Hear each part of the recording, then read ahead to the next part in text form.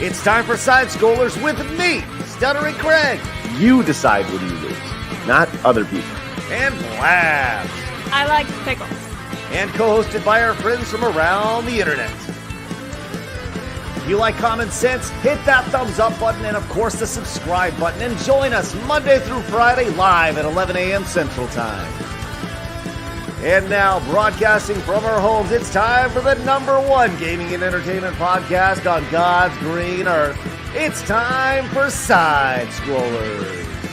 5, 4, 3, 2, 1.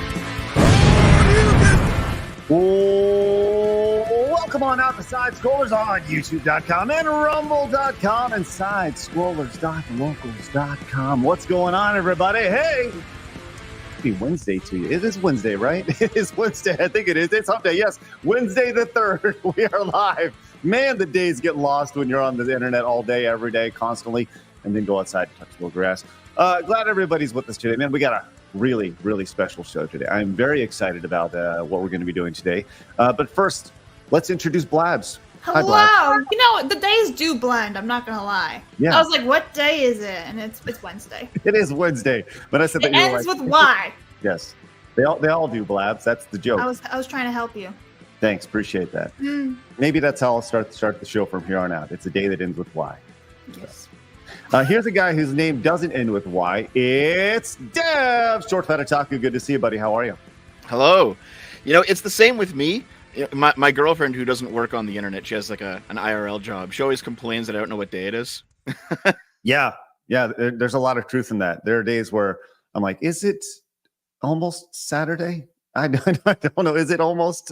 But yeah, here we are. We're back at it, ready to go. Dev, how you doing today, man? You doing all right? Everything good? Hanging out in your hammock? Pretty good. Yeah. I like relaxing here. I've got like half a dozen of these like animated kind of loops for whenever I do stuff like this. I like them all. I'm going to rotate through them, I think. It's pretty fun. I like it. Yeah, maybe you can. I like the day-night cycle. It's good. Wonderful. Yeah, you should get a tan the further it goes, though. Yeah, just totally. Good stuff. Well, we're glad you're with us today, buddy. We got a lot going on. As today, look, I'm going to tell you, we got a really, really good show. I've said all along, I'm a big fan of conversation. I've invited many people on the show that have turned down invites. And today we're going to have a good conversation. We're going to have a gentleman on named Jon Radoff. And he is an adventurer and an entrepreneur and the CEO of a company called Beamable. He's been in the video game industry for a while. And we're going to have a conversation about all this stuff that's going on with Sweet Baby and the DEI stuff. And I was introduced to him, actually, via Irena, Irena is the no white guys. And the period lady. Don't forget the period. And the period lady, the developer who, I offered for her to come on the show several times. She declined for various reasons, but she put me in touch with Jon here. So we'll be bringing Jon on in about 30 minutes or so and having a conversation with him. So and if you guys I see this as an opportunity, not just for us to have the conversation, but for you to have the conversation as well. So if you have any I don't know, you have anything you want to say to Jon on behalf of gamers, on behalf of you, on behalf of everything, that'll be a great time. So get your friends, let your friends know this is happening. It should be a real interesting show today. With that said, I would like to remind everybody, we are live over at rumble.com/side-scrollers. Join us over there. The nearly 6,500 wonderful followers over there who love common sense and freedom. Join us over there. We also have an X account where you could have found out that Dev was going to be on the show today by following us over at SideScroller Pod. You can find clips of the show and videos that don't even hit YouTube. They go up over there, which is great. We also have an Instagram account, don't we, Blabs? We do, so follow us for memes and clips of the show. And last night, I posted a meme that the Legion of Memers made about you, and I put it to the song of One Day My Prince Will Come, and it's about your Jake face. Oh, so. Good. Good, So you're welcome. I was thinking about we should probably take all the memes that people take. Like last night I was on Tuesday night's main event, and they always start with an intro, and it's it's usually custom made, which is awesome. But like Yellow Flash will take take memes and stuff and put them before the show. I think that actually really, really cool to take some of the memes from the day before, the week before, whatever, and add them to the intro before we actually go live. So maybe a good job for a super producer, Blabs. I don't know. Oh, maybe. Maybe. We also have a Kick account over at kick.com/sidescrollers. You can follow us over there if you don't want to watch us on YouTube or maybe on Locals, which I would love for you to check out today over at Locals at sidescrollers.locals.com, where you will be able to watch me 2 weeks from today. I'm giving you a heads up for the first time ever, watching Lord of the Rings theatrical versions. That's going to be on the 17th. I'm going to be watching the first Lord of the Rings on the 17th, the second Lord of the Rings on the 24th, and then the third Lord of the Rings on May 1st. I don't know what they're called. I just know they're Lord of the Rings. It's something about rings or stones or something. The Sorcerer's Stone. No, that's Harry Potter. That's You're joking, right? That was a joke, right? So you've never seen them, really? No, I've never seen. No, Dev, I've never seen Lord of the Rings. No, I'm surprised because we're like you're a little bit older than me, but we're kind of in the same generation. I'm surprised you haven't seen them. You know, that was like the thing for our generation. I know. You said theatrical, right? You're not watching the extended edition, like the 4-hour cuts. Yeah, I'm going to watch the theatrical first, and if I'm into them, which everyone says I will because they're the greatest movie ever, then I'll go check out the theatrical or the extended versions later on down the line. So yeah, we'll see. It's a lot. Everybody over here just judging me in the chat every day. I judge you 24/7. This is I nothing. know. Crazy. Well, so here's the thing: if you want to understand how bad the Amazon Lord of the Rings show is, you have to really be in love with the movies because the movies are really good, and the show is really, really bad. And the show has all the problems that most modern TV shows have, where it's shoehorn diversity and all that stuff, right? Well, don't forget, Guy Ladriel is all like, "You haven't seen what I have seen." It's like, what have you seen, bitch? That's fine. I don't know what you just said, Blabs, but it sounds good. No. It's bad. Guy Ladriel is a bad woman. Rangi came in and says, theatrical editions, gross. Listen, I've been advised by, I would say, as far as the advising, and thank you very much for that super chat. I've been advised that it's probably been like 70% of the people have said I should watch the theatrical versions first and then watch the extended version. But those who are passionate are the vocal minority, that 30%. They're like, you are a son of a bitch if you don't watch that, So we'll see. I'm anticipating really liking them, but I guess we'll see, and we'll find that out in 2 weeks. It's going to be what's going to be a part of Locals over at SideScrollers@locals.com. Once again, it's free to join over there. If you want to support over there, great. We would greatly appreciate that. But you can make a free account. And the best thing about it is that you can go over and get notifications every single day when the show goes live, which we know over on YouTube sometimes gets lost in the shuffle, they say. Mm-hmm. Speaking of YouTube, make sure you hit the subscribe button if it's your first time popping in. Man, we would love for you guys to join us every single Monday through Friday at 11 a.m. Central Time as we continue to grow a little bit more every single day. Currently sitting at a mean 74,546 subscribers. That's awesome. Let's keep on growing as we get a little bit closer to that 75K. Let's also hit our thumbs up goal of 700 today. Labs, did you put that up? 700? Was it 600 yesterday? No, it's been 700 for a week long. We bumped it up. Rookie numbers. That's right. 700. Let's keep going. And of course, our goal is 25 memberships every single day. Can we hit it today? We did yesterday. That was great stuff.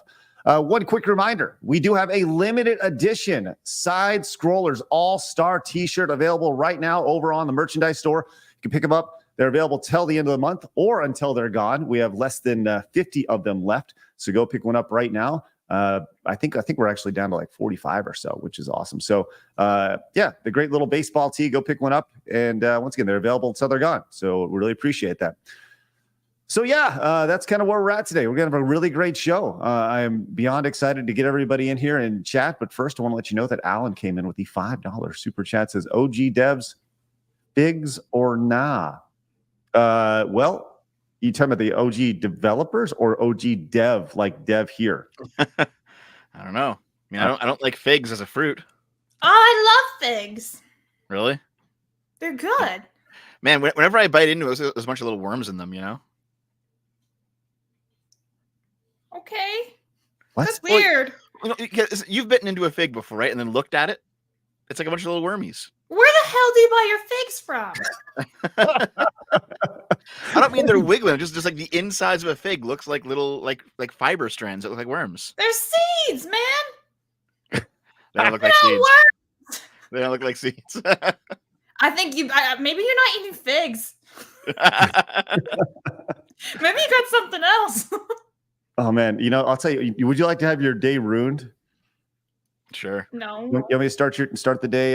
Hold on. Okay, I have a video to show you. And this will absolutely ruin your day in the worst way possible. Let me pull this up really quick because my boy Malcolm Flex came in yesterday over on X and dropped this video. It's a minute long and it's about strawberries.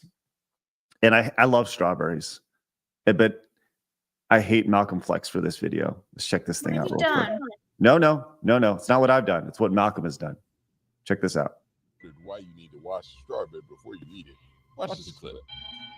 While appearing to be normal fruit on the surface, strawberries are actually home to several small microorganisms.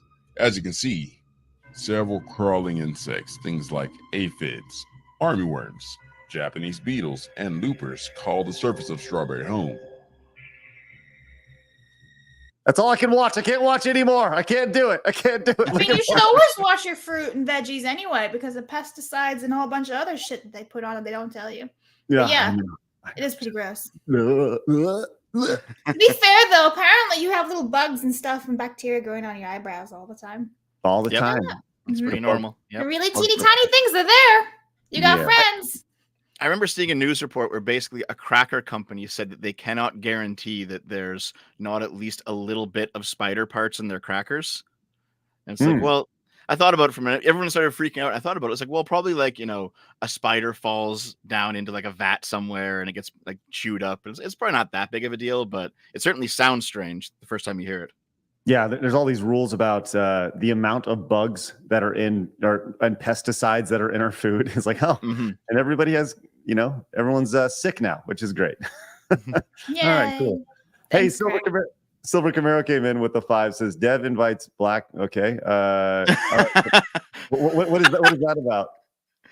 That is that a guy who follows. It's a joke. It's a joke for my community, and this guy is here to troll me. I understand. Okay, sounds good, Silver Camaro. He also came in with another one. Thanks for your trolling $5.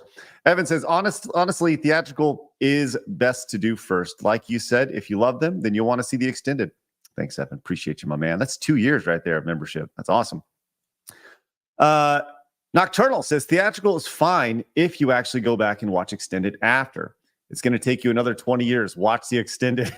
That's funny. Thanks, Nocturnal. Well, maybe, I think what's going to happen is, have you ever seen in Ace Ventura where he dresses up as the kid fan to go meet the Miami Dolphins player at the meet and greet, and he's like, that's going to be me after Lord of the Rings. After I watch the first one, I'm going to be like the biggest Lord of the Rings fan and be like, my precious, or whatever. You're going to be like, how do we do, fellow hobbits or fellow scholars?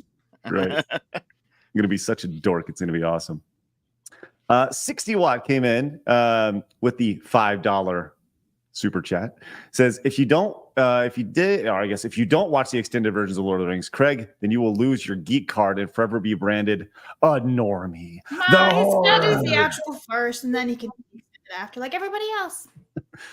Well, 60 Watt also came in over on Rumble. Says, hi, Craig. Rumble 60 here. Says, don't listen to YouTube 60. He's a gatekeeping nerd. You do what you want, Craig. I just want you to enjoy your journey to Middle Earth. Hey, 60 Watt. Thanks, both YouTube and Rumble version of 60 Watt. Really appreciate that. See, after you're done with the Lord of the Rings trilogy, you can go and play like Lego Lord of the Rings on your Plays channel. Wow. And it would probably make total sense, right? Be great. Yes, you will understand what's going on. It's actually a fun game. It scared the crap out of me when I was a kid, not gonna lie. I had to turn off the music. Sometimes the music is scary. Oh. We Are Wolves came in with the 2. Says, any consideration for Take Games Back merch? Well, yeah, so I'm gonna have a lot of information about Take Games Back here in probably in the next week or so. I've been busy working on that behind the scenes, and to be clear, the support has been phenomenal. It's very clear that this is the reception has been very positive, and obviously there's you have haters or whatever, but That's with anything. I look forward to giving you guys a full rundown of what I'm building very, very soon. To be clear, it doesn't have anything to do with side scrollers at all. It's just this is a separate project outside. But you know, you guys will be the first to know over here as we roll things out over there. I'll say this: Take Games Back is the code name for what we're working on, and it'll make more sense in the coming weeks for sure. Delta came in with the 5. Says, "Hey there. I've been on social media for about 2 weeks. So happy belated Easter. Also saw Twitter a buzz over Stellar Blade again and how it's on par with the Liza P gameplay. But also it's bad because Fortnite has more porn made. But also it's bad because Fortnite has more porn made. That was fun. Also, hi Dev. Okay, Delta. Hello. Thank you very much. Did you guys play the Stellar Blade demo? I have not. No, I have watched the Stellar Blade demo, but I didn't actually play the Stellar Blade demo. Isn't it only on PlayStation 5? Yes. Yeah. I don't have PlayStation. Okay. It's an incredible game. It's really good. I'm hearing it's interesting, so I hope it's good. What I'm seeing, though, is people are now going back and retroactively whitewashing Bayonetta and Nier Automata, saying, oh, those games were good, but this Stellar Blade game is bad because it's too sexual. Right. However, you can go back and find old articles from when Nier came out in like 2017 or whatever it was, where the same people were harping on Nier for being too sexual.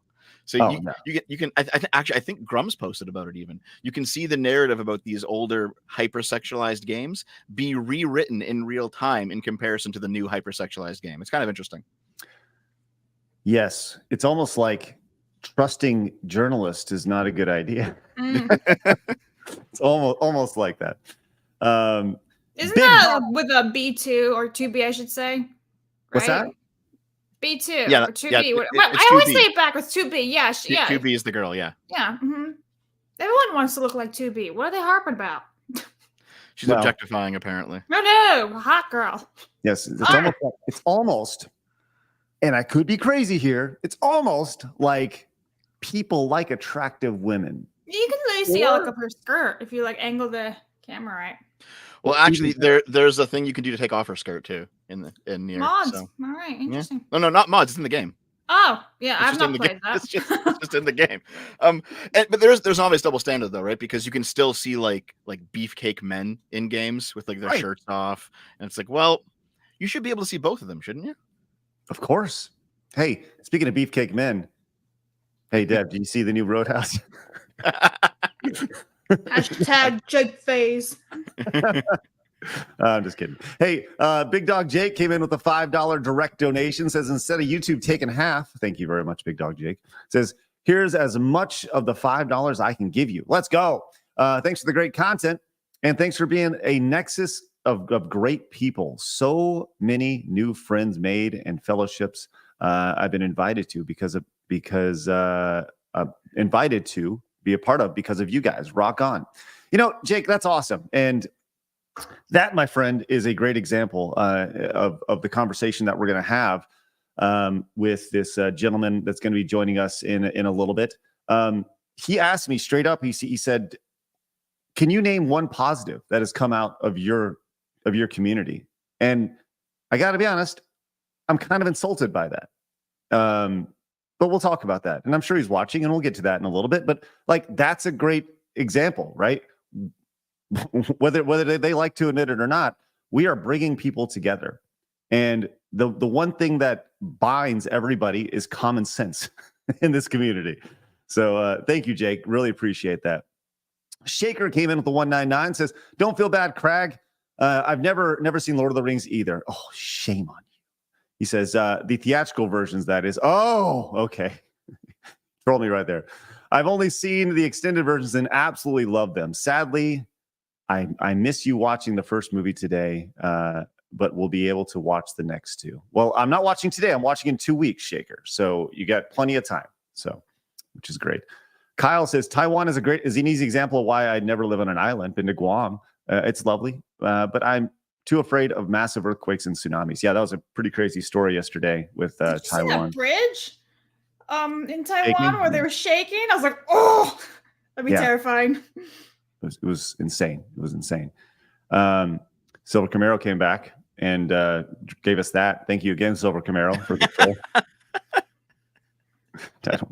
I watched the movie Hotel Rwanda when I was a kid. Listen, all I know is that Deb's laughing, and that's the most important part. So if Deb can laugh at that, that's good. Doc Mars is a brand new member. Thank you so much, Doc. And Vork came in, says, on Friday, I'm going to Spookula to meet Matthew Lillard and Elvira. I'm guessing that's some sort of horror show. Nice, Vork. Well, it's like a horror convention, yeah. Nice. Well, enjoy meeting Elvira and her big old fake boobs. She's pretty old right now, isn't she? She's like in her 70s, right? I think she's in her 70s, yeah. Oh, yeah, okay. Spawn Killer came in and says, Craig, did you ever watch the Bray Wyatt documentary? I have not. Thank you, Spawn Killer. Gear came in with a bunch of Indonesian money with a super sticker. Thank you very much, Gear. Appreciate that greatly. Eric came in and says, no, fam, Lord of the Rings Gollum is the real hood classics. But also, just play Shadow of Mordor. Thank you, Eric. Appreciate that. Noodles came in and says, will the Lord of the Rings stream be available afterwards on Locals? Yes, it'll be available afterwards on Locals for everybody. Maximum Rex says, I just watched the Richard Jewell movie. Definitely recommended. An excellent story about why you should hate the media. Thank you, Maximum Rex. Yes, it's almost like things are distorted. The Nerd Jock came in and says, store-bought strawberries, no go. The water you wash them in could be used as a pesticides for your garden. That is amount of chems. Grow your own. Nerd Jock, good to see you, buddy. Thank you so much. Joey came in and says, you should stream your reaction to the Lord of the Rings movie. Yes, that's exactly what I'm doing. I'm going to be streaming my reaction to the Lord of the Rings movie in 2 weeks over at sidescrollers.locals.com. And Epsilon came in and says, going to Dallas for the solar eclipse this Monday. Oh, that's right. That is happening. Coming up on Monday. We're in prime territory here. I got the glasses. Maybe we should do our show. Maybe I should do the show outside while it's happening. Well, so you burn your phone lens and everything when you're looking at it? Yeah. I think it's going to be happening. The eclipse is happening during the show. So I feel like I need to go out and see it, right? Like during the show? You should recreate that one Trump moment where there was an eclipse back in like 2019 or something, and he just stared straight into it. It's like, what's going on? How to ruin Craig's eyesight even more. My eyes are burning, but I see the eclipse. It looks so cool. Well, I actually want to get like a filter for my Canon camera so I could look at it. But the one that I have for the power shot, which is a zoom, doesn't have the right filter for it, so I didn't get it. Oh my God, that's funny. It burns so good. That's not something you should say on the internet, by the way. No, that's true. Listen, everything we say gets taken out of context, but that's all right. Dear Lord. Lugia says, I think this is all inside op. These progressives want to denigrate anime and video games, but they support drag queens, OnlyFans, and modern rap. Thank you very much. Well, we'll get to that just a little bit for sure.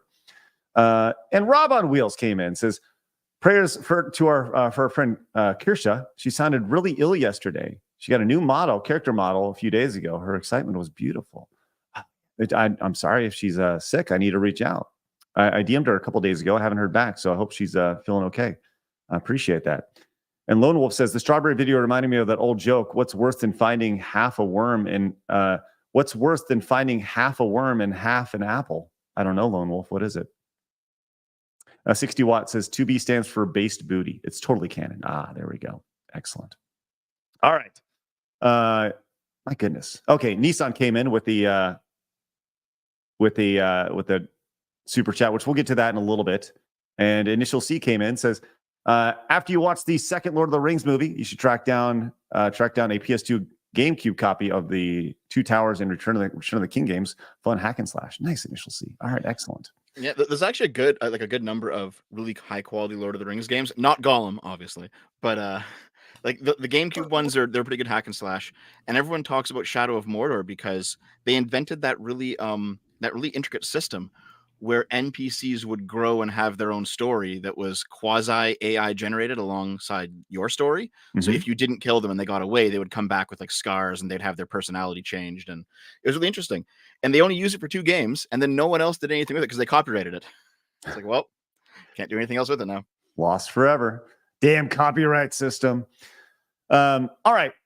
Blabs, let's start off with things that we have going on with today's gaming history. What do we have today, Blabs? Okay, so as of April 3rd, that means Tom Clancy's Rainbow Six is now 24 years old. You're old. Yeah, you're very geriatric. The Simpsons Wrestling is 23-year-old. And apparently there was this game for PlayStation 2, I believe, that was called Sing Star Pop, which is now 17 years old. So there you have it. There wasn't that many titles that were like very well known for April 3rd. But I thought you guys would enjoy The Simpsons. The end. Well, Simpsons Wrestling is widely panned and thought of as one of the worst games literally in history. Oh, well, you're welcome. Really? Yeah, it's a horrible game. Horrible game. But very meme worthy if you like playing crap. So yeah, good. So look, we're gonna bring in our friend here in just a little bit, but we do have a little bit of news we got to get to first. So let's get into it. It's time for my favorite segment. What? Have that really quick hit that is not a hard news. What quick hit is this? Did you guys know? Oh, that's you right. know that in 7-Eleven you can bring your own cup day and you can fill it for $1.99 on April 13th. And that means anything. Literally anything. Look at this.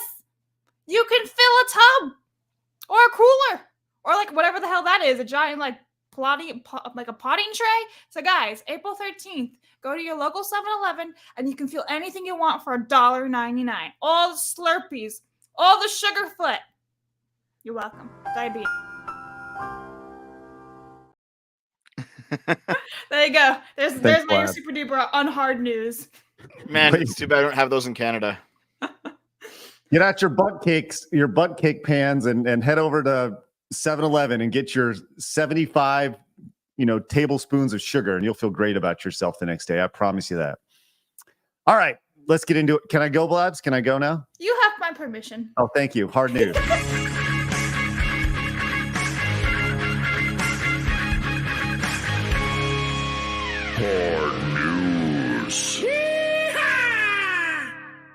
All right. In the interest of getting to our guests sooner than later, I do want to. We're going to do a couple quick hits, and then we'll do our lead story, and then we'll bring in our guest here in just a minute.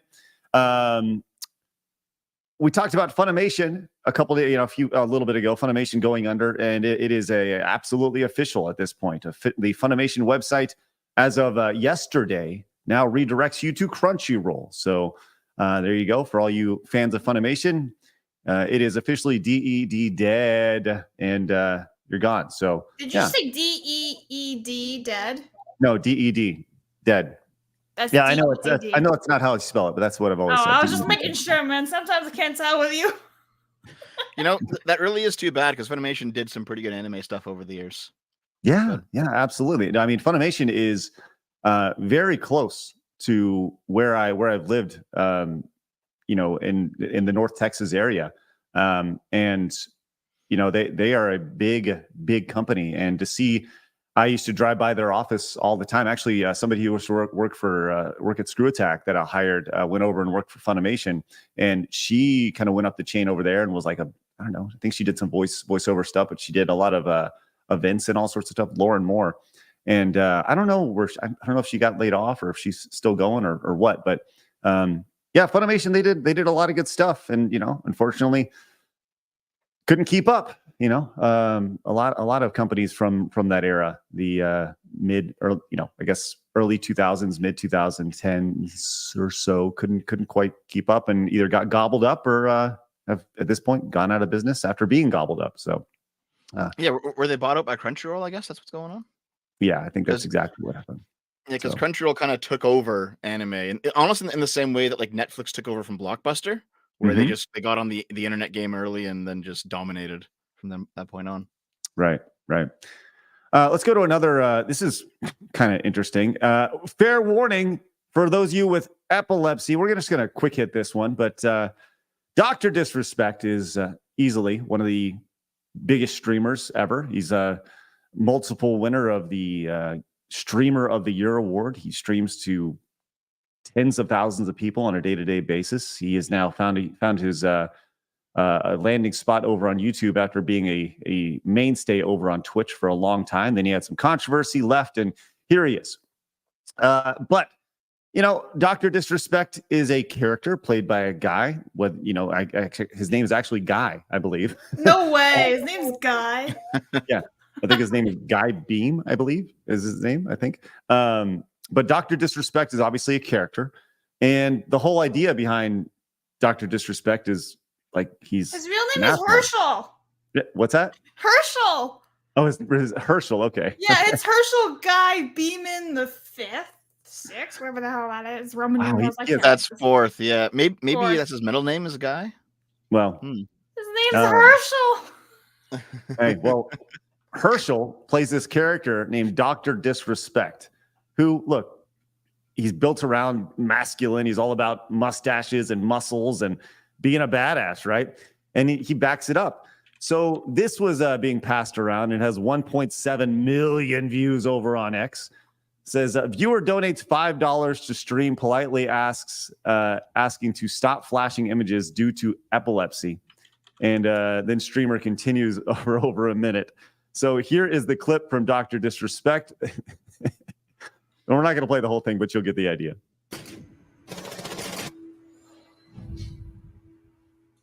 Hey, Doc, coming from someone with epilepsy, can you not spam the scoreboard? Sorry, I know it's a weird ask. It's Tristan with the $4.99.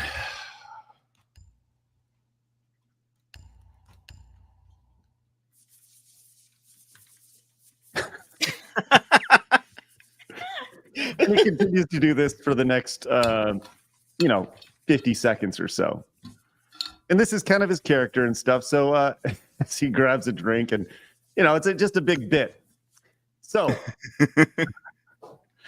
Blads, you seem to take offense to this.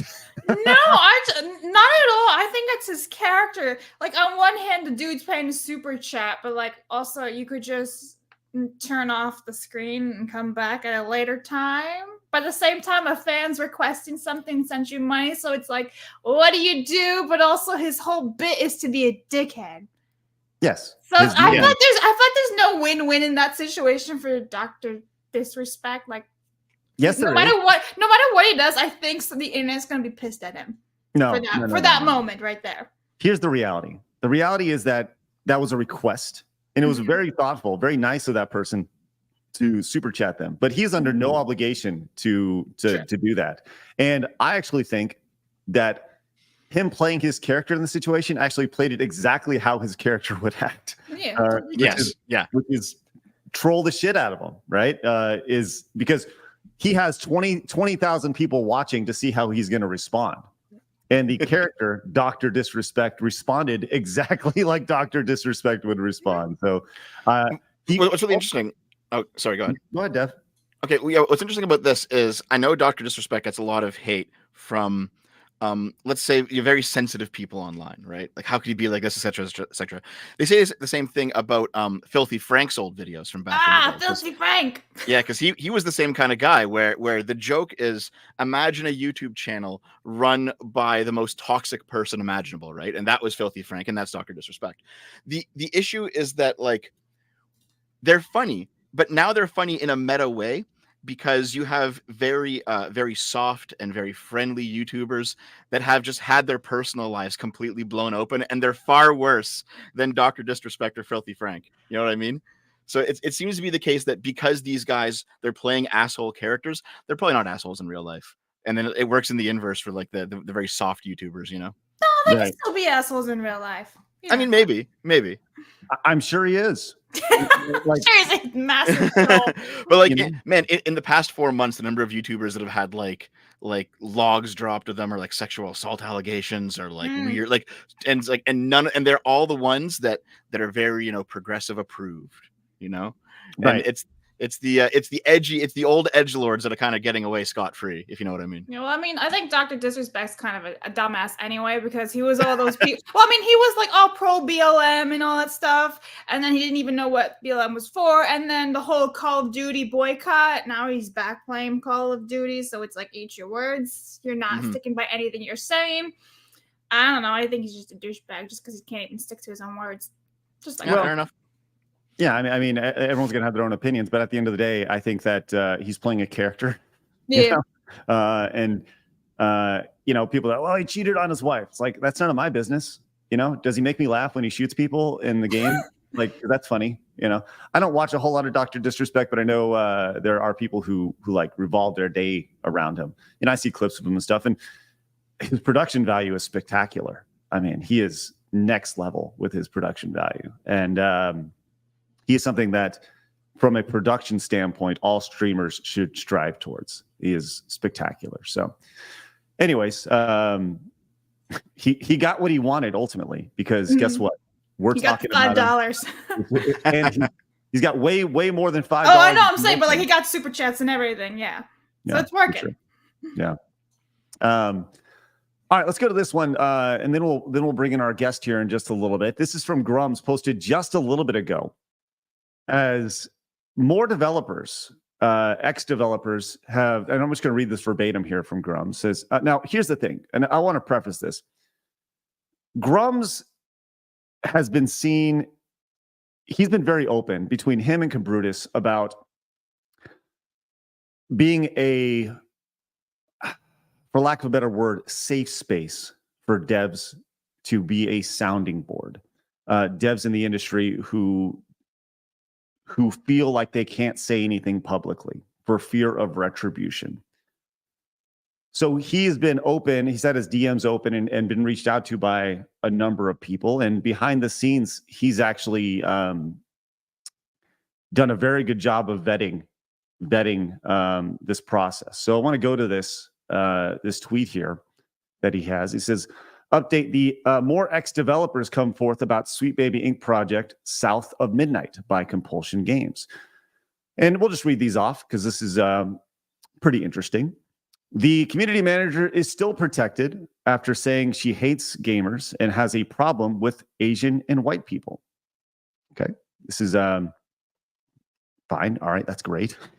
Main character was race swapped in order to better reflect a tale set in the Deep South after Microsoft and Sweet Baby involvement. The team that created their past celebrated title, We Happy Few, is mostly gone, leaving after being disillusioned after changes after the Xbox, Microsoft, and Sweet Baby involvement, studio politics, and more. Less than 10% of the original We Happy Few team remains, which We Happy Few was a game from a few years ago, which was pretty popular from back in the day. So less than 10% of the original team is there. Promotion of non-qualified staff to lead in management positions resulted in a mess of a project. They're quoting, no idea how to make a game. The dev is almost entirely white and based in Montreal, Canada, and many devs felt uncomfortable creating a game in the Deep South with so little experience in that area. Sweet Baby Inc. and a person of color writer were brought on board to help with a more authentic perspective. The gamer-hating community manager, which, by the way, I'm blocked. I've never interacted with this person, but I'm blocked here, which is good, is cited as one of the many incompetent staff promoted or hired into senior positions who does no actual work. A quick glance at the company pages she manages reveal virtually no info about the game and consist of endless tweets of DEI-related matters and promotions about other games and companies. Devs paint a picture of a passion project by the creative director who grew up in the South, gone awry after Microsoft money. Project in poor state of development, good devs with good intentions being hamstrung by poor hires and promotions not based on merit, and very, very poor community management. There are a lot of good people there. This is, I think, a really good, this would be really good to talk about when we have our guest on in just a few minutes, because these are things that, he asked me,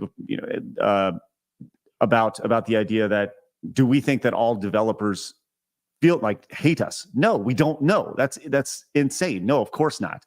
I think that the vast majority of developers in this space love making games and just want to make good games. But it's the few that are fucking it up for everybody. And then he talks about his personal hopes. But here's some examples. This is kind of the race swap here, the original character versus the new character, and kind of the screens associated with this. So it's interesting, and it continues as it just seems like more and more people are speaking out behind the scenes. I'm curious who these people are. Dev, I don't know. I'd love to hear your thoughts on all this.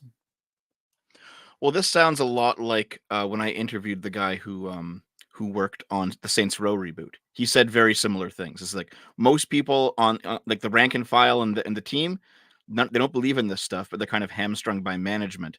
And management seems less ideologically devoted to any sort of diversity initiative, and they're doing what they think is going to make them money. So they're told that this will make them money, and they bring in these consultants, and then the team is like, well, this isn't going to work. But there's a disconnect between people at the top and people at the bottom, right? Right. And it just seems to be the case that it's the consultants themselves who are ideologically captured. It's the people at the bottom don't believe in the stuff, but they have no say. People at the top, they're just doing what makes them money. So I know everyone focuses on like the progressivism and the wokeness and the ideology, and there's some of that, but a lot of it is also just people wanting to make money over the quality of the product, if that makes sense. Right. Well, we're going to be, I sent the link over to Jon, who is going to be our guest in just a few minutes. And we'll see if when he pops in. He said he's ready to go, and we'll continue this conversation with him when he pops in. So I think I am excited to have this conversation. You know, I invited him on in good faith that he's going to be cool and not throw out gotchas. I don't want to have gotchas. I just want to have a good conversation so everybody can hopefully hear everybody's perspective, because it's very obvious from the conversation that I've had with him via DM that he has a very slanted view about what we do and the idea behind our community and other communities as well. So we'll get to that in just a minute. But first, John Kanji came in and says, get ready for traffic, Craig, since everyone is coming to Texas. Also, we got Dallas Fan Expo in June. Any chance y'all are going to that? Yeah, everyone's coming for the eclipse. And thank you for the reminder, John. Am I going to the Dallas Fan Expo in June? I have not thought about it one bit, but maybe. Delta came back, says, there's a good chunk of licensed games released. Lord of the Rings might be the best, but Star Wars generally had a good track record as well. Both Lord of the Rings and Star Wars had real-time strategy games I loved as a kid. Thank you, Delta. Kev the Galaxy Bender came in with a 5. Says, keep fighting. I'll stand with you until I die. Gaming is infected and needs more groups like you to rally the community together to fight this. Thanks, Kev. Appreciate that. T Giant says, check out the Freedom Train International .com. It is an organization involved with combating the World Economic Forum. Okay, T Giant, appreciate that. Nissan, we're going to get to that in just a second. Thank you very much. Vork says, when Craig looks at the eclipse, he should just say it tastes like burning, like how Ralph said on The Simpsons. It tastes like burning. Thanks, Vork. Alan says, Lord of the Rings Twin Tower on PC was amazing. Thank you, Alan. Appreciate that. Well, maybe, just maybe, after I watch the movies, I'll play it. Kite came in and says, Craig, play Battle for Middle Earth. You guys really love the entire franchise, not just the movies, but the games as well, which is great. Andrew came in and says, anime peaked in the early 2000s. Thank you, Andrew. Appreciate that. Kite came back, says, Funimation sided against Vic and supported the lies of Monica. Glad to see him gone. Thank you, Kite. Rebound says, wasn't Crunchyroll originally a piracy site? I don't know their history. Good question. I don't know. It wouldn't surprise me, to be honest. I mean, Napster kind of went that way too. Lots of sites did. Yeah. We do have our guest in the background. We'll bring him in just a minute. Underqualified Gunman says, take a look at Hideous Destructor. It's a Gizdoom mod that is best described as Tom Clancy game versus demons. Okay. Thank you for that. Orthodox Monks game says, I remember renting R6 on Nintendo 64. It was cool, but R6 3 on Xbox is where I really picked up. Campaign, co-op, terrorist, hunt mode, and the multiplayer team versus modes that got better in Vegas 1 and 2. Thank you, Orthodox Monks. Eric says, the doc used to work for Activision, by the way. Yes, Dr. Disrespect. Drakus came in and says, IIRC Cthulhu lost to the boat only because the stars weren't right. He went to sleep because it wasn't the ritual time, but I'm probably going to get in the game industry soon. Pray for me. All right, Drakus, appreciate that.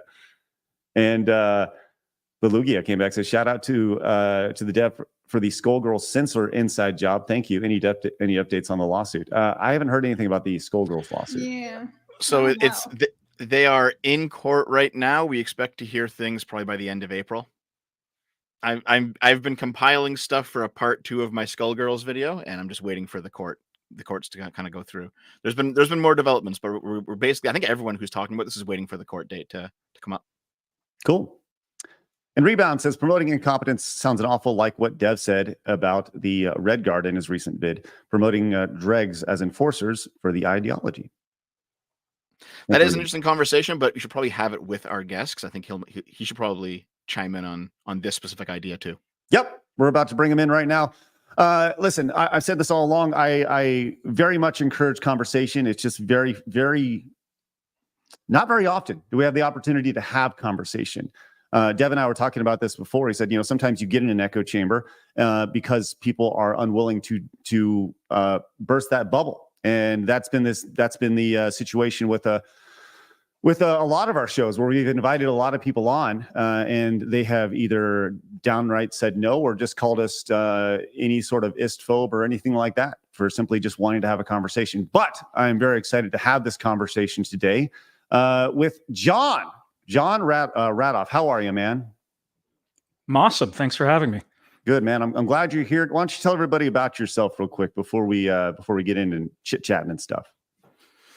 Sure. I'm Gen X. I grew up playing games, loved Dungeons and Dragons, loved video games. When I was 19, I met my future wife in an online game, dropped out of college, started a game studio. So I've been at this for a long time. I've done game stuff. I've done some tech companies. More recently, ran a studio called Disruptor Beam. We built games based on really popular TV shows. So Game of Thrones, Walking Dead, Star Trek, Archer. So all kinds of just world famous stuff. Had 20 million people play those games. Today, I'm running a tech company, so I'm not building games, but I'm helping people build games. So my passion is really just finding teams and letting them realize their vision. I guess the biggest thing that I'm really excited about is games are just the storytelling media of our time. They're the way we tell stories now. They're bigger than any other kind of media type. And looking back to when I was growing up and I was playing games and D&D and I was kind of the nerd, what's awesome about right now is like, we fucking won. Like this is the media of our time. So I think it's an awesome time to be alive. It's an awesome time to be making games. And we're also entering the most exciting time in game development that I've seen in my career, because so many more people can make games. You can create a story or a narrative, like whatever you want. You can have smaller teams. You can even have one person make a game. So this is a great time to be at it. And thanks for having me on to talk about, storytelling and all the other stuff we're talking about. For sure. You guys are angry about too, because I'm really curious about that. I'm here to learn, by the way. Well, sure. And vice versa. And to be clear, I don't think anyone's angry. I don't think anyone's like, I think that we're just kind of looking around and trying to figure out what's happening to our hobby, to something that we're passionate about. So let's start there real quick. You're an entrepreneur. You said you look for teams. You look for teams to build products, to build games, things like that. And ultimately, that's kind of your job. When you look for those teams, do you look for the most qualified people, the people who will do the best job on those teams, or are you looking for some sort of diversity quota associated with that? Are you more of a DEI guy, or are you more of a built around what they can do to help the team and product? Yeah, thanks for that question.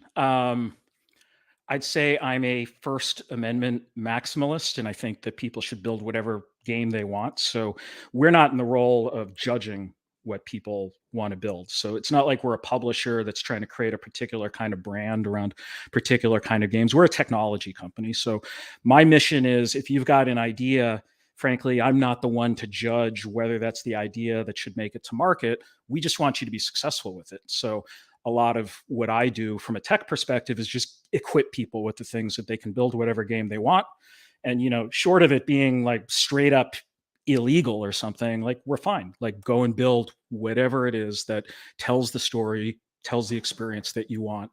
So that's my role in this. And sometimes I get involved in just like writing and advising game studios to help them understand the market and how they can go to market and be successful. So I do that too, but like we don't judge as a company. That's just not our role.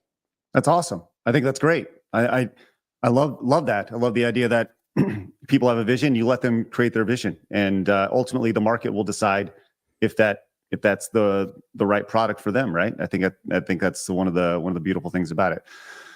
So you obviously, we've had some conversations via DM, and you had talked about our community or what we do on a day-to-day basis, or communities like ours. And I wanted to allow you to ask questions of us because there seems to be, I don't know, some misconstruing as to kind of what we're about, and we've kind of been labeled as, when you see these articles that are released.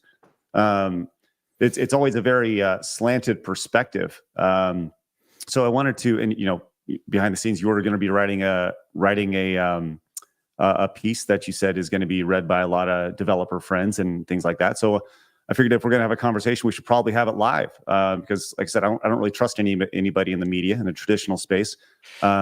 And I'm not in the media, to be clear. I understand. But just generally, if there's gonna be an article written and you're gonna write something about me, I say this all the time. I'd much rather have a conversation with somebody than about somebody. So I appreciate you hopping on. So what is it about everything that's happening, specifically, from the gamer's perspective, that you're missing here?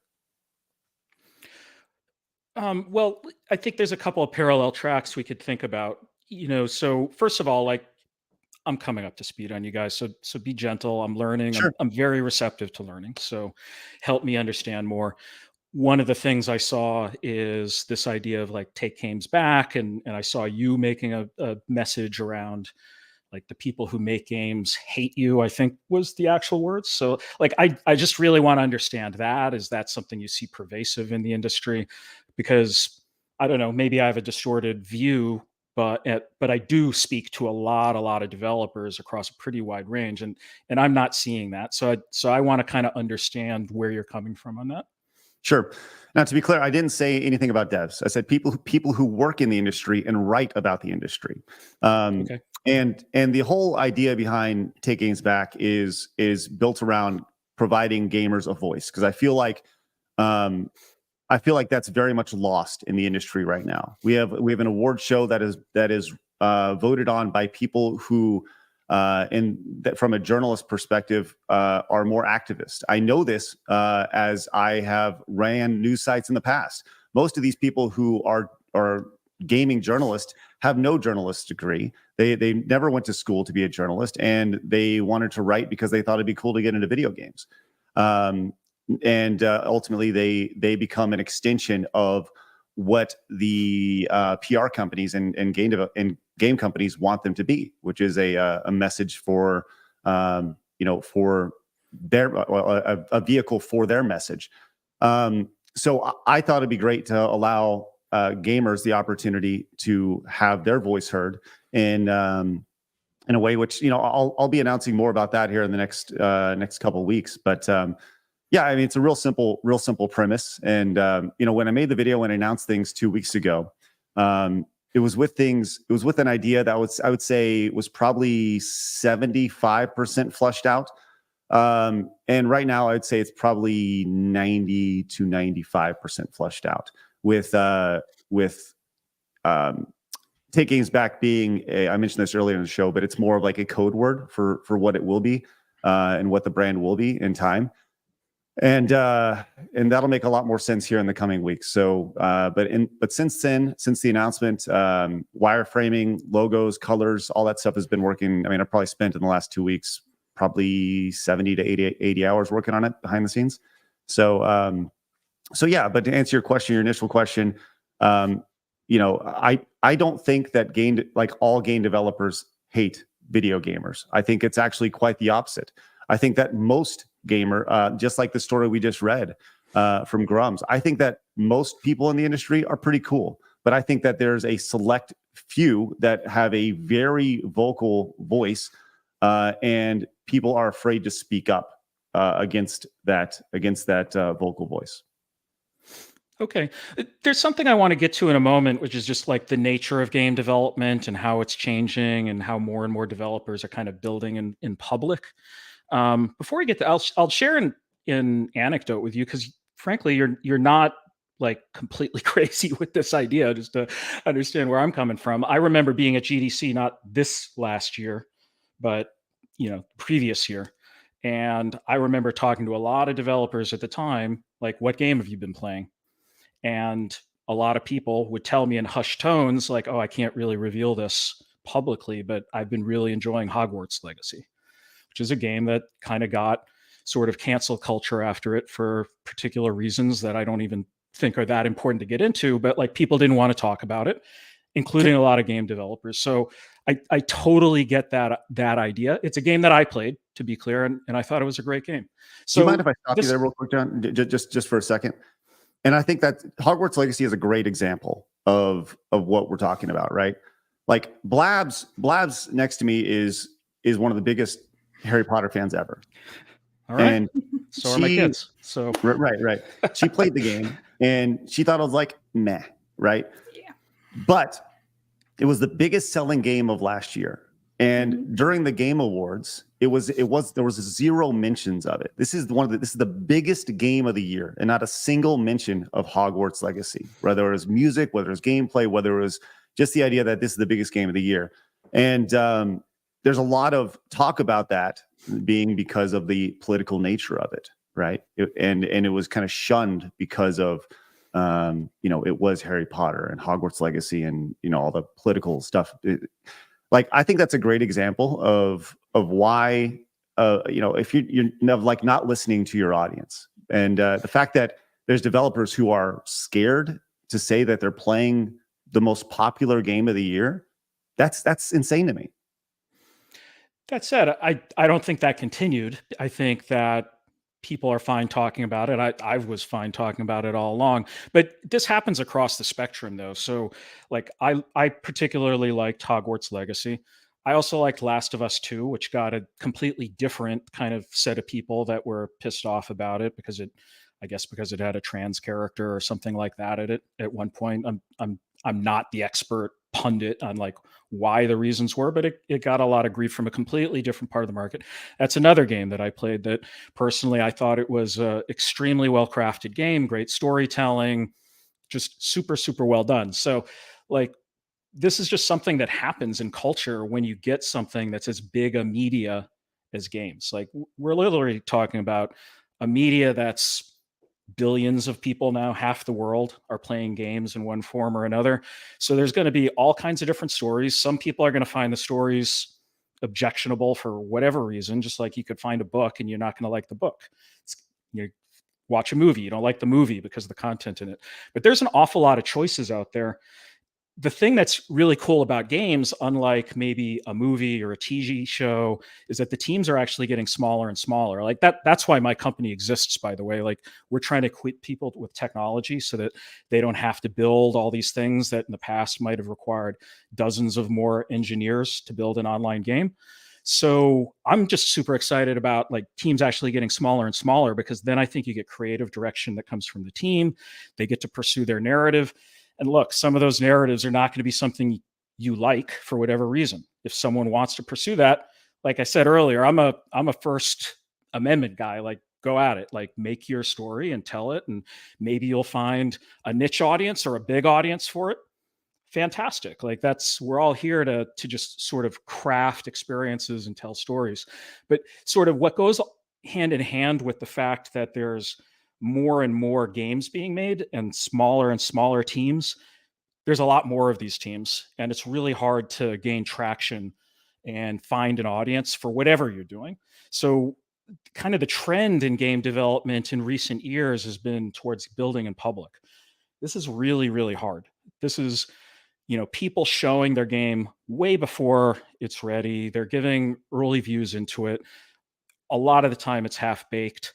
By the way, these are not people that are like, these aren't media trained personalities. They're not used to like being communities, but suddenly they're having to build communities. And I do just sort of want to call for a little bit of empathy with the people that are out there trying to do this, because they're going to fuck up a lot of the time, frankly. And their games are often going to be, definitely not ready for prime time. And like, be patient with these people, because it's really, really hard to build a game. If you haven't built games, it's hard to appreciate just how complicated it is. I mentioned my Star Trek game. We like threw out 4 games that were a version of Star Trek before the 5th version actually like connected and found the fun for the audience. It's just really, really hard. And especially when you're building in public and suddenly you're having to become essentially a quasi media personality at the same time. And that's just sort of when I noticed you guys, because there's like these small devs out there that were getting caught up in sort of the shitstorm. Okay. What's interesting is I think the best example of what you're talking about is No Man's Sky, if you remember that game, where it came out and everyone hated it. The entire internet hated it, and it wasn't even a political thing. It was just this is a terrible game, and you overpromised.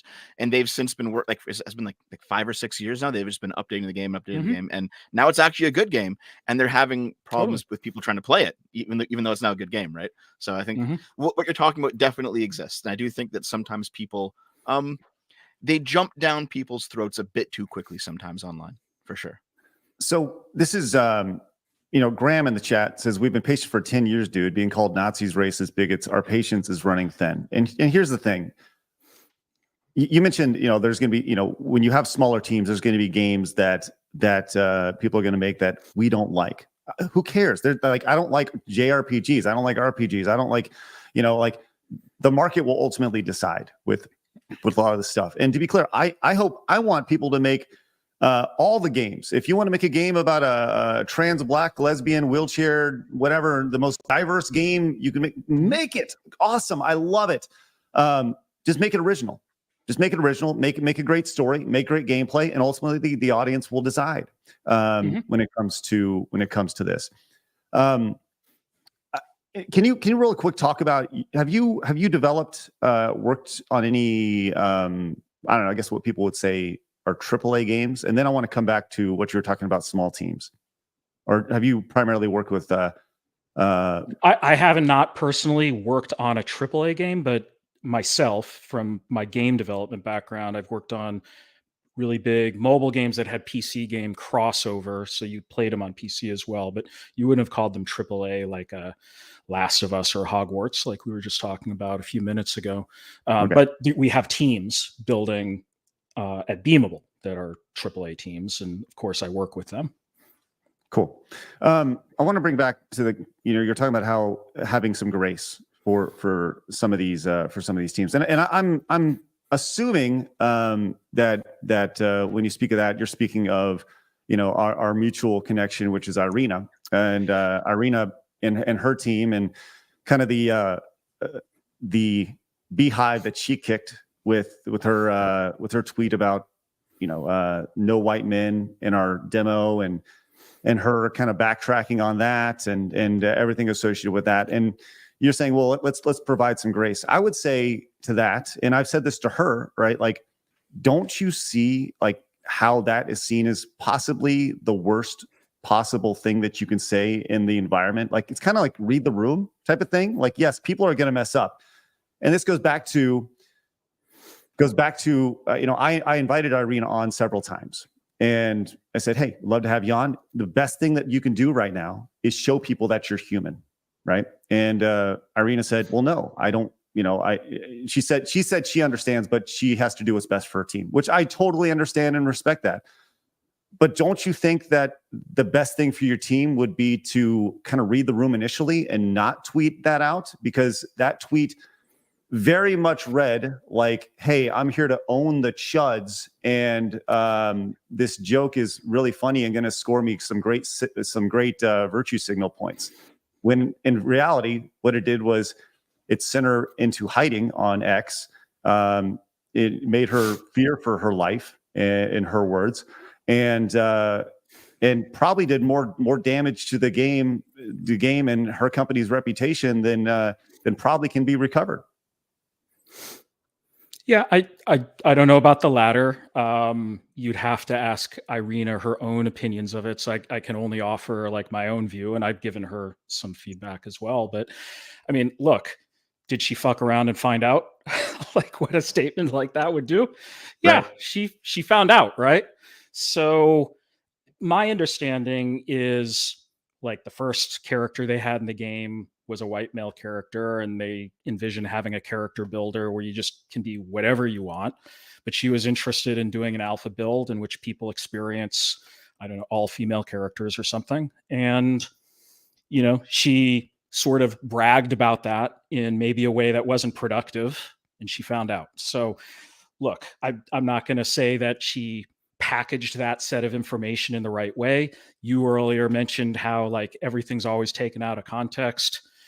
Like it was a combination of out of context and just sort of packaged in a way that wasn't great. So it triggered a lot of people. And now she's dealing with this, you know, continuous cycle of, you know, people want to like prove their point, whether or not it's wrong at this point. So I guess that's all I have to say about that. But in terms of the grace, yeah, people are learning how to do this. There is a build in public aspect. If someone wants to build a game that has, and here's the chance where you could probably slice off 10 seconds of my talk and it could be taken out of context, right? But like, if you want to do a build your game with just female characters in the character builder and try that as an alpha build and see how people react, it's like nothing wrong with that. Like, let's see how that is. Let's see how that plays out. Let's see if people like that. And then you Just iterate from there. That's I say, then just don't, if you want to do that, fucking A, go crazy, right? If you want to make a build that is built around, you know, like whatever diversity you want, that's awesome. You just don't need to tell us about it. Don't go virtue signaling of the idea of this. And if you like, let it happen naturally. I think that's, and I'm sorry to cut you off, John, but I think that's one of the things that, like, look, there are bad people in every community, right? There are great people in every community. I would say there's probably some giant shitheads in the development community, but the vast majority of people are cool. Bring that over to the gaming audience. I'm sure there's some massive shitheads in the gaming audience, right? Just strictly numbers, but the vast majority of people are cool. The vast majority of people don't care about race. They don't care about sex. They don't care if you're gay. They don't care if you're straight. They just want a fun game with a good story that plays well. That's it. Most people don't, the vast majority of people don't care about that stuff. So I think that with a lot of what you're seeing, specifically with Sweet Baby, and specifically with the DEI consulting and the pushback that Irena saw, is that people just got, as going back to the chat earlier, people are just tired of being called things that they're not. Those words don't mean anything at this point. Ist, phobe, whatever. They don't mean anything because they've lost all value, but people are just tired of it. And this goes back to, there's a rant that was super viral, I don't know, a year ago, where heels versus babyface, he went off on the pronouns rant. I'm sure you saw the pronouns guy going, fucking pronouns.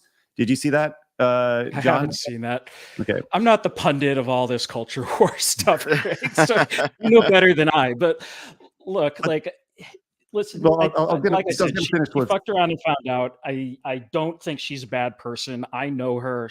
She's not a racist. You say adding all these ist words, like that's what she's dealing with right now, which just isn't true. And I would just sort of ask the community here to take a look at try to actually understand if you're interested in the game, try to look at what they're actually building, listen to what they're saying, try to understand some nuance. People definitely got to get better. And I'm speaking for game developers generally, game developers got to get much better at packaging information so that if it is a complicated subject, like you want to have a build with only 6 female characters in it, there's a way to present that wouldn't have pissed everybody off.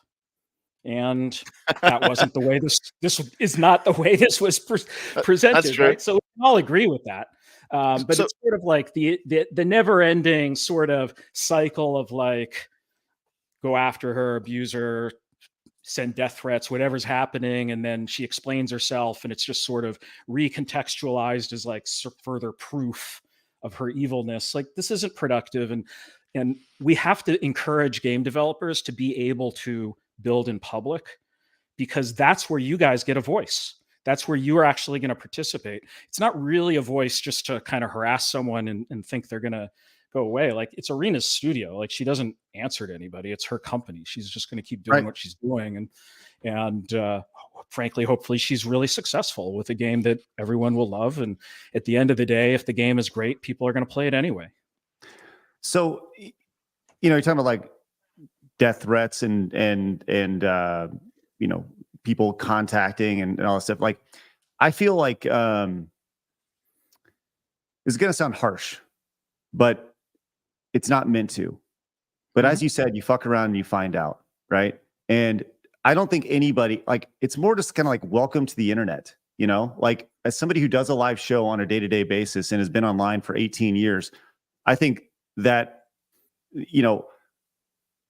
that's one of those things that just kind of comes with the territory, especially if you're going to put out something that is, look, that statement is very, the statement of like, just wait until they notice that none of our starting characters is in our alpha build are white males. None, 0 out of 6, right? Like, okay, who is they, right?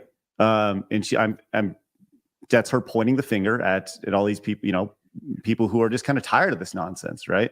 I think they, as I understand it, was the people who were obsessed with her comment about, like, this is the first time I've ever even had to talk about this on it, like the period stuff. Oh yeah, She doesn't want to talk about that. Right. So like it was out of.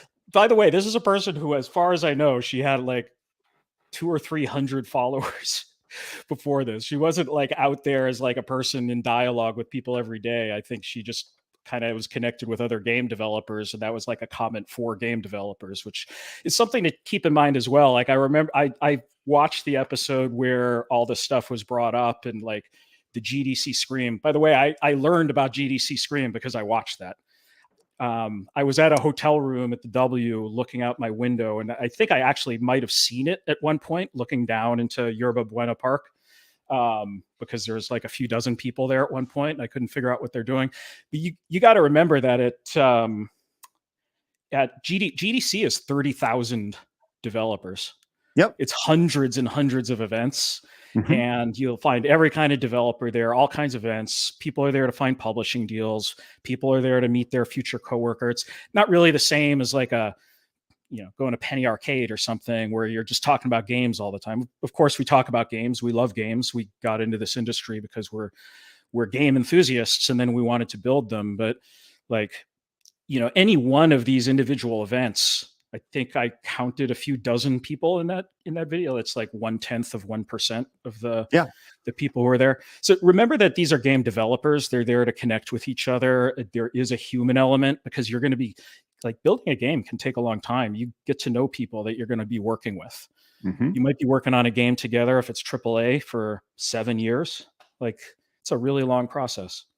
So, but okay, don't you see how the optics?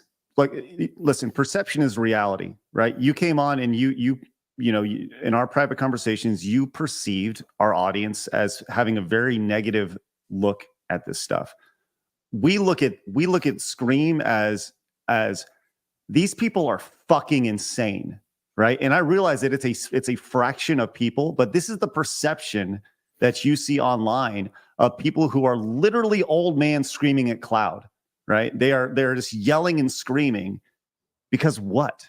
They're getting criticism, right? I understand. Like, we all understand that the industry is in a really tough place. Layoffs abound. That's awesome. Well, I mean, it's horrible that there's layoffs and stuff, and it's awesome that they want to get their frustration out. But the idea of GD Scream and the idea that these people were going to go out and do this, we live where these things are everywhere. And surely, I mean, they were embracing the idea that this is happening. It makes them look fucking insane. And ultimately, that has a trickle-down effect on the rest of the 30,000 developers at GDC. Is that fair? Absolutely not. But the perception is reality. And this goes back to, this is a small fraction of people that are having a drastic impact on on the overall good people in the industry, a negative impact. So the drastic impact part is the piece that I guess I'm not seeing. Like, why? First of all, why do you think it's a drastic impact? Because to me, these are, whether it's the tweet that Irena made, or whether it's GD Scream, or maybe just other stuff I don't know about, it just strikes me as like these are kind of like really petty or small things around the edge, and then they exist because it's like there's entertainment value. It's like, hey, let's now like trigger everybody over this and contextualize it as like bigger than it is, and then suddenly it's its own news cycle that we can keep talking about. Like, it just seems petty, to be perfectly honest. I've got a great way to explain it, if you don't mind. Yeah, go. So earlier, Craig, you mentioned that when it comes to making a new IP, you can make whatever you want, right? You can have your black trans lesbian in a wheelchair going off on an adventure. You can make that game, but because it's a new IP, no one really cares, right? Because you're making your own thing. It's new. And that's like one half of the conversation where I don't care about that either. I don't care. Like, you make whatever you want to make. There's been a few games that I've seen where it's a new IP and it's very diverse, and the game kind of flops because it's not very good, but they've done their own thing, and they're in their own corner of the internet. They're doing their own thing. That's your community. You do whatever you want. But then there's the other half of the conversation. I'm going to post this in the chat if you don't mind bringing it up. This is by a cartoonist that I know who made this cartoon. This is not about video games. It's about the Obi-Wan Kenobi TV show, but it's the same kind of idea. Where in step one, classic franchise, your favorite protagonist is back with new faces, and they have, the new diverse character. Step two, if you don't like the fact that the original character has now been pushed aside, you're a racist and a misogynist. And then step three, now the new diverse character has taken over the franchise. This is about a TV show, but we see this everywhere in a lot of modern media right now. We see it in games, we see it in TV, we see it in movies. And the idea is that in this situation, it's not a new IP. They're now taking an IP that people love. Some people have, in my opinion, a little bit crazily devoted their lives to these IPs, and then now the IP becomes a vehicle for the different story that they want to tell without respecting what the IP actually is. And I think now we have seen this in video games as well. We saw it, I think, with Alan Wake 2 recently. Even though that was a pretty good game, they still did it with Alan Wake. We saw it with the new Spider-Man game recently. And there's this sense of there's a political message being pushed in the IPs that we truly do love, and that if we complain about it, we're bigots. But we don't want these messages in these IPs that we truly love. And that's the other half of the conversation. Like, I completely get changing the composition of the character. The messages are what? Just so we're clear on that. Sorry, what did you say? When you say there's messages in it, what are the messages that you're referring to? I recall very specifically in Alan Wake 2, there was a scene where the new black woman who you play, I think most of the game as, or like something like 60% of the game as, where she says like, "Oh, there's another fucking white male who's bullying me around or telling me what to do," and it's like, we don't like. I don't think the player wants to be lectured at about progressive politics in the games that they play, because they're there to relax. You know what I mean? I think that to further Dev's point, right? The idea that why do people play video games? Let's get down to the core essentials, right? People play video games to escape from reality. They want to be able to do things that they can't do in real life and experience things that are unattainable. They want to be a part of a great story. They want to kill goblins. They want to build a land in Minecraft, whatever it may be. And they do it because they want to get away from the 9 to 5. They do it because they want to get away from school, because it's fun. What's fun being told that you're a bad person because you're white or you're straight or the patriarchy, or, there's nothing fun about that. It's escapism that is being intruded upon. And that's not fun. That's not fun for really anybody. Look, I think there's a huge variety of content out there. Let me like maybe unpack a couple of the different things there. First, yes, I think if you create an IP and there's expectations in the IP, and you change the IP in significant ways, or even if it's a game and you just sort of change significant parts of the game experience, like what is the game about kind of thing, you do that at your peril, just on a purely commercial basis, because you ship a game that's not going to reconnect with the original audience for that. And people have found that out the hard way in various ways with games that they've created, and they don't have market sales. So the market turns out is a really great feedback mechanism for telling games whether people want more of this stuff. So I would say buy the games that you want to play and give developers your money if you like what they're doing in the gameplay. Okay. In terms of like the mess, just to kind of finish the second part of that, though, I mean, there's going to be games out there that have messages in it that you don't like because that's what the creators envisioned. I sympathize with the idea that, like, if it's in a game that you loved the first version of, and then suddenly you're playing the second version and you feel alienated from it, like that, you're not going to like that. So I can empathize with that. But there are going to be, versions of games and stories that tell us things that can make us uncomfortable. It's kind of the function of art, and like games are now art. They've elevated beyond where they originally came from. So you're going to find the games where you can just be a goblin and mine iron all day, or whatever game you had in mind when you were referring to that. Like, that exists. There's no shortage. There's 14,000 games on Steam last year, and there's going to be games that make you uncomfortable. There's going to be games that outright piss you off. There's other games that feel like it just sort of tells you what you want to hear, and you like that. That's fine too. Like, I think there's room in the industry for all of these different kinds of stories. But I get it in the situation where it's sort of like in a franchise and you feel like they're swapping out the rules. But to be clear, nobody's saying there's not room for these things, right? Nobody is. Just saying, if you want to do it, like, don't force any of this stuff into the game. Don't, as we saw with this tweet from Grummz, where people are, that work for Compulsion, who are ex-developers, these people are saying, like, hey, they are bringing in people who are not qualified to make a game into leadership positions, right? And ultimately, this is causing issues, right? Causing issues with this stuff. You said you like let the market decide. Awesome, I totally agree. But with a company like Sweet Baby, right? Sweet Baby Inc., this consultancy firm, they've worked on what, a dozen, 12, 15, 18 games, whatever it may be. How many hits have they had? One, Spider-Man 2, because it's a Spider-Man game, it's a direct sequel, right? And they were able to get that stuff in. So I would say the market has shown a severe lack of success. I would say the market has shown that this core audience that they feel doesn't exist, which I'm here to tell you very much exists. If you've been to any sort of gaming convention, look around. Like, look around, man. It very much exists.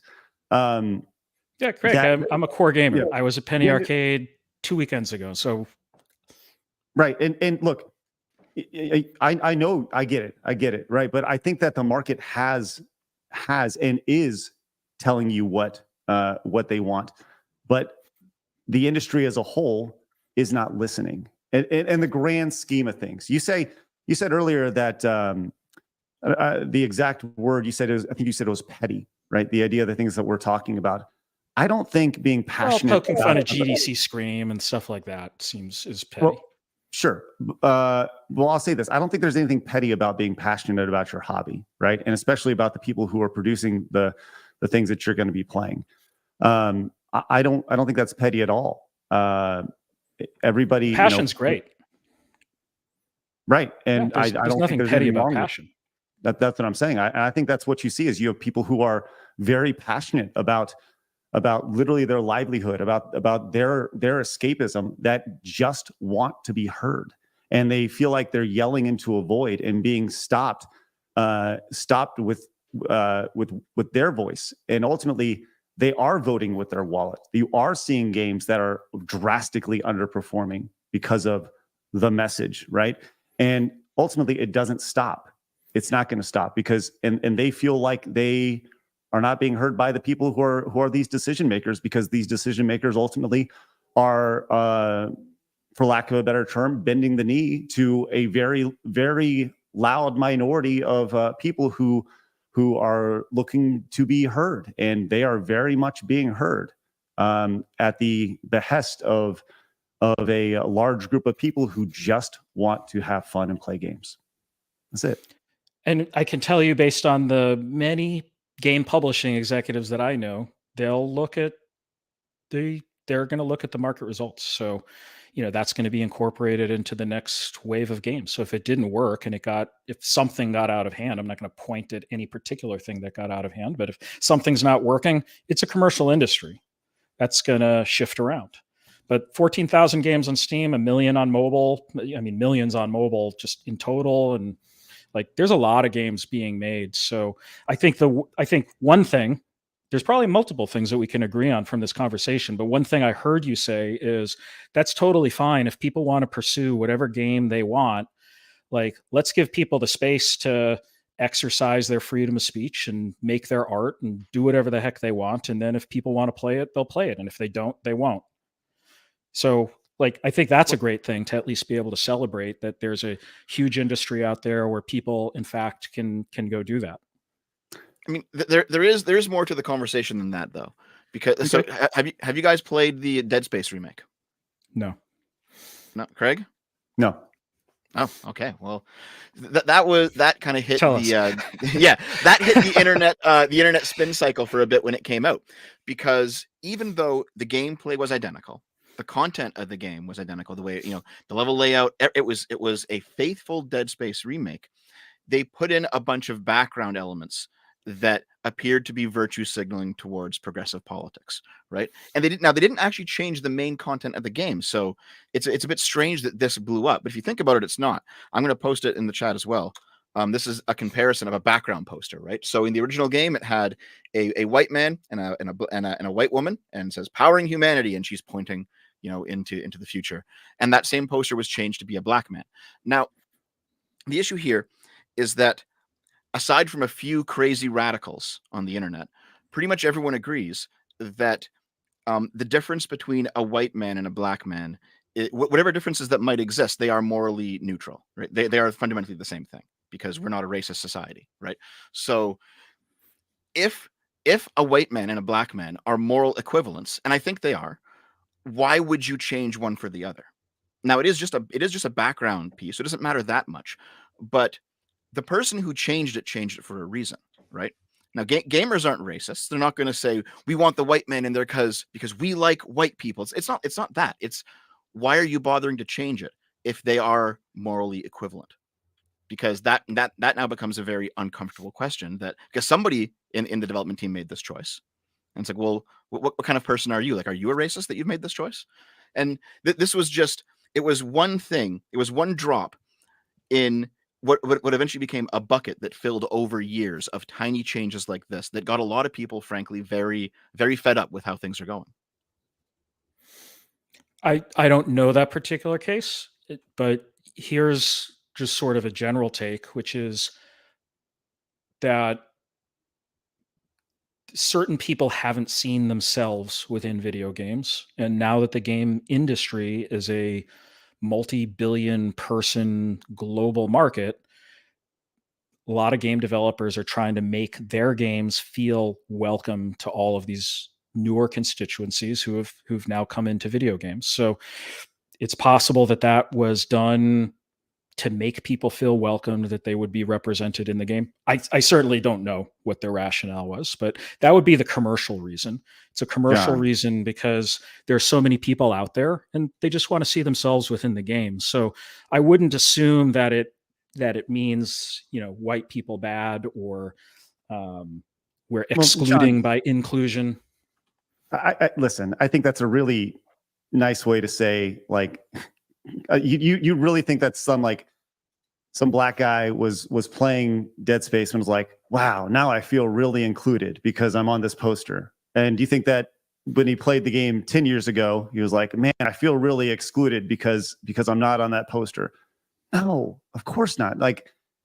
Let's be real. It's clear that somebody was just like, well, I'm going to include this because this would be better. I need to put some virtue signaling points in this because and it's an Easter egg because nobody's going to see that poster. And even if they do, I don't know, it just seems I would say none of us are qualified to know because we aren't that person. So I'm telling you kind of the commercial reason why that's done. It's not, maybe there is someone out there who has some kind of more of like a DEI vision of something. And I don't know that much about that either.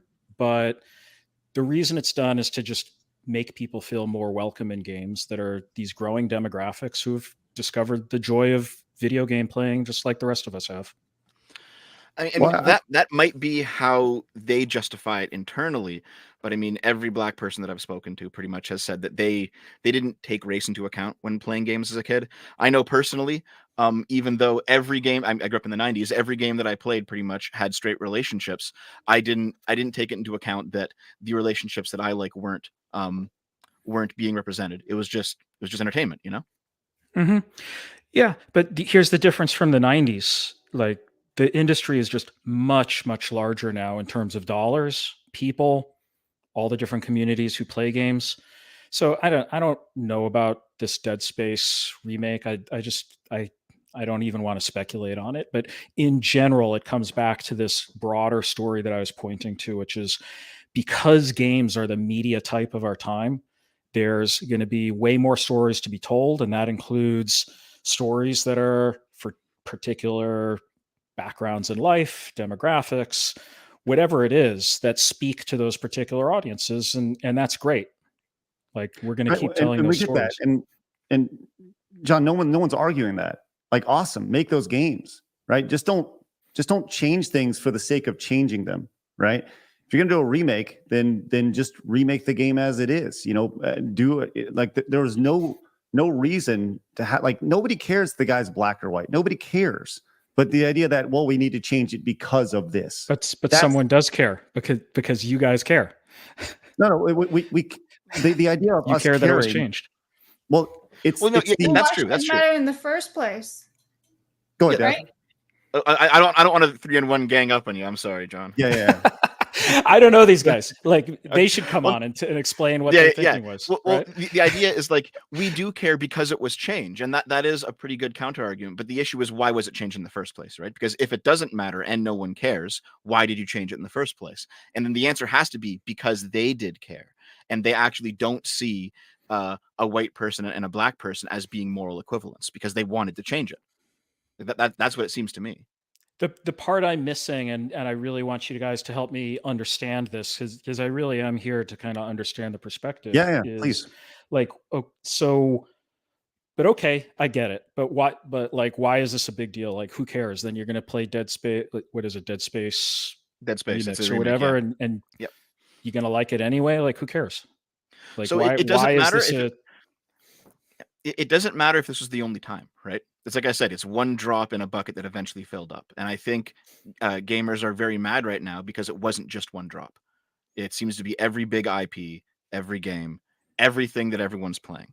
And the few times that it doesn't happen, you actually see a bunch of outrage from, let's say, games journalists. So, for example, the newest Legend of Zelda game, Legend of Zelda Tears of the Kingdom, confirmed that Link and Zelda are canonically in a straight relationship because, of course, they are. That's obvious, right?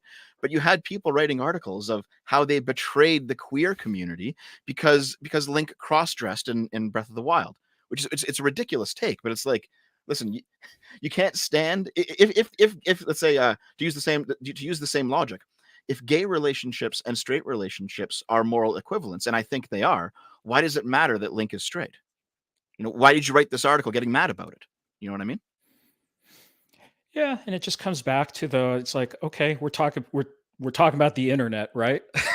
So we've got like every opinion out there. It's like you can find a fringe opinion on anything.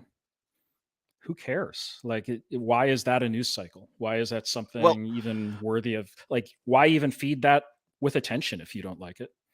Well, because the article was published on Polygon, and what Craig said, you said at the start of the show that Polygon, they have some power in, for example, the Video Game Awards every year, right? Because they're part of the people that vote on them. So it's not just that it's published on one site that is frankly like fading and dying and is irrelevant, because these people still do have a bunch of power in the industry.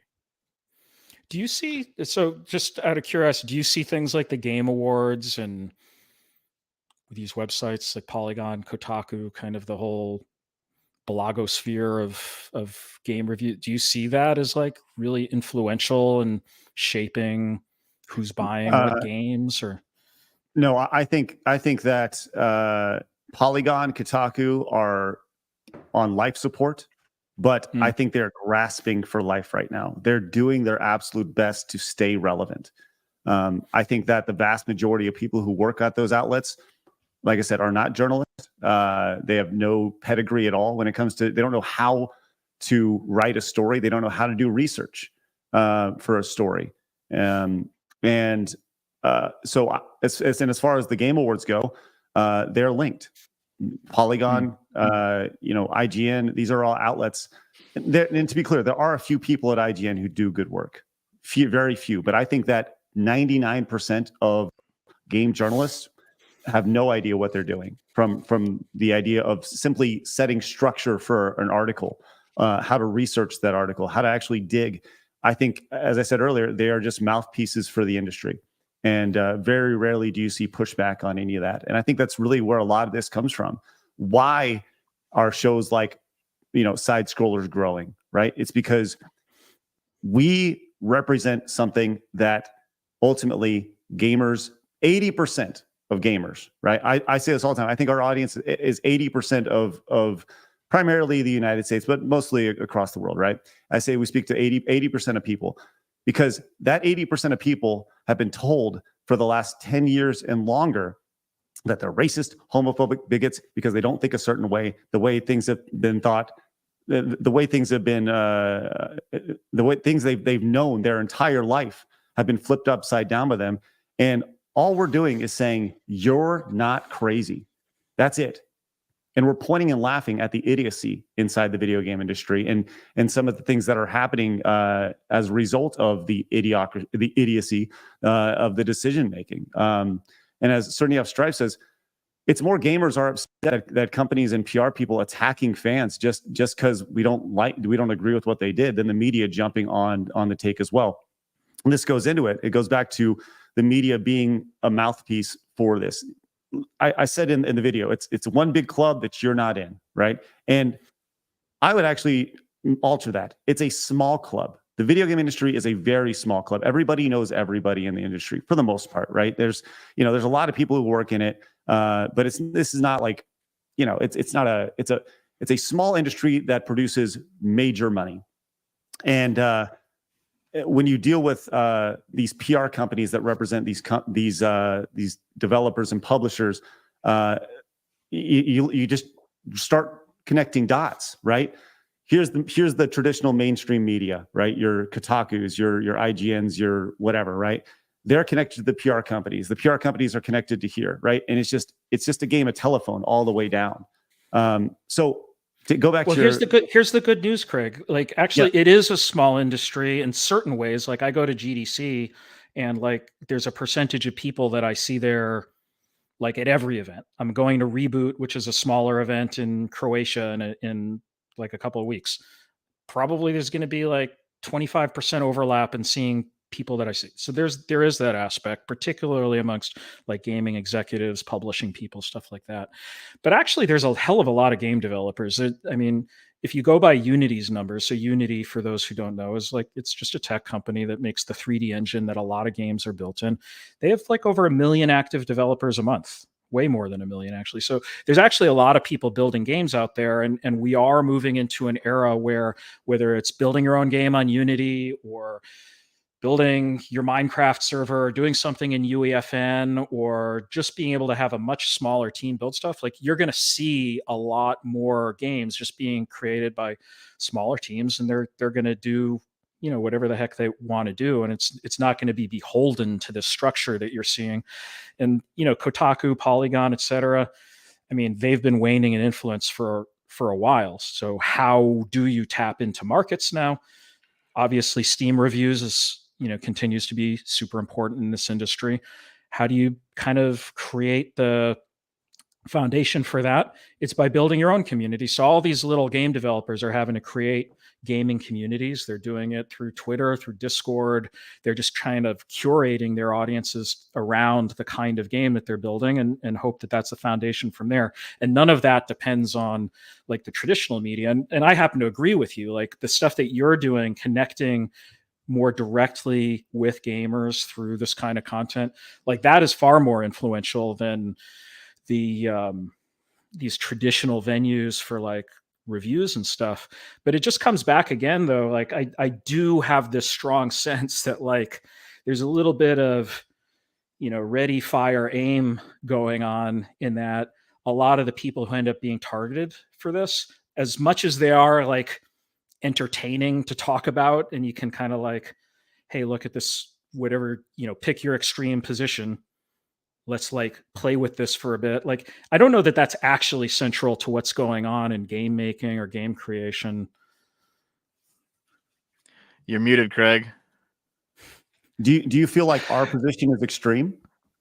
Our position of just like, hey, keep your shit out, just keep your politics and all this stuff out of games, and just let us escape. Do you think that's an extreme position?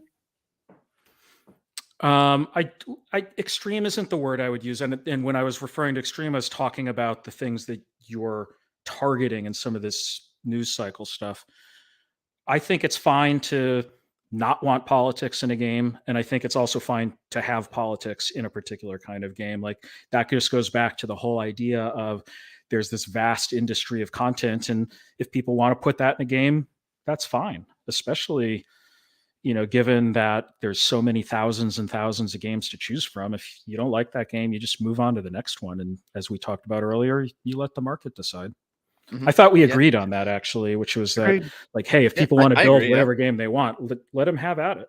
I think your objection, as I understand it, because I'm listening to you, is when that's done in the context of a franchise that has what you see as like these foundational elements of the characters, the storyline, the themes, and when something new is brought in that doesn't seem like a fit, and that new thing that's brought in has a political tone to it, that's what you're objecting to. That I think that's what I heard you say. That's my objection. I don't know what you think. That's my objection. So I get it. Yeah. Like that makes sense to me. I don't think that's crazy or extreme. Well, so let me ask you about this. You mentioned people making their own groups. Let's go to the biggest group in gaming right now, Sweet Baby Inc. Detected, with over 357,000 people. This, but go ahead. What's that? Yeah, and I don't know anything about this, but go ahead. Okay. I'll learn something. Sure. Well, let me kind of give you a quick rundown here. So this is a group that was created, and I'll kind of catch you up with the news cycle here. This is a group that was created back, at the turn of the year, and the idea was all they do is they chart the publicly available information of what games Sweet Baby Inc. has touched, they've been involved with in any way, shape, or form, and because they're kind of and that's it. That's literally the whole idea behind it. Now, what happened in this situation was somebody who worked for Sweet Baby Inc. saw this and tried to create a harassment campaign over the creator of this group, saying that they should have their Steam group or their Steam account removed, and they should more or less go after and have this group pulled, right? And the way the media portrayed it, specifically Kotaku, and that has trickled down, is that this group is a harassment group now, and this group, all it does is simply list the games that they've had involvement in, and it says not recommended. That's it. This group, if you were to give each one of these followers a dollar amount and say in each one of these were a game sold, this group would be worth about $25 million in potential revenue to a game, right? What's wrong with number one? Do you feel that simply creating a group that says, hey, here are the games that this company's worked on is harassment? Because that's where a lot of this stuff started, a month ago or so. All this started with and really blew up because of this Steam group, which with 357,000 people in it, That's not a tiny amount of people. In fact, that's the 4th largest Steam group available. I think that's a pretty large amount of people saying, hey, we're kind of tired of this. I don't know. What's your thoughts on that, John? I mean, I just don't know this in particular, so I don't have any particular take on that group. So nothing I'll say is about them.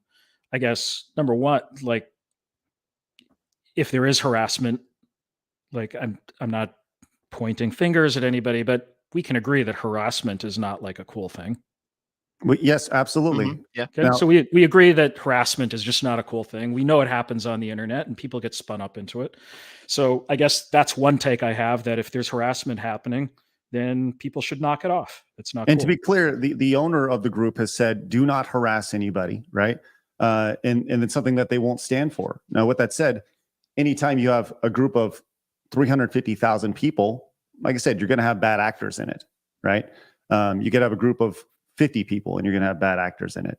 Mhm. And that's just kind of the way ultimately it goes with people, not just gamers, Right. not just the internet, but just people. So yeah, I mean, they've gone out of their way to say, do not harass people, but people are going to people. Okay, so we agree harassment isn't cool.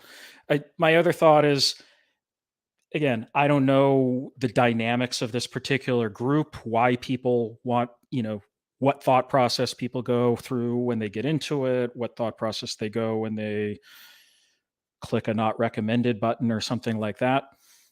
There is a phenomena, which is that, you enroll in these groups because you want to be part of the group, and then you conduct the rituals of the group without really thinking a lot about what you're doing, because the leaders of the group are like, this thing bad, so participate in saying it's bad.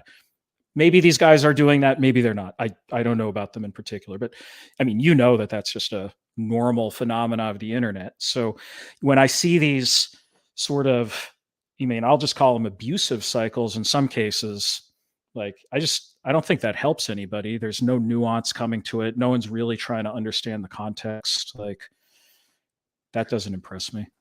So we agree, the abuse that was put forth to Sweet Baby Inc. initially from Chris Kindred over at Sweet Baby Inc. Pushing against this group is not okay. That's good. Well, I don't know about them in particular, but yeah, harassment in general, just stop it. Like, that's no good.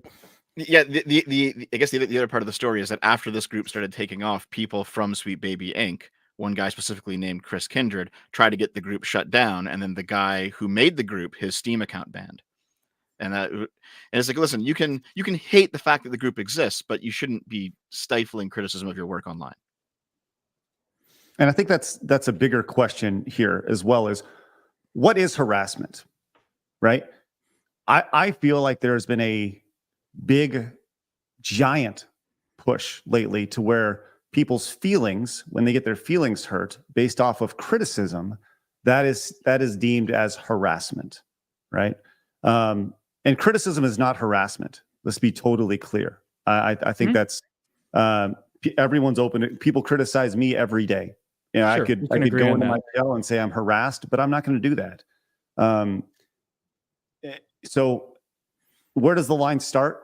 And I think that's where you see it. Well, I've been harassed. Okay, show us you've been harassed. And if you have 4 screenshots of a group out of 357,000 people, 4 wackos, and said, "Oh, you're an idiot. I hate you." But yeah, that sucks, right? But it's going back to the percentages you put on the game developers, right? You're talking about this small percentage of people doing the GD scream, and that doesn't represent everybody in the game industry. Well, same thing with gamers right here, right? You're talking about a small percentage of people. They don't reflect it, So, it kind of goes both ways in a situation like this. Yeah. So what is harassment? Agreed. Criticism is not harassment. Complaining about the way someone wording something and pointing out that it wasn't worded well, that's not harassment. These are all just normal forms of criticism. Where does harassment begin? Well, you can certainly go to the most extreme. If someone's sending, death threats or pictures of dead bodies to someone, Okay. I think anybody could agree that is. I I mean, 100% or maybe agree, even worse than harassment. Mhm. Just like pure repetitiveness, like brigading someone and just sort of like every time they show up online, no matter what the relevant context is, 100 irrelevant posts come up that are, you know, lacking nuance, lacking understanding. Like I'd say that's harassment for sure, because that's just like popping up that's just stalking someone and finding them online. And, you know, you're not putting your criticism in the context where the criticism belongs. You're just annoying someone, and you're really just participating in like a ritual behavior at that point. You're not really even caring, and you're certainly not treating that target as if they're a human being. They're just your target now. It's like you're now playing a game. You're earning points by launching torpedoes at them. I know there's a situation where the American Supreme Court ended up ruling that spam emails were not protected by the First Amendment if you do them enough, because eventually you overwhelm someone with just meaningless conversation, and that becomes its own form of harassment, basically. So I understand where you're coming from. Yeah. Yeah. So, and then is there some gray area in between? Sure. There's always gray areas because life's complicated, but I think there's areas that are clearly not harassment, like just critiquing someone and saying, this is what I don't like, and posting it in the relevant context. Sure. Like we're on the internet. Like that's how social media works. There's other stuff that just isn't cool and doesn't do anything than kind of just perpetuate these cycles. I don't think that's great. Do you feel like calling for a final purge of gamers out of the industry could be levied as harassment? I know what you're talking about. I don't know what context this is. I know. You got to pull this up. That sounds weird. Sure. What are we talking about? We're talking about a journalist by the name of Jules Hardy from the UK, who put out a tweet calling for a final purge of gamers who oppose DEI. This is the type of things that, once again, it's a drip until the dam breaks type of thing. And let me see if I can actually pull up the tweet itself. But here it is. Can we agree that for round 2 of quote this, speaking of Gamergate 2, it can be the final purge of these kind of gamers? It's 2024, and I've been arguing about this for decades. Can we have a last full detox of these dudes so we can get back to the positive gaming community we have been creating? That doesn't seem very constructive, the idea of purging an entire group. And by the way, if you purge everybody who's just kind of tired of having the rainbow and all this stuff shoved down their throat, you're not gonna have an audience at all. Look, my high level reaction is doesn't sound great. I don't know about that in particular. Like, I don't want to fall into the same track of like not understanding the context within which they're talking about that. Maybe I'd still have the same opinion. So I don't want to like talk about them in particular, but I am aware that if you look out into the world, particularly as some groups sort of move further and further away from the center, and they also get smaller and smaller, they also have a tendency to adopt more and more extreme views. And one of that is that everybody should think the same way as us and have a certain orthodoxy, and you're just wrong by default if you don't agree. And certainly if you're just now in the realm of like asking my own opinion, like I'm not a fan of that. I don't think that works. And you get smarter and you improve society through dialogue, even when you don't agree. So do I think that there's room for games out there for every type of person that exists and every kind of story, including ones that are more geared towards particular demographics? Of course I do. Like, I've been really consistent in this conversation about that around like, you know, like what if we applied that thinking to books, right? Like you can only buy books which have certain kinds of content in it. Books are told to tell particular kind of stories from a particular point of view for particular communities. And like, I think games are becoming more and more like that. Like different kind of games are going to tell stories that really come and draw upon different kinds of backgrounds. And so there are going to be other games where story isn't quite as elevated and it doesn't really matter. And you're just building castles and killing each other with swords. Like that can happen too. Like there's a pretty wide range of like what the thematic elements of storytelling is in lots of different kinds of games. But I'm just struggling to find a scenario where calling for a final purge of anything. I think that's ugly language. If you want, I'm not going to disagree on that. I just don't understand where they're coming from and what they're really talking about. Well, then let's, you talk about not forcing anything into anything, but then we see statements like this from the co-founder of Sweet Baby Inc. And I don't know if you've seen this quote either. Are you familiar with this speech from GDC 2019 that she gave? This was passed around a little bit. I have not watched the speech. Okay, I'll just give you just a little clip of this. Here we go. If you're a creative working in AAA, which I did for many, many years, put this stuff up to your higher ups. And if they don't see the value in what you're asking for, when you ask for consultants, when you ask for research, go have a coffee with your marketing team and just terrify them with the possibility of what's going to happen if they don't give you what you want. So you hear stuff like that from a company, you shrug your shoulders. I don't know what's your thoughts on that? Well, again, it's just like you're showing me clips out of context. I can't speculate on what maybe she's talking about the idea that if you don't reach a big enough audience, you won't make enough money. Like that's frankly the argument that most executives are going to care about. So if she's talking about if they don't, people will be harassed. Like that's what we've been talking about. That's not cool. Well, I don't think anybody should be harassed. I watched the whole thing twice because I also want to know what the context was, because it's very easy to clip someone out of context and it goes viral on Twitter. It happens all the time, right? So I watched the whole thing twice, and the context of what she was saying was basically that you want to be hiring diversity consultants for your game, like her company, Sweet Baby Inc., in order to do this sort of diversity writing. And if for some reason your higher ups don't understand the value of that and they won't listen to you, sit down with the marketing team and tell them what kind of a shit show you're going to have on Twitter when you go viral for being a racist game. And it was kind of a veiled threat. Yeah, cancel culture sucks. I just don't think that's a thing that people should be doing. I support game developers making the game that they want to make. Like, that said, like if there's a group of consultants out there that can help game publishers and game developers understand how they can make their game more inclusive to audiences that they want to feel more included in their game, like that's totally fine. I'm not the one to peel back the onion and understand all of the things that go into that process all of the time, but the intention of that, which is, hey, let's make games more available to people, make people see themselves in the games. If you want to make a big game, the biggest game possible, if you want to have people be able to fit into a narrative that attracts them to the game, that's sort of marketing 101. That's just building games and content that can appeal to wide audiences. Like, I think that's fine if you don't want to do that, the consequence is you get harassed.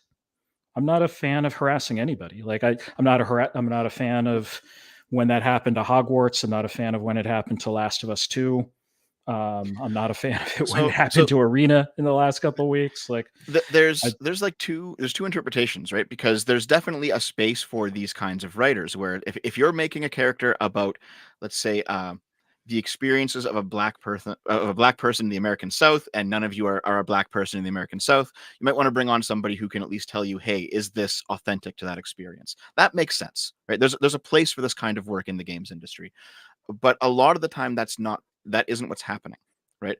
When you had that cringy line from Alan Wake 2, where the black character is saying, oh, these white men are bullying me around again, I got to listen to them. That came from a company like this, right? So there's a place for this, and then there's a place where it's very clearly shoehorning in some type of politics that people are just kind of tired of. Mm-hmm. Yeah, I'm hearing you, and I understand the perspective. Do you feel like what we do on our show would be deemed as harassment? Just talking about things? Yeah. Well, nothing in this conversation has, to be clear. I don't have a like super well informed knowledge of the full corpus of your work, Craig. So I can't even offer that opinion other than the few things I've seen. Like I saw the one where you had like Melanie Mack on, and you were talking about Irena, and you were talking about I forget the whole set of things now actually, but so I saw that. I did see some behavior around the last one in particular, where it's just sort of like you're talking about a 6-person developer. I think she offered some explanation, and it just keeps going and going and going. I don't really get the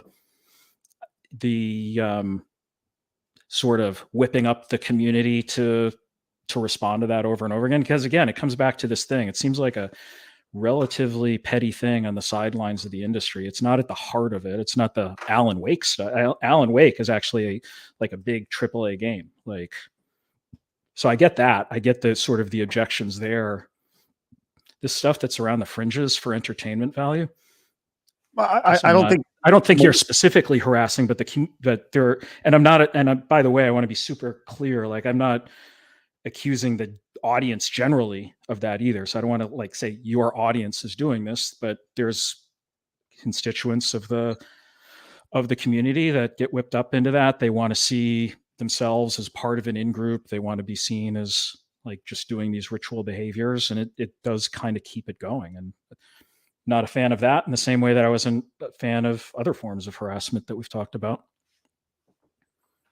So you feel by us talking about this on a day-to-day basis, we're adding fuel to the fire by talking about our hobby and the silliness that we see on a day-to-day basis through X and social media. And once again, we're talking about things that people are saying themselves. We're not making assumptions. We're using their words, right? And I think one of the big differences about our show is, that you do not see from the other perspective is. The reason why you're on the show, we are open to having conversation, which is something that I think it's really interesting. Yeah, that delights me. I'm glad to be here and participate in that. I'm really encouraged by it actually, and that's fine. But to be clear, like you said something a moment ago that I don't think is true. I do not think it's harassment to be talking about these things, but I think that the selection of content, the repetition of content, that when it's about, these members of the industry that are kind of on the edges as opposed to like in the center of things, that does strike me as kind of on the petty end. And also I think there's a responsibility to like dig beneath a little bit more and really understand what's going on there. Like I saw Irena offer some explanations that seemed fine to me, but anyway, I can't speak for her. You should have her. Maybe she would be on the show. You should have her. Yeah, I've asked her 3 times, and she doesn't want to out of her. She needs the entire team, she says, to be involved and to sign off on it. Now, okay, yeah, would you consider EA? And for the record, I think that I speak for most people here, and that I think that games are games. There's no center of the industry. It's too big, right? Yes, there are your big fish. Okay, fair enough. Yeah, that's fine. Yeah. But I'm talking about scale more than maybe location. Okay, well let's talk about one of those big fish. Let's talk about somebody who works in the industry, specifically with EA and Cliffhanger over here, working on the new Black Panther game. This is a video of a developer, and this to me this is a great example of the drip that we talk about. Let's go ahead and play this for a second and tell me this is okay. I have a team of 21 right now for Validate. It's a pretty big team. It's a crazy big team for indie games. But who is your team? Validate has a team of mostly all people of color. We have no white people on our team. I did that because I wanted to create a safe environment. And I know the best way for an environment to be safe is to be around people who are just like me. And I'm not saying that white people in the industry are creating unsafe environments. I'm not saying that. That is not what I'm saying. I am saying that sometimes it is hard to work with white people because they think that something made okay, but it was really a microaggression. And no one wants to deal with that while you're trying to make a game that they love. So this is somebody who currently works for EA. And if I was to say that and replace white with Mexican, Latin, Canadian, Thanks. gay, right? Pick anything. I would have lost my job. But she's still employed. This person works directly with video games, clearly has a distaste for literally just hiring white people, right? That's fucked up. Like the idea that I'm not going to hire you because you're this skin color, because you're what, like, goes back to the original question, John. Like when you're building companies, when you're looking for teams, you're looking for the best people possible, right? Our DEI statement here at SideScrollers is we're going to hire the best person for the job. End of story, right? Doesn't matter race, sex, creed, religion, whatever. I don't care. You do a great job, you're going to be hired. Not in a situation like this. And when you see situations like this, that people that are openly saying things like this, that's a problem. That is a rotting corpse in the middle of an industry that we all love, and we all love the products that come out of. That's fucked up. I don't know how anybody can say that and be like, that's cool. I don't know. I'd love to hear your thoughts on that. Yeah, I mean, there's definitely a big difference between the content of a game and the stories that game tells and the characters the game has versus like hiring for a team. Like, I mean, I think we have essentially the same DEI policy you do at my company, Beamable, which is get the best people, and we hire people all over the world. Something I do make an effort to is I try to reach out to communities that haven't been able to work in game development before, so I can also find the people there who've been underrepresented and bring them into it. Can you provide an example of that? Because like you say, people who haven't been able to work in the industry, who, like, it's 2024, like who doesn't have an opportunity to work in the industry? Oh, they have the opportunity, and I'm not saying that they can't. It's not an issue of can't. It's making an effort to just find people who exist in those communities and see if they're someone who can be brought in. That's all. I'm just speaking for myself and what I try to do, but we're always hiring the best person. We don't have quotas or anything like that. We find people anywhere in the world. We'll hire them to work at my company. So clearly you cannot have racial quotas on a team or restrict people from joining a team. Like, that's just not right. So here, let me put it this way, all right? If a clip of you went viral where you said, I still like black people, I just don't hire them because they make me feel uncomfortable at my job. How do you think that would go over? Yeah, that would probably be a career-ending video. So, look, exactly. I don't disagree. Her, right? I am just drawing a little bit of a distinction, though, between content of the game and people's freedom of expression to put into a game what they think is right from a character, from a story standpoint, and working on a game, right? So there's a way to include people in those teams that isn't about restricting people from being in those games. Just to be completely 100% clear, like you can't restrict people from participating in a team based on race. So or any number of other reasons. I think we all agree with you on this, but the issue is that she said this and she didn't get fired, when if it were the other way around, that person would. You would get fired, or you wouldn't get fired because you own your company, but you would go viral and have a very bad outcome if you had said something like that, right? So there's clearly a double standard in the industry right now. So tell me, what do you do about how do you see your role in that? Well, I'm just a pleb. I don't have.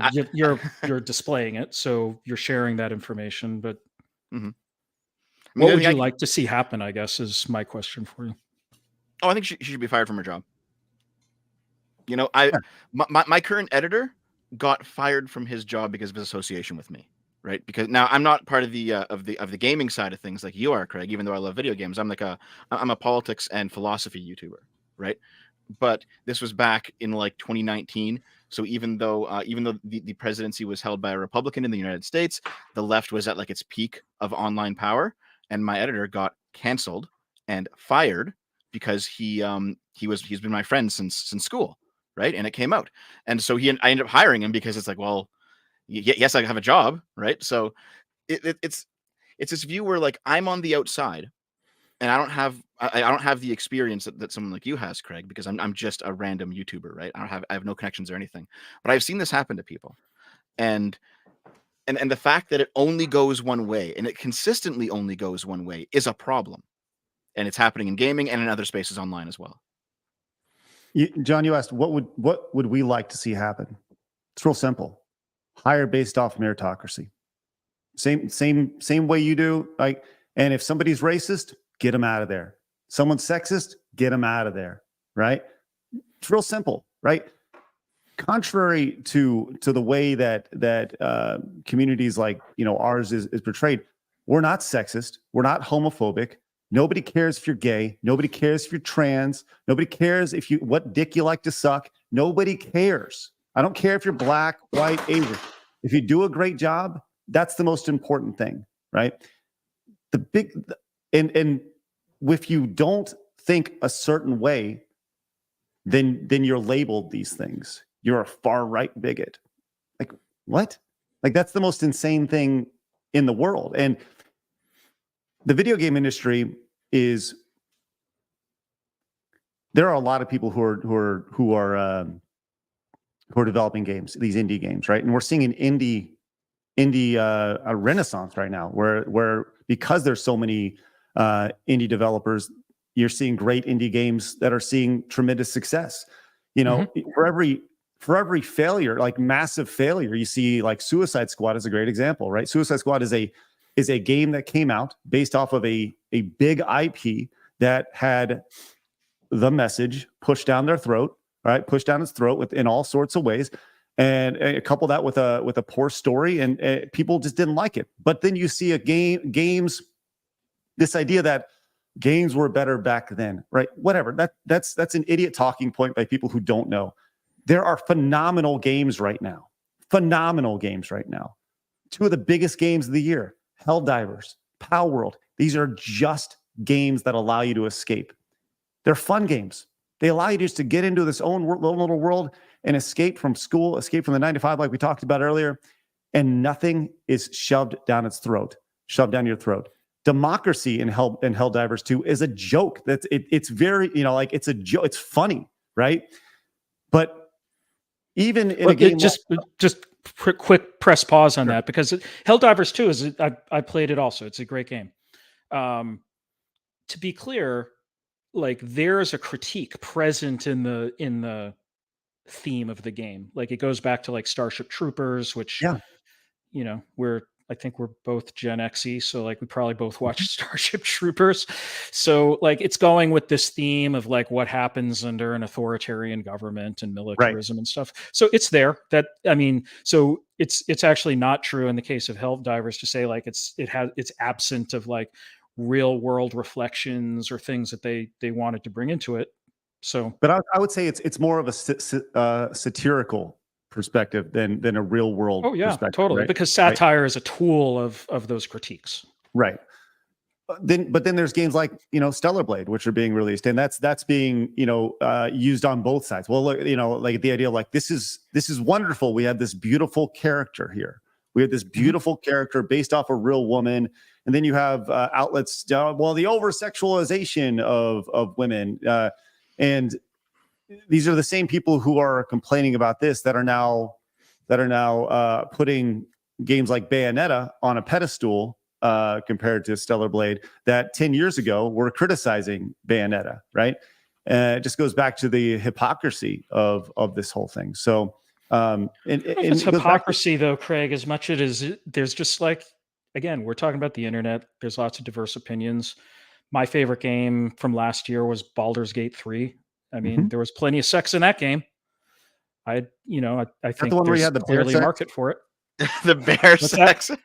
I didn't do that plot line. I've heard about it, but okay. I guess it's a game that has something for everybody, and you can go with the pairings that are most appropriate for you in that game, or that you want to try. But I enjoyed the hell out of the game. I think it's actually my favorite game of all time. Stellar Blade, fine. Like again, this comes back to me being like all about the First Amendment. Like I'm fine. You want to make a game with beautiful women and jiggly boob physics? Like have at it. Like there's definitely a market for it. So go ahead. I don't have a problem with the existence of that. I think you need to have a lot of options out there in the market. The thing though, I do come back to the same thing of like, there's just like much to do about nothing part of the time on these things. Like, sure, I'm aware that there's a couple of people that have whatever their critique of Stellar Blade is, but like, this is one I've looked at in particular. Like I've looked at these posts, like I think it's Grumm's favorite subject on the internet right now, because all he posts about is Stellar Blade. And he posts these things that are like, hey, find all the people that are triggered by this. Look at those. You actually have to probe pretty deep before you even find too many triggered people. Like you find some people that are like, hey, is there going to be more to this game than, you know, beautiful protagonist main character? Is there going to be like gameplay there? Like that's a totally legitimate question to be wondering about, because let's face it, a lot of games will lean into like the character model if that's all that they have to offer. That's just a normal question. I wouldn't say that's triggering. Are there triggered people that you can find? I would guess so. There's got to be, right? We're talking about the internet again, but like I looked through these threads, I wasn't seeing a lot there. And it's this whole idea of like just the whole idea of like, let's find the triggered people and laugh at them, to me is a weird form of entertainment. What do you think? Oh, Deb, did I hear you? I do have something to say, but it's not related to that specific question. Sorry, John.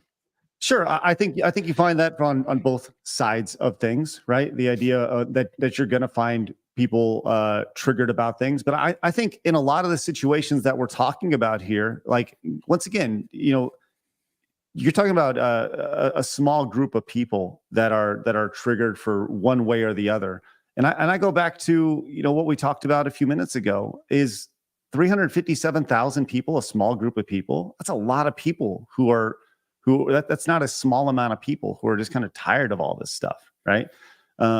So yeah, I mean, look, you can always find the fringes of all this, right? But our audience, believe it or not, is not the fringe, right? Our audience is the core gamer who is passionate about their hobby. You know, that's what we talk about on a day-to-day basis. And it goes back to you can go to. There's a million gaming podcasts out there that talk about how great the graphics are in game X, or this is my score for this review of game Y. There's a million of those, right? But the cultural impact of everything that is happening in video games has a trickle-down effect. That's why this stuff is important. It's not fringe. Video games have a direct impact on movies, on TV, on culture. That's why it's important to talk about these things, because if these things are happening, even on a small team of 6, they're certainly happening on a larger team of 300, 400, 500, 1,000 people.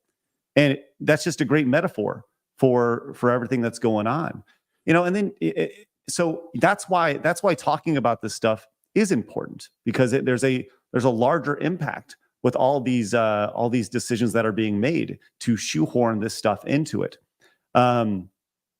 But then you have, like, you know, it goes back to, you know, this was passed around the internet last week or so. The idea that we're now in a society that even with remakes, we talk about the Dead Space remake, we're not supposed to remake games now. Like this is a great example from IGN, right? The Resident Evil game that can't be remade, right? And we're talking about the remake of Resident Evil 5, and the TLDR of this is that this was a game where white people are shooting black zombies. So we shouldn't remake this. And this is a game that was given a 9 out of 10 by IGN a decade ago. And now this is seen as a game that we can't touch. Like, it's best to be left in the past. And if we're going to remake it, we need to rewrite it. That's insane. And that's like somebody at IGN thought this was a good enough idea to bring it to their editor, write a story about this, devote resources to. And you know what happened? This shit got rejected to half court because it's the most insane bubble mentality ever. That's a great example of like we just point and laugh at this stuff. SideScrollers is built around pointing and laughing at this stupidity because as we've seen, we fill a daily show with this stupidity because there's so much idiocracy happening in the industry on a day-to-day basis. And it's not like this stuff is few and far between. It's every day. I can see in that case why people aren't going to want to remake a game in which your target is a particular race. Like, let's be real. Like, that's zombies. just inflammatory. They're zombies, though. The zombies, yeah. Okay. Here's the thing. I get you, but like, surely you see sort of. But previous games it's not were quite as also simple like as that. Europe. What's that, Blabs? Well, previous games were also based on like zombies in Europe, so we can't do that either because they're white. I guess the issue is like I remember when Resident Evil 5 came out. It's a little more complicated than that, Blab. So, but that just sounds like straight up just racism. That's it. Because you can't do it for one race, you can do it for the others. It's just inflammatory. That's the way to look at it. What is? I love inflammatory art personally, so that's why we should do it, right? Yeah, okay. And you know my position on that. My opinion is like, have at it if you think that's a good idea. I'm just saying that I can understand why that's just a problematic game. Like that's so the issue is that we cannot host a zombie story in Africa because it's problematic to be killing that many black people. That seems to be a restriction on the types of stories that you can tell. No restriction. I'm just saying that like a game that essentially is a game of white people. I haven't played this game. Okay. So I'm probably talking out of school, but like a game that is like white people killing black people or black zombies, granted. Like I could see why people would find that very So would you be okay if it was set in Africa and the protagonist was a black dude killing black zombies? Then that's okay. I'm not going to speculate on the right story, Blabs, but I'm just saying that I can see why people would find it objectionable. Well, then people are just breaking it down just to race. Sorry, Deb, but this is just coming to like a whole racism thing instead of actually looking beyond someone's skin color. I think that's like it's a great example of the slope that we're sliding down, right? You can do this, but you can't do that. The double standard attached to this. Cool. Have a bar, and let's. You can do this or you can't do this, and that's the thing that people are looking at, and they see the double standard attached to this. They see the hypocrisy, and like I said, this article got ratioed because people are looking at it like, what do you like? Look, this game was perfect 10 years ago. You gave it a 9 out of 10 or 9.5 out of 10, whatever it was. You thought this game was nearly flawless a decade ago. And now this game can't even be remade? Mm-hmm. What?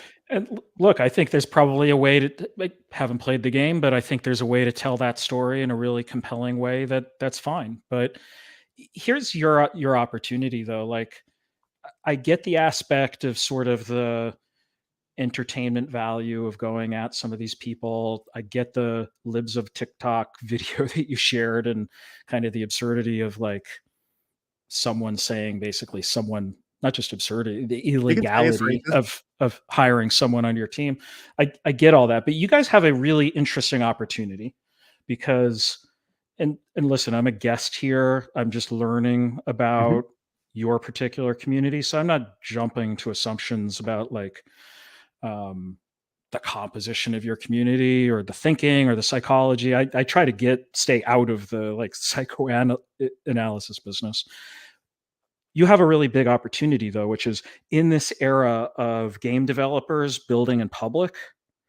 Like you could be engaging with those developers in a really productive way, like working with them rather than against them. And celebrating games that really reflect the things you want to see more in games. Like you could really be just elevating, and maybe you are. And I'm just haven't become familiar enough with what you're doing. But elevating those and working with those, like you could take an indie developer with the kind of community you have, and you could supercharge them and be like, this is the game we want. Then that community, when they know that you're behind it, they can attract funding, they can build their game, they can have you playing the game. Like you have a massive opportunity here to do that. And that's like, if I had any message for this, like I'd love to see you doing more of that. Like that's huge. Don't you want to kind of pursue that opportunity? Well, yeah. I mean, as far as game, I'm a big believer in parallel economies, right? And if there's an opportunity for us to develop a game or lift up an indie dev, then we certainly will take a hard look at it for sure. I think as long as it falls in line with creating a game that people can play and not get beaten over the head by any of the nonsense, right? It's real simple, right? It's real simple. Our audience is not just white guys. I know this because I've met them. I've met them in person. I've shook their hands. I've given them hugs. I know our audience is extremely diverse. We have white, black, Latin, Persian, gay, straight, trans, all in our audience. Go down the list. It is a giant rainbow of community. And the common tie behind all of it is they just want their games to be fun. That's it. And that's the most shocking thing about this, is that it seems like the industry, who prides itself on diversity, doesn't want to listen to a diverse audience who is telling them what they want. They're listening to groups of people that are claiming diversity, but have no diversity of thought. No diversity of thought. You go to these big like on the diversity of thought aspect of things. I'm sure that if you went to Activision and you looked at one of their the composition of a development team, it'd be a very diverse looking group. You'd have white women, men in wheelchairs, black gay lesbians, who knows, whatever, I don't know. You'd have a very diverse group of people. But how diverse is it if 98% of them vote a certain way? Right? If they only live in a certain space, if they're being told they're harassed whenever there's any sort of criticism levied against them, right? That's not very diverse. You can look diverse, but are you truly diverse? And we're big on diversity of thought, which is why you're on the show, right? Mm-hmm. And this goes back to like, how diverse can you truly be if you only see things through through sex, how you identify, or your skin color? Nah, it goes back to what Az says in his rant. You're boring. And if that is your biggest, if that is the biggest piece of your identity, is who you sleep with or your skin color, you're boring as fuck. And that's the message. That's the message that the internet, 357,000 people on the Steam group are saying. People who watch our show on a day-to-day basis, you're boring. Not you, but those characters. Mm-hmm.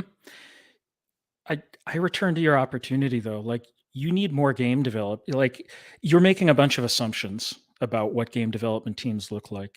I also am a big fan of diversity of thought, and I see diversity of thought all over the place because there's just so many games and so many game teams. And by the way, games being made all over the world where prevailing, even political opinions just vary a lot. If you even just go to like Europe, there's a wide range of like political thought and studios and beliefs. Like, so there's a huge variety of these things. I wouldn't say that it's like 98% similar. In fact, I know that that's not the case. So when I hear that from you, it tells me that that's another opportunity for you, which is bring more game developers on here, have them talk about what's important to them. Open invite to any game developer to come on at any time. And we've been very clear about that. The problem is that most will not come on because they are afraid to speak against the message. And 98%, that's hyperbole, right? I'm speaking, but let's say it's 80%, right? Let's say it's 80% of people living in San Francisco or LA who work at these companies that are developing these games. Doesn't that seem a little bit? I mean, that's still ridiculous. That's still a landslide, right? And I don't care. I don't like. It goes back to I don't care who you vote for, but at least let's have a little bit of diversity of thought in there as well. Where a lot of I feel like a lot of these decisions are made out of bubbles. And you're right. I don't know the ins and outs of developing a AAA game, right? I don't know all the things that go along with that, but I do know that a lot of the decisions that are made as far as putting these things in are made by executives. Executives who they're the ones pushing edicts down on this. So I mean, it's really again that's your big opportunity though, which is so many of these teams are not being built in the typical kind of game industry ecosystem. Smaller teams building really amazing games, like engage with these teams in a productive way. Be seen as someone who can help elevate them. That's the way you're going to impact the industry. Well, okay, so here's the thing, right? Like I agree. I think that it would be great to have some developers on. Like I said, open invite to any developer who'd like to come on and talk about this. But we are going to ask about these things because these things are important. These things are important to gamers, to where when something that is just a game, something that a decade ago would have just been seen as a fun game like Stellar Blade is released, it's not a big cultural topic. This was a Stellar Blade would have been just like a fun game, an eye candy game a decade ago. And now it's like the hottest game on the internet because it's just something that was seen as normal a decade ago. And that's really I think that's the biggest thing is our audience just wants. It's just funny to me to be taught. Like I'm a guy who likes hot women as much as any other hot-blooded American male. Like I don't have a shortage of that content. Right, but in the gaming space, you do. Really? Made in the past 3 years, there's not that many, to be honest. They've kind of gone the way of the dodo. You're not going to see like a Heavenly Blade anymore or anything like that, aside from Stellar Blade. Right. So yeah, I mean, I think it's yes, it would be great to elevate some indie devs for sure. I'm totally on board with that. But my interest, our audience, are gamers, right? Gamers who care about this stuff, who once again feel like their voice is not being heard. And I'm not going to apologize for that at all, because there's clearly an audience, a big audience for that, who feel like they want to be represented in some way, shape, or form. And once again, it goes back to they don't feel like they're being heard. Speaking of being heard, I do want to get to some super chats because you guys do have some questions for Jon. Jon, are you okay with sticking around a little bit longer? I know you got to go. I can't wait to hear the Q&A. This is going to be fun. Right. Let's go. I do have a couple of questions myself as well. Yeah, if you go don't ahead. mind. By the way, Dev. So yeah, you mentioned earlier when you were talking about Helldivers and the fact that it does actually have a political message. It's not just turn your brain off entertainment, even though it is a lot of that. There's also a political undertone to it, and people can talk about the politics of the game if they want.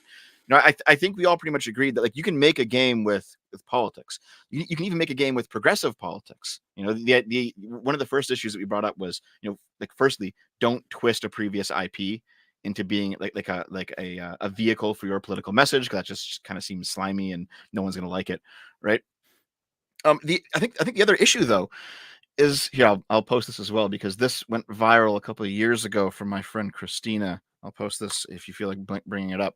But she basically says here, all games are political, says the extremely smart individual who can't tell the difference between Metal Gear Solid, BioShock, and this picture, where the picture is, a caricature of Trump. And you can draw a caricature of Trump if you want. I don't like Trump that much. But the point that she's making is that there's games with political content where it's clear that you're supposed to understand the political content and discuss them and view them from multiple angles. And then there is making fun of a specific 15-minute news cycle. You know what I mean? And the games that do the latter, and there seem to be more of them nowadays, they're just frankly annoying, if you know what I mean. They're not fun to play. They're not interesting. They don't spark any good conversations. They seem to be there just to beat people over the head. And that's what you mentioned earlier, Craig, is when we're talking about players getting beat over the head and not liking it, we're talking about that specific type of political content in games. This idea that like all games are political is part of kind of this broader concept, which I think just comes out of philosophy, which is that like all art is basically political in some way. Like Dev, you're the philosopher here. What's your reaction to that idea generally? Well, if you really want us to talk about it, you have to go back to Karl Marx, 1876. Okay, God. I'll be here for about 6 hours, so we don't have to talk about it. But there is basically an idea that This is like Walter Benjamin, right? every piece of art that you create will have a political impact because it's being consumed by other people and because it has some sort of assumptions built into it or a message or something, even if you don't intend it. And that's technically true, fair enough. But some people just want to enjoy the game. They don't want to be, Twitter addicted politics snobs, or they're constantly on and plugged in 24/7. They want to come home from work, come home from school, and play a game and not have to think too hard about it. And I think that's reasonable. I would also even go further and say that there's a difference between politics that are timely and then politics that go on for centuries, basically good versus evil, and then politics that are straight up 21st century. And that's a huge difference. And that's also what people are pissed off about, because it's all in their faces, all these politics that you see every day and in video games. And that's the problem. You can even do that with Star Wars. Star Wars is like timeliness. It's throughout history, good versus evil. So that's my point. Yeah, Star Wars is the hero's journey. It's timeless, mythical symbols that have existed in cultural consciousness for thousands of years. But a function of art, not the function, but a function of art is also to contain stories from society, to hold up mirrors that reflect back things that we're seeing in society. So that's also a function of games. And it goes back to a very consistent theme of this that I think we actually mostly agreed with, which is let people just tell the stories they want. That's fine. But I get your objection to the idea of like changing an existing IP, taking it in a different direction, which feels unfamiliar, where suddenly those kind of political messages become absorbed into it in a way that you weren't expecting, doesn't seem familiar. There's a lot of reasons that I can completely understand where you're coming from on that. Mm-hmm. I do have one more question, but it's not related to anything we've spoken about today. It's completely different. All right, let's go. I decided to look into. I didn't know who you are before this. I'm sorry, John, but I decided to look into you to figure out what you've been doing this whole time. And I had a debate a couple weeks ago on another channel that is more specifically primed for debates, like a specifically debating Twitch channel, right? So I went on his channel and we were talking about Sweet Baby stuff. And the other guy that I was debating was someone he's quite far left. He's very progressive, and he said that the focus on DEI is not that important. That he said gaming as an industry is falling apart, but it's not because of DEI. He gave an alternative hypothesis, and I think that they're both probably true to some extent. His alternative hypothesis was basically that he's a lefty. It's the forces of capitalism destroying a creative industry, because of course that's what a lefty would say. But his view is like all of the layoffs, it's all a bunch of CEOs who are like penny pinching, and the reason that we have games that are more rather than like you buy a game and then you own it, now you have to like buy a game on Steam or buy a game in some online service that might go away in 10 years, like the PlayStation Store. You have games as a service where you're getting a game that is much cheaper, but they nickel and dime you all the way through. And so he said, this is not the fault of like progressives who want more black people in games or something. This is the fault of corporations and CEOs being very greedy. And I know right now it's a different conversation than this one, but right now in the games community, games as a service is vilified by everyone. No one likes that model.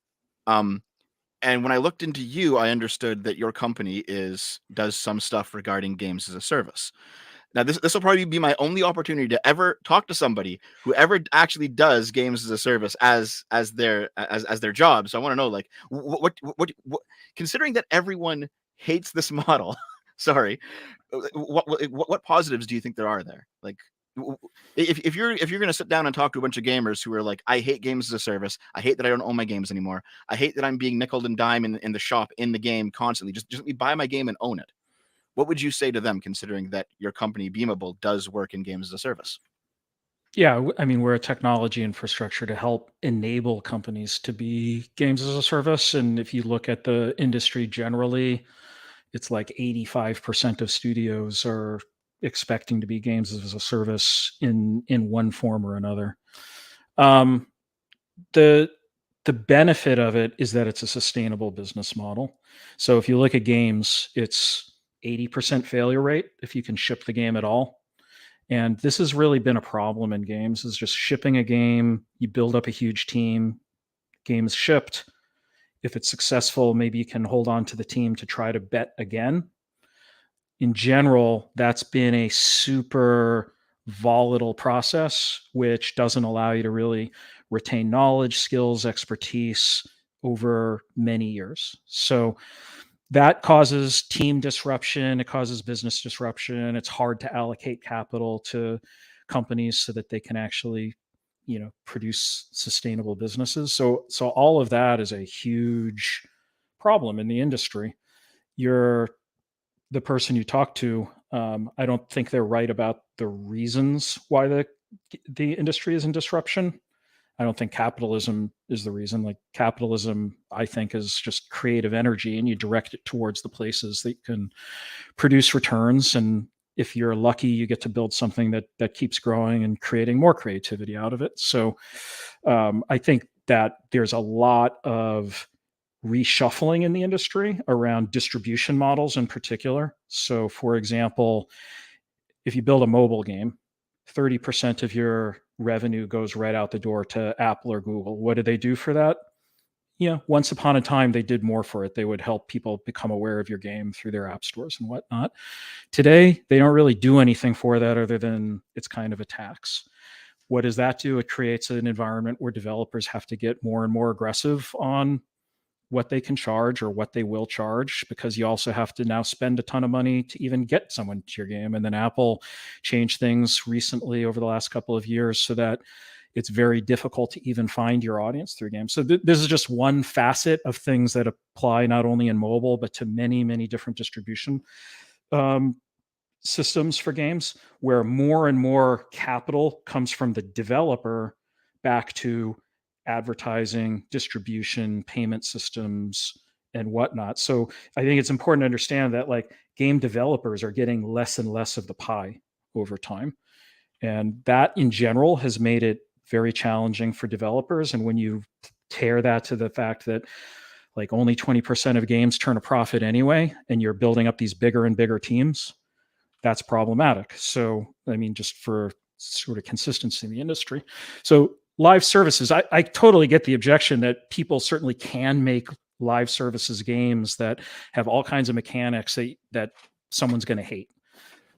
That can happen. This technology is a tool for good or evil, depending on how you apply it. But when it's applied well, you get a sustainable game. You get games that are going to get regular content updates, that they can keep paying for servers so that people can play together, that add new things to the game. Like that, I think, is great. And also there is an aspect of, and maybe this is more of a mobile thing to the kind of games we've been talking about essentially the whole time, but like it also has the ability to bring in new parts of the market, let people try before they buy. Stuff like that has been good. So I think, it's a force for good. It makes the business more sustainable. It's not for everybody. I'm totally fine with something not being a live services game. Like in our business, we're not in the business to like tell people get the technology no matter what, pivot to live services, play from something where it doesn't make sense. But if you can add tournaments and events and new content updates and cool things and avatar customizations and online components, like that's great. That's what's going to turn it into a game business that sustains week after week, instead of like this hit-driven model. The hit-driven model it's just really hard. Like the game business is fucking hard. Like building a game, shipping it, being profitable. Like people need to be more sustainable. So what's interesting is I think this kind of relates back to something that you said earlier, Craig. and I completely lost the thought. It's completely out of my head. But that's okay though, because you guys remember the Star Wars Battlefront 2 controversy from 2017? It's been 7 years now, but it was a big deal, and it was totally. Let me comment on that, because I think that that hits one of the themes here. That was a complete fuck up. I don't think that should have been first of all, there's nothing wrong with it being live service. I think you're maybe conflating live services with a free to play like loot box model. Possibly, yes. So we're talking about that in this. So just to be clear, like live services might mean you've got like free to play mechanics and and like downloadable loot boxes or whatever. It doesn't require that. Like there's lots of live services games that are just like online play and content updates and things like that. Right. But like we talked about this idea of if you change the core ideas of the game for an audience that has already been established for a game, you definitely do that at your peril. So in the case of Battlefront, when they introduced essentially free-to-play mechanics layered on top of a premium priced game, which had previously been played by a lot of people who like were used to it just being a premium game, like that's a like, just from a commercial standpoint, forget like the whole issue of like whether you like loot boxes or not. Like that's a new direction. That's taking the IP and trying to sell a new kind of game to the same consumer. And that's very risky from a game developer standpoint. And I think they paid the price for it, frankly. So the market gave them that feedback. Yep, that's true. So when you say games as a service, then like if we're not talking loot boxes and free to play stuff, like what are we specifically talking about? Since maybe I have all this wrong. Well, I think you have it partly right, because it definitely can include free to play and like buying stuff in the game as part of it. That is a part of huge number of live services games. But at its fundamental layer, like live services really just means that there's persistence in like who you are in the game. Like Helldivers 2 is a live services game, for example. Like playing the game, coming back to a persistent world, having a persistent identity, having content updates, like that's kind of the foundational aspect of what a live services game is. Whether you choose to incorporate, and to be full transparency, like if people build, like we have lots of free to play games being built on our platform. So like we enable this. If you want to build a game that has item purchases and that's right for your game, and that's how you're going to build sustainability into your business, you know, like a Marvel Snap or something like that is a popular mobile game example, not our customer, but just a good, well-known example. Like that's a way to build a business where you can engage with your audience in the same way that like I'm a huge Magic the Gathering player, right? So I have like thousands of Magic the Gathering cards. Like that's sort of like the original model for that. If you can build a great game around that kind of mechanic, I think that's fine. But that's optional. Mm-hmm. What I've been hearing a lot from a lot of gamers recently is that there's obviously value in this model and the kind of games that come out of it, because like you said, Helldivers 2 is a great game, but they're starting to miss the good, solid offline single player experiences, like the RPGs and like the very, the big collectathon platformers and other games that used to be prominent in the industry like 15 or more years ago, right? And they're saying, we don't want every game that we're going to buy to be a game that you have to log into every single day and there's like daily rewards and stuff. And like I understand the value of that, but people are starting to miss other types of games, right? And I remember what I was going to say. Craig, you mentioned earlier that the media tends to be the mouthpiece of the industry. And I think it's true in this case as well, because you can see articles that do come out where they say that games have to be live service now. The era of the single player RPG is over. Or when games come out and they say, yeah, everyone liked Elden Ring, but it had a 90% fall off after the first month. It's like, well, yeah, because people beat the game and they moved on, right? So there seems to be this view. I'm not saying this is you or your company or anything like that, right? I'm just saying there seems to be this zeitgeist in the industry right now that perpetual games are kind of where things are just going to be, and everyone who's not getting on board is going to be left behind. And if you want a game that is, a kind of a quiet offline experience, well, you're shit out of luck. And that's a lot of feeling that I get from a lot of gamers who are on the ground, who have no influence and who are just playing the games. You know what I mean? Yeah. The commercial reality of this industry is that building sustainability into the studio, sustainability here, I just mean like the business survives. the ability for a business to survive from title to title is just really terrible in the game industry. And games as a service is a way to kind of re-engage people regularly and provide sort of a revenue lifeline between those titles. So, that's why you're hearing that more and more. And the upside of it is that a game you love is going to have something that you can come back to. I totally hear the idea of like, I don't think there's any risk of like single player games going away either, particularly in a world where like the ability to make a single player game is going to allow for smaller and smaller teams who can build that content. Like there's going to be a huge diversity of game types, single player, multiplayer. And you can have kind of like live services light, even in a single player game, by the way. Like you can have single player games that have content updates from time to time, that have even sort of social aspects that sit around them. So I think you will see more and more of that, for the same reason that like online communities are now so important for building a game studio. People have their Discord presence. You're going to see much more like hopping between the Discord, hopping between the game, having identity consistency between those. It really just comes back, Dev, to like, and this is where I feel like bring more game developers on and hear how hard it is to make a game. Because let me tell you, making a game is one of the hardest fucking things you can do.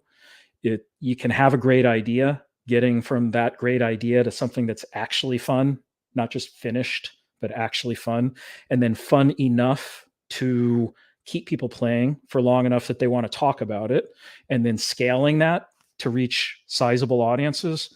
Every step of the way, this is one of the hardest businesses. So like everyone is looking for things that they can do to either reduce the costs, for example, using technology like from my company or a Unity or an Unreal, just so more of the tech is covered, figuring out new ways of distribution so that they don't have to rely upon all these guys that want to take 30% of your revenue along the way, or a more sustainable business model, which is about engaging you over time, having more content that you are either given or can buy. It all comes down to, I've written articles about this, by the way. I mean, my audience is game developers, but I think I'm sensing from your community, you guys are really interested in like understanding like what is going on behind the scenes. Like how do people think about these things? Like, so I have a series of articles like the economics of games or something like that. It's a 3-parter, and it really just comes down to attention. So all games are attention machines. Hate to kind of break it down that way because we want to think of them as just like pure fun, but like what makes them work from a business standpoint is attention. This goes back to putting quarters in the arcade machine. Like you get the person hooked, and then you start adding more quarters and you play.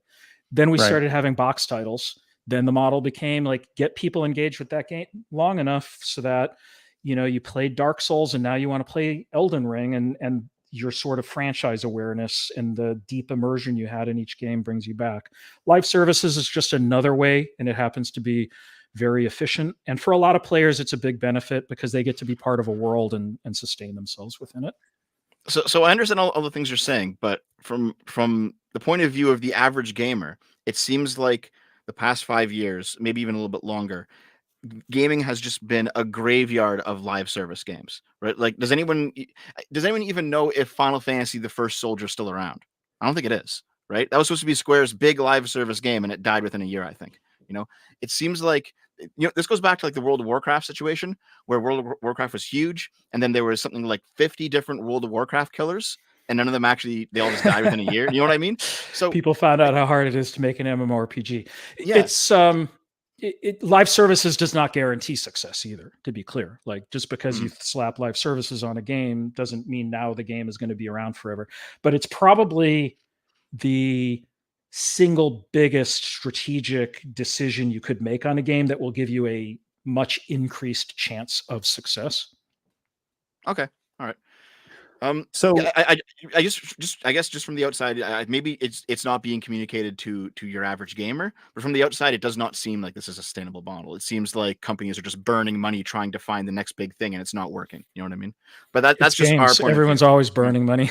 Okay, yeah, fair enough. Well, it's hard. It's really fucking hard to build a game. Like that's kind of like, I would love you guys to I hope I've cultivated a little bit of empathy around that, but like it's hard for these teams. Small teams run it, and now, by the way, on top of like having to build a fun game and bring live services into your game, even these small teams, and now they have to be community leaders and be on Twitch and Discord and show up on live streams and talk about their games. Like what's being asked of teams is also changing a lot. So it's complicated. It's hard to be successful.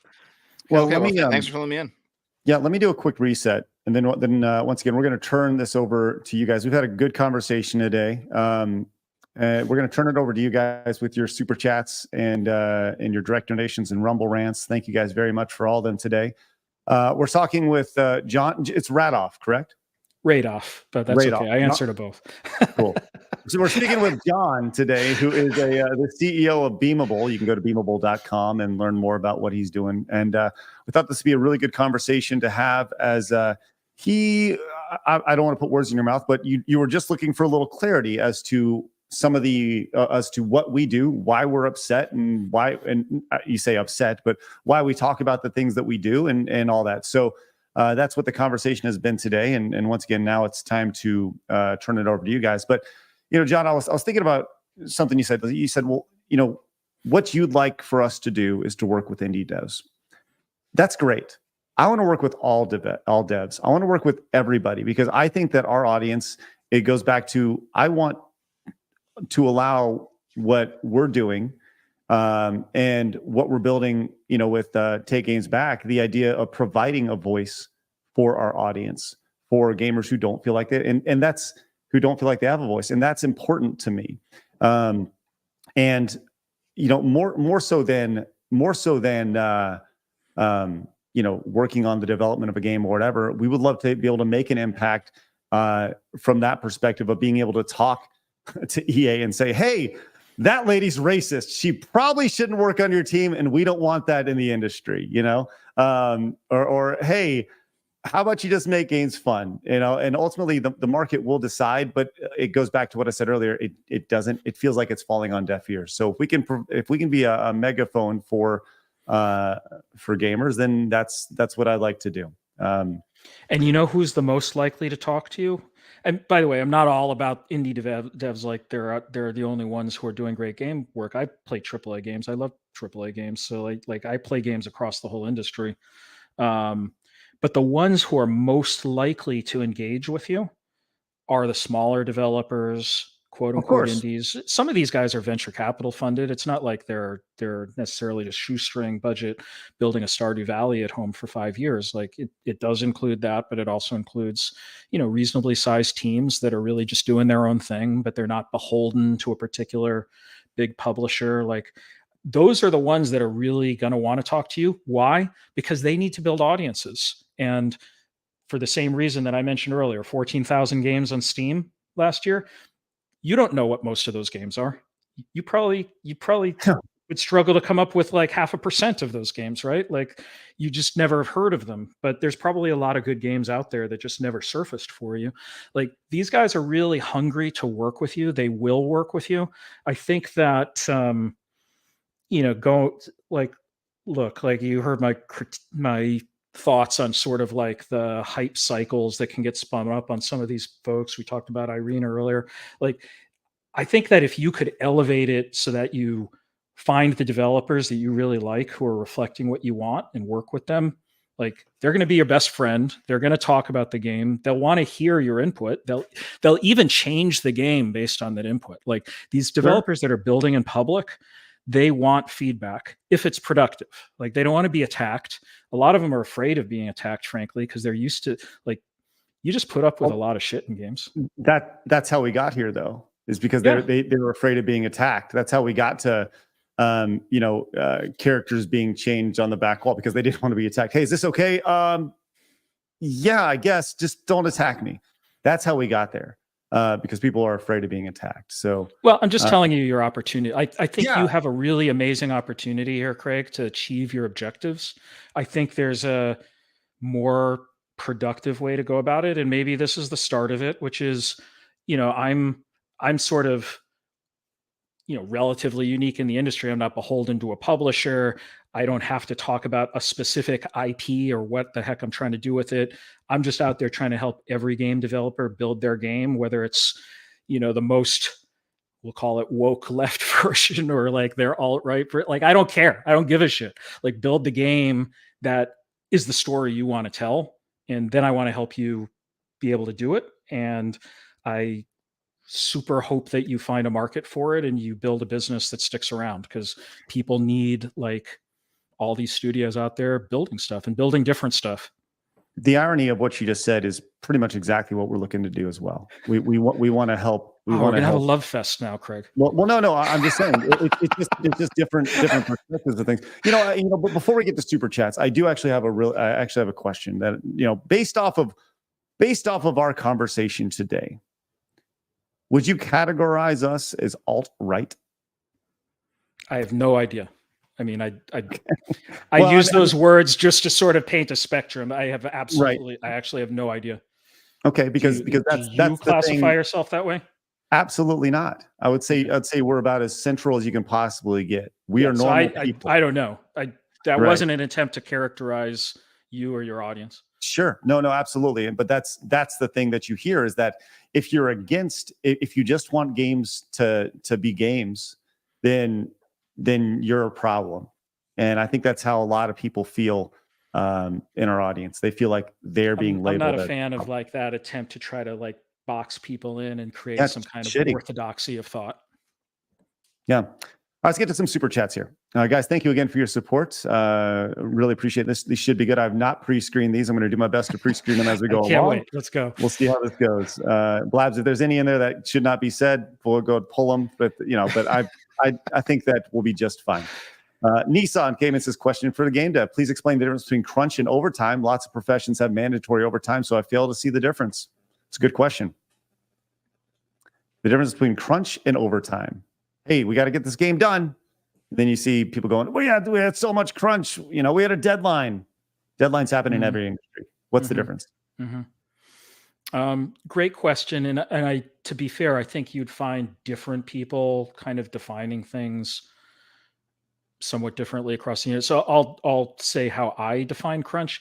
So crunch is more like a sustained period of overtime or even extreme overtime, which goes on, not for a couple of weeks just because you're trying to get the game out the door and hit a date, but like for months, where like you've got suddenly people are spending 12-hour days, 6 days a week for months.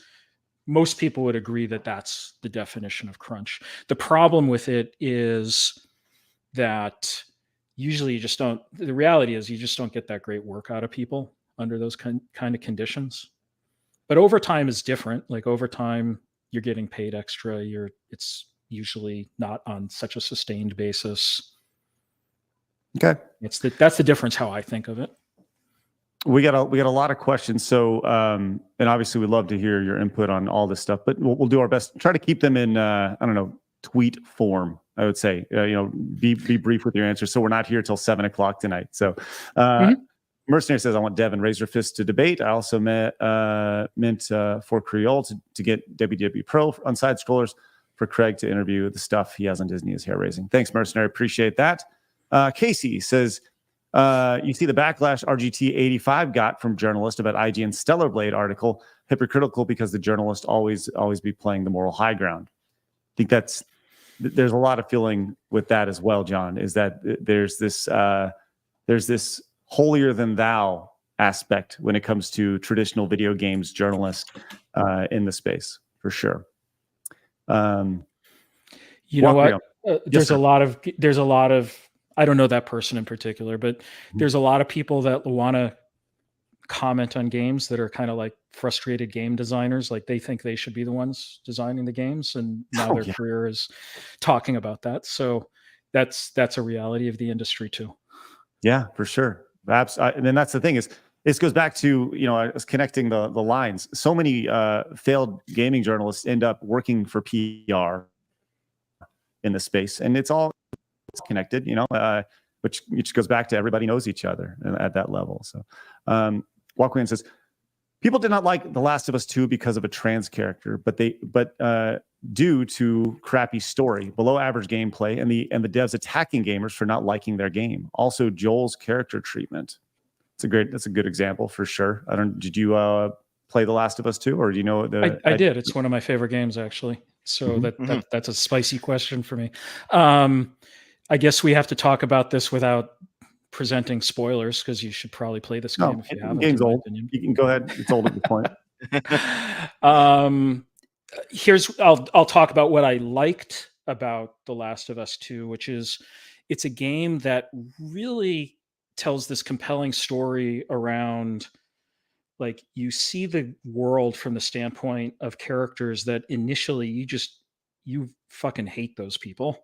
And by the end of the game, you've come to learn that, they're not quite as hateable, that they have their own perspective in this world. You also sort of go on Ellie's journey, and Ellie kind of becomes an anti-hero by the end. And I think that's just a really interesting story that they told. And I think they have this really compelling mechanic in The Last of Us 2, which I appreciated, which is every character in the game has a name. So you headshot someone, they're dead. Then, the people come in and they're like, they killed Kenny, basically. And like, that's I thought that was a really interesting aspect of the game, which is like, you're playing essentially a shooter game, but it's also communicating the uniqueness of every life. Like, I hadn't seen that in a game before. And when we say people in that last comment, like, I think certainly there's a group of people that didn't like it for their reasons, and you gave a couple of the reasons that some people didn't care for it, and that's fine. So it wasn't to your taste or a whole category of people's taste, but like, I think it had very compelling storytelling. It was quite well done, had aspects that really resonated with me that I thought they did well. And I also played it. Obviously, there were plenty. Yeah, I also played it, and I know exactly what you mean by everything that you're saying, especially with how every NPC that you shoot is not just a random soldier like in a shooter. They all have a character, right? So I get the point. But the other side of the argument is that Obi-Wan Kenobi comic that we pulled out earlier, where there's Obi-Wan Kenobi, and then the black one replaces Obi-Wan Kenobi as the main character, right? That's what a lot of people felt that Abby was. Is that the story of The Last of Us was supposed to be about Joel and Ellie, and then Joel was unceremoniously whacked, and then Abby became the focus. And lots of people felt betrayed by that. Interesting. I mean, it's a continuation of a story, though. It wasn't a kind of game which is just sort of like transport people back into a universe and just like do the same story again with the same characters, but in like higher production values. Like, there are games like that, for example. But this is a game that wanted to continue the story. Like, Ellie was no longer a teenager. She was an adult. Joel had gotten older. Yeah, I get it. Like, but I think they delivered their artistic ambitions for that game. And a lot of it, I think, worked really well. But again, it's sort of like this. There is an aspect of this, which is it's games like that are kind of, this is an auteur industry. Someone has in mind a story that they want to tell, and sometimes it resonates with you, and sometimes it doesn't. But they attempted, I think, a lot of art within that game, not just visually, but like in the storytelling and the emotional resonance, and it worked for a lot of people, and for some it didn't, and that's okay. Like, what that about should like be the subject of conversation? Sure, and Sebastian talking about Naughty Dog striking YouTubers for covering the leaks of the game, and the deceptively edited trailer to make fans believe Joel was alive for most of the game, where that obviously wasn't the case. That's pretty sorry. The idea of like, hey, you're gonna play with this guy. Oh, no, you're not. Winterfell came in with the $99.99 super chat. Says, thanks. Want to thank John for crossing the aisle for a civil conversation. We need more of this in the gaming community. Personally, on my end, if it's a new IP, put whatever agenda you fancy in it if you want. If it's a true, tried, tested IP like GTA, just leave it alone. I think that's how most people feel. I think Winterfell nailed it right there. You want to make something new? Go ahead, go crazy. Just leave the established characters that we love alone.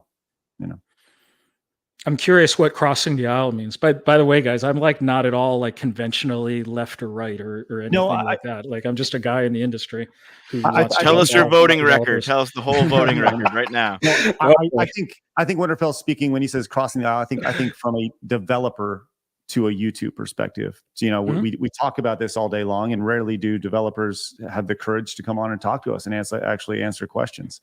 So, you know, obviously you're in maybe we'll start a trend. That is literally the hope. That is literally the hope. I look, we're not a safe space, but we're not going to treat you like shit. You know, we expect civil discourse. And I think that's what we do. That's what grown ass people do. You know, they talk. Heretic says, it's in all fandoms. A YouTuber called Mr. Tardis called someone who like Jews, Nazis, and legends. Okay, sounds good. Yeah, it's in all fandoms, right? For sure. Joey says, we provided enough grace to these people while getting insulted for no reason. We as consumers are done with that. And if we get a product that is subpar, we will speak out about it, right? And I think that's an extension of, you know, kind of what we do and what social media is used for. People play a game, they don't like it, they talk about it, and then more people talk about Certainly, it. if you play a game and you don't like it, you should talk about why you don't like it. Like that only actually helps. So I'm a big believer in open discourse and people sharing their opinions about things. That's fair game. What I'm talking about though is like, you know, small development teams, people who are showing stuff way before it's ready, stuff being taken out of context. I would give people more the benefit of the doubt there, Joey, but I understand where you're coming from. You came in and says, don't start none, won't be none. Yeah, talking about the fuck around and find out thing. Edwin says she's out of touch. She needs to hire non-DEI PR. What are we talking about? Talking about our mutual friend. Validate one, I think, or Irena. Oh, yeah. Yes. I mean, look, she's a 6-person studio. She's not going to hire a PR team. That's kind of funny. Like, I don't think she has a DEI department either. I think she's heard the feedback that the way she presented that didn't really capture how she's thinking about it. But I know she's very interested in making her game inclusive for everybody, by the way. And one thing that she really wanted to experiment with is like, let's see what happens with more female character designs early in the game.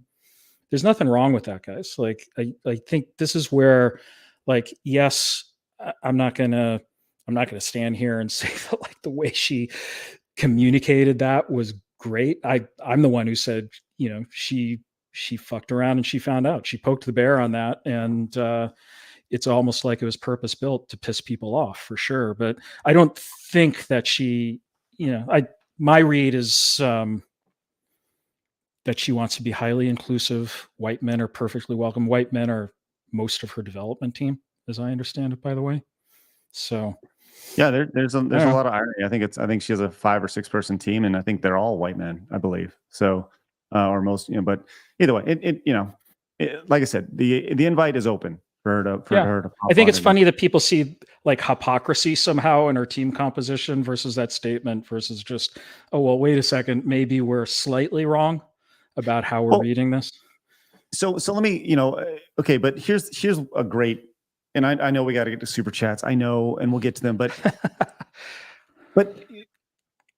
we all want to be inclusive, right? Okay, cool. Let's be inclusive. Where does it end? Okay, at what point? Because someone's going to be upset because they're not included, right? At what point do you include a blind character in your game, right? At what point do you include Mark the Cyborg with one leg, right? Like, where does it stop? If you want to be inclusive, you got to color the whole spectrum, right? It's not designer. Those are some fucking good ideas. That would be amazing. Well, I'm just saying, like, where does it end? There is no end to inclusivity. That's the thing, because everybody's situation is different, you know. And that's the slippery slope that we are continuously going down. And that's the answer that nobody can provide. Where does it end? Where does inclusivity stop? Well, everybody's included. Well, no, not everybody's included, because that guy over there who's a little person without an arm, who's also gay, by the way, he's not included. You see what I'm saying, right? You can't get a solid answer when it comes to that stuff. So we're inclusive to a point, if it checks the right boxes. So we'll continue here. Epsilon says, gamers as consumers do not have the prerogative to accept a game or developer. It's up to developers to court gamers, not the other way around. Sure. That's just sort of the free market, laissez-faire approach to things, and I appreciate that. Like, game studios are businesses, and it's their job to acquire customers. So yeah, you're like, why? Like, who could dispute that? What I'm proposing for you though is that if what you want to do is influence more game developers, make it a little less random, have the things that you want to see in games present, then engaging with them is a way to do that, right? So you could take that as, you courting the game developer, I guess, is one way to think about it. But sure, like it's not exactly abnormal for a business and its customers to collaborate on what they both want to see happen. And I would say that's just an opportunity, but it's not one you have to do. Like, look, it's a free market. Like, you can just sit back and click the buy button on Steam anytime you see something you like, and that's totally valid. Like, that's the way probably most of the market's gonna act. But what I saw here is a kind of more of an activist community where you want to get more involved. You want to tell people what you want to look. I've seen a lot, frankly, of like more like what you don't want to see. But I think you'll actually push things more towards the things that you do want to see, is kind of the opportunity for you. I would not say we're activists at all. I think that the vast majority of people in our community just want to be left alone. I would say it's almost the exact opposite. They just used an emotionally charged word. What's that? Activist? Yeah, well, for Activist, sure. I guess. For sure.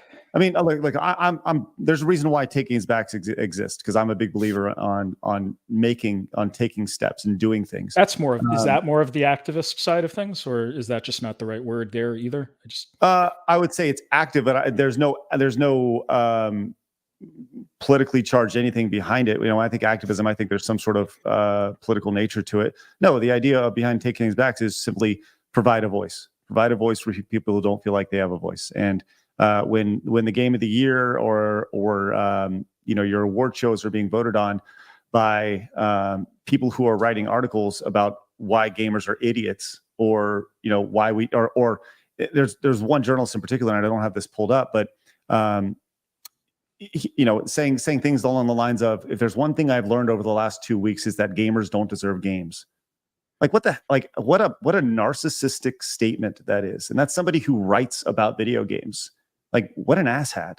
And I don't have time for that. I don't have time for that. Like, if you're going to be inclusive, but don't be a fucking asshole. And I don't agree with that either, Craig. Like, right. First of all, gaming is for everyone. No one gets to define even what a gamer is. That guy wants to define gamers in a certain way that I guess I don't even know what his logic is, so I'm not going to try to speculate on it. But there's lots of kinds of gamers, and gaming is for everyone. It is the media category of our time. And by the way, that includes making games. Like it's going to get easier and easier to just make games. Like, there's people probably listening right now. I suspect there's game developers present listening. And if you're not a game developer, listen, you could become one. Like, you could sit down with UEFN today, just as one example. I'm not saying that's the be all end all of game creation, but like, you could start learning the craft that way though, as one person, and make an experience that people want to engage in and kind of learn more about it. Like, that could be your start. And soon you'll be able to make full-blown games. In a few years, when you look at all the stuff happening with artificial intelligence, for example, that's going to automate more parts of it. Maybe you'll be able to build a whole AAA game in a few years from now, just on your own. So I encourage anyone to become a game developer. By the way, like, this is one of my big things, which is I don't believe in like any gatekeeping in the industry. Like, I believe that if you want to be a game developer, you should just go be a game developer. And I want to kind of remove barriers to doing that. The main barriers today are financial, because it costs so much to make most games, and distribution, because getting your game in front of an audience is really, really hard. Just super expensive marketing. So as those things get less and less important, it means more and more people can try their hand at it. I believe in gatekeeping. Benny's getting out of came and says, if people working games don't respect us, why should we give them money? No death threats, obviously, but everyone deserves to be called out for their BS. Thanks, Benny. Appreciate that. Kyle came in and says, as a black man, I disavow her. She's a narcissist. Guacamoon says, the market did decide and got accused of being the worst people in the world. They will go as far, I guess, as they need, and they think they'll get away with. Thanks. Appreciate that. And I think that's the other thing. If a game doesn't work, well, it's because you don't get it, because they don't get it. It's like, okay. Hayden came in and says, tell them about the as pronoun rant. It's that this ideology has been pushing its way into games and culture as a whole for years. When we say we don't want that or don't play this game, we get attacked and berated for it. So he's speaking of this rant from, this is the viral rant that went out a little bit ago. And you said you have not seen this rant, the pronoun rant, the fucking pronouns rant. Have you not seen this? I haven't seen it. Would you like to see it? I'll look at it after. Like, I don't want to respond to these things in real time. I'll take your word for it for now that like it's going to annoy a lot of people or something. But look, okay, I'm standing here in a library. There's a lot of books in here. It ranges considerably in terms of the content, the themes, and I don't think any more or less of you if you read a certain kind of book or don't. So it is weird to me that someone thinks that it projects something about you. Like if what you're saying, I heard you say this, that like, if you don't play a game, you're a bad person for X. Like that's absurd. Like, first of all, there's too many games. Like maybe I'm just having fun playing another game. Fuck you. Like that doesn't matter. But like, let people just do the stuff that they want. Like this industry is vast. We're talking about literally billions of people. And my AirPods died because I didn't realize I was going to be on this the stream for quite so long. So I got to switch them out, and I'm going to have to go speakers, and hopefully that won't be a problem. Sure. Sorry about that. All right, we'll continue here. Kyle says, John, to be honest, I don't need I don't need a white man or woman representing me. I'm perfectly fine with an all-white cast. I appreciate original black characters. Thanks, Kyle. Appreciate that. Yeah, cool. Kyle, you be you. I think that's great. Kyle says, Guacamole says, I see myself in the game equals the message. Fondue came in and says, the truth of seeing ourselves in media is seeing someone brave or honest or kind, not having a certain color skin. And, you know, John, I know that you're... What a wonderful idea. I love that. So, I mean, who would disagree? You're 100% right. And, you know, I think that you came into this conversation possibly with a preconceived notion as to who we are and what we stand for and the activism aspect of it. But here's the activism. This is what we want. That's it. Nobody cares about your color of skin. Nobody cares about who you sleep with. We just, you know, just make someone brave, honest, or kind, and make it fun to do, and we're great, you know. And that's like the big message. We are like extremely accepting. Sure. Or play someone evil and see what that's like. Like that games allow you to experiment with all of that. Right. Silver came in and says, I've been abreast to the whole conversation, but what I took as the divide is this: there's nothing wrong with making new things, but people are upset about the pervasion of things that other people made that already exist. I think that's a good point right there, Silver, for sure. Nathan came in and says, to all the indie devs, shut up and develop your game. No one cares about your politics, and even the people you pander to hate it when you virtue signal. Best course of action is to let your work speak for itself. Thank you, Nathan. Appreciate that. Well, just to comment on that, though, I get the take. It's like game devs go into your cave, come out with an amazing game so that we can choose whether we want to play it or not. The message about sort of the intertwinement of politics, I get that. I get the objection to that you're raising. The bigger problem, though, is that's just not how indie development can be successful. When you talk, not the politics part, but the like go away and sort of build it quietly. it used to be that way in the game industry. Like, in fact, it used to be like everything was made under a veil of secrecy. That was the typical way games were created. And you'll still, and certainly more like in the AAA markets, that continues to be true. But with small teams, the ones that are probably going to build more innovation, different kinds of game systems that we haven't tried before, new types of stories that play with sort of riskier content, more original storylines, all that stuff. Like, those things are going to come from smaller indie teams. And for them to ever connect with their audience, these people are having to learn how to be in, social media, on streams, how to say the right thing in Twitter. So they do have, that is a part of it. So I don't think just telling them to shut up and build their game is actually super productive. Now, like, I'm a public speaker, so I don't have a problem doing this, but like the typical game developer, by the way, they're not used to that. They're accustomed to just sort of like making art, working on a game design, and they're having to level up and develop a lot of new skills and do it really fast because the whole market is changing around them and distribution has changed. And this is if anything that I wanted to offer to your audience, other than just maybe the fact-based, like I can answer questions, it's like, I do want you to maybe come away with an understanding of like this new era of smaller and smaller teams, building in public, these people having to learn new skills, because it isn't going to be quite the same as it has been in the past. But that's also your opportunity as a community. You're able to really influence these games, work with the developers that you like. It doesn't mean you have to, I'm not proposing work with everybody, love everybody. Like, you're going to find the developers who you like, and there's really a chance for you there to come out of that with the stuff that you do love and a relationship with developers, because these people are human beings that are creating content. They're really passionate about it. Like, they pour their souls into it. And it usually, like, if you want to know like one of the worst like financial decisions on average you could make, it's like, be a game developer. It's really, really hard. So, well, I am proud to announce more of that, them. I was going to say, well, I'm proud to announce that we're going to be starting our own consulting firm called Mega Testosterone Man Gaming, where if anybody would like to come to us for thoughts on their video game, we will gladly provide some sweet consulting for you guys. Thank you, John. Make all the boobs bigger. That's what it's going to be. That's right. There it is. Hey, that guy needs more abs. Yes, he has 6 already. Give him 12. Rebound says, we care because they change it. They change it because they only see the world through the lens of race. It's Marxist whatever that word is. Thank you, Rebound. Identitarianism. I think that was in comment to the what is it? The Dead Space thing, right? And why they changed the poster.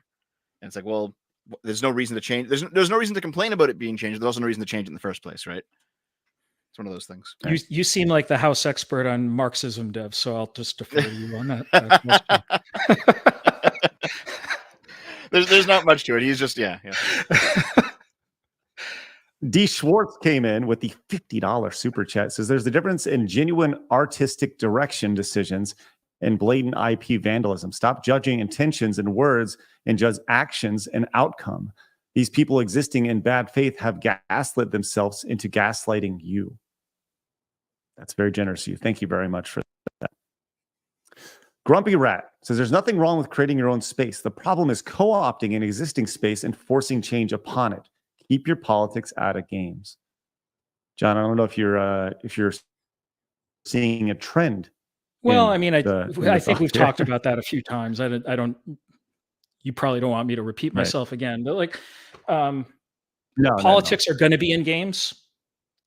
But I think the objection that I've heard from folks is when you change an existing IP that you're familiar with, and suddenly it has all these unfamiliar elements that have a political vibe to it, like, you don't like that, and I get it. I think a lot of people would understand that, but politics will be a part of games for the same reason that politics is in art, it's in books, it's in movies. Like, it's just too big now. It's part of our society. And that's actually a good thing, in that we're going to have a large range of different games and experiences you can have. And again, I'm sounding like a broken record, but like, this is why smaller teams building games where they're really owning their vision of what they want to accomplish with the game is a good thing, because there is this aspect of like corporate hierarchies in bigger and bigger entities do tend to impose all kinds of rules, not just the things we've been talking about, but also just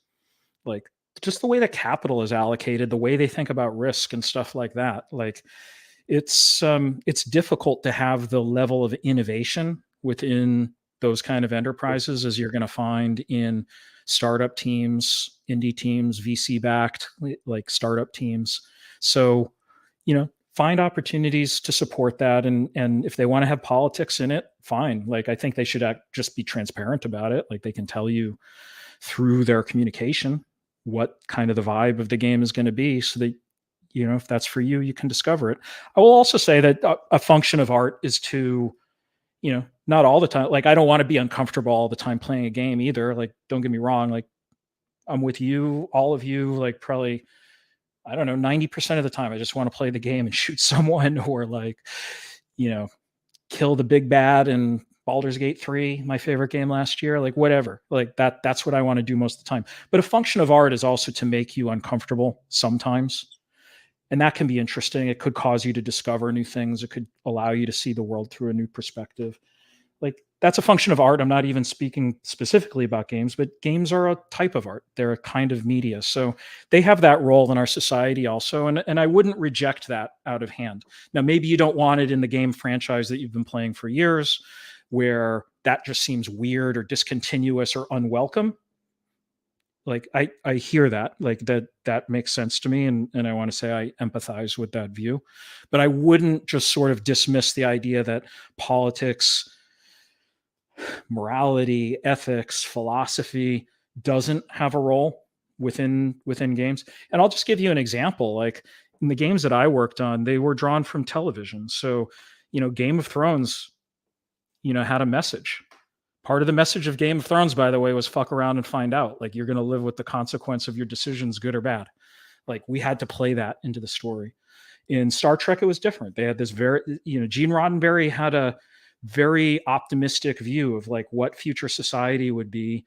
And he had his own version of that. And we had to bring that to life in the game. We did bring it to life in the game. What was always really, really important, and this is where I think I resonate with some of what we've talked about. When I had to take IP four different times and build a game on top of someone else's IP. I was very conscious that I was playing in someone else's world that they had a vision for. And I had to really understand their vision and bring that to life. It wasn't going to be my vision. It could be my game mechanics on top of that to bring it to life in a very interesting way. But like, I spent time with George R. R. Martin, the author of Game of Thrones. He's, pretty specific about certain things that are important to him in Westeros. I couldn't take that I didn't want to, not only couldn't I didn't want to take it in a new direction, because I wanted people to feel like they were having an authentic Game of Thrones experience when they played the game. When I built Star Trek, I had to bring, makes it sound like I was forced. I wanted to bring Gene Roddenberry's vision to life of like this optimistic future for mankind in space. And we, I think very accurately brought the themes that were important to him into the game. With Archer, I don't know if anyone's watched Archer on FX. Like, it's got a certain humor style. We leaned into it hard and we brought it to life in the game. Well, but I think that's important. You have to respect it. Right. And you nailed it right there. You have to respect it. And I feel like a lot of people feel like they haven't respected certain IPs or certain characters in not just gaming, but just in media as a whole, with a number of different franchises. And, you're saying the right thing. We respected the franchise. We and your actions, I haven't played your games, but I'm going to assume that still play the Star Trek game. It's out there. I don't own it anymore, but Star Trek Timelines is out. But the idea is that I think that's the biggest thing is people feel like people are taking existing IPs that have been established and lore behind other characters that were not written by them, and then making them their own, and totally changing things about the characters that would never be. But let's go and it's continue a business on. model too, like Diablo. Like I think people often talk about Diablo 3. They introduced the auction house and like real money transactions.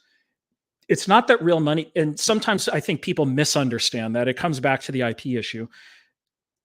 Having a real money auction house in a game is not inherently wrong. Like if I play Magic the Gathering or Pokemon, I can go to the card store and I can trade and buy cards.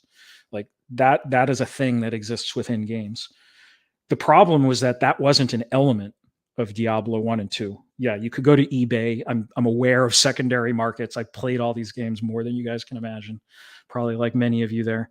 But the core gameplay of Diablo 1 and 2 was like that wasn't a part of it. You introduce a very different game mechanic there around monetization, just as you had in Battlefront 2, where suddenly loot boxes appear in a game that didn't have that. That's discontinuous. So there is this general sort of thing that I think maybe at the executive level of certain companies, when they're trying to expand their audience or they're trying to get access to more revenue in their game, they make the wrong choice, which is to essentially be discontinuous with the brand and the IP. And I would always tell a game developer, look, it's your, like, I'd say this, look, it's yours. You do whatever you want. You own it, right? Like you're going to have the consequences of those actions. But if you want to be true to the IP, you've got to respect it, as I did with some other IP, and you've got to kind of maintain the sort of the value system that's present within the IP, like at the spirit of the IP. And from a game mechanic standpoint, you can kind of add things to it that extend capabilities, but you got to be really cautious about like taking the game design in a whole new direction or a whole new monetization. All right, let's and appreciate your thoughts on all that, John. Let's go ahead and continue with the super chats here, and chime in if you're like super passionate about it. But I think you're going to have a lot of feedback here. Kyle says, John, I don't like changing established characters. I'm black and I appreciate depth in characters. I don't need to see someone else look like me. That's lame. Thank you, Kyle. Okay. I feel I named, but JJ says, Blabs, eels were in IRL adult vids, not just drawn. Thanks, feel I named, but JJ. Let's not talk about that. Daniel says, whoa, NVIDIA just bought Xbox. That was an April Fool's joke. Vinyl says, the problem with the marketing deciding that the beloved franchises that are changed get killed by the changes when they could have continued on. Thank you, Vinyl. Appreciate that. Mark Lyon says, I finally caught you live, 12:30 a.m. here. Thank you for keeping it real. As a PC gamer since the 80s, I'm tired of poor writing and the bugginess at release of modern AAA games. Thank you, Mark. Appreciate it. Thanks for hanging out with us and your Thai monies. As he had a Thai honey in his avatar as well. Naruto 2.0 says, this wouldn't be a problem if the people trying to push quote-unquote inclusion would make their own games, not corrupt ours, previous established characters. Thank you, Naruto. Appreciate that. Lover of Green says, in late April, Ubisoft will close the servers for the crew. Millions of gamers will no longer be able to play a game they legally own. YouTubers Ross Scott has a plan on ending this malpractice. Thank you, Lover of Green. Appreciate it. It is a tragedy that kind of built into live services games is that they end. I don't know that particular case that was just referred to, but this is something that happens.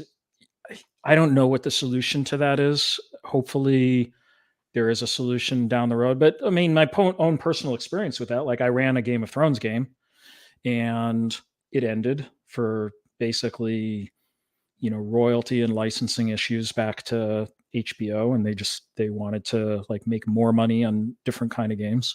But I ran it for 6 or 7 years and then it had to end.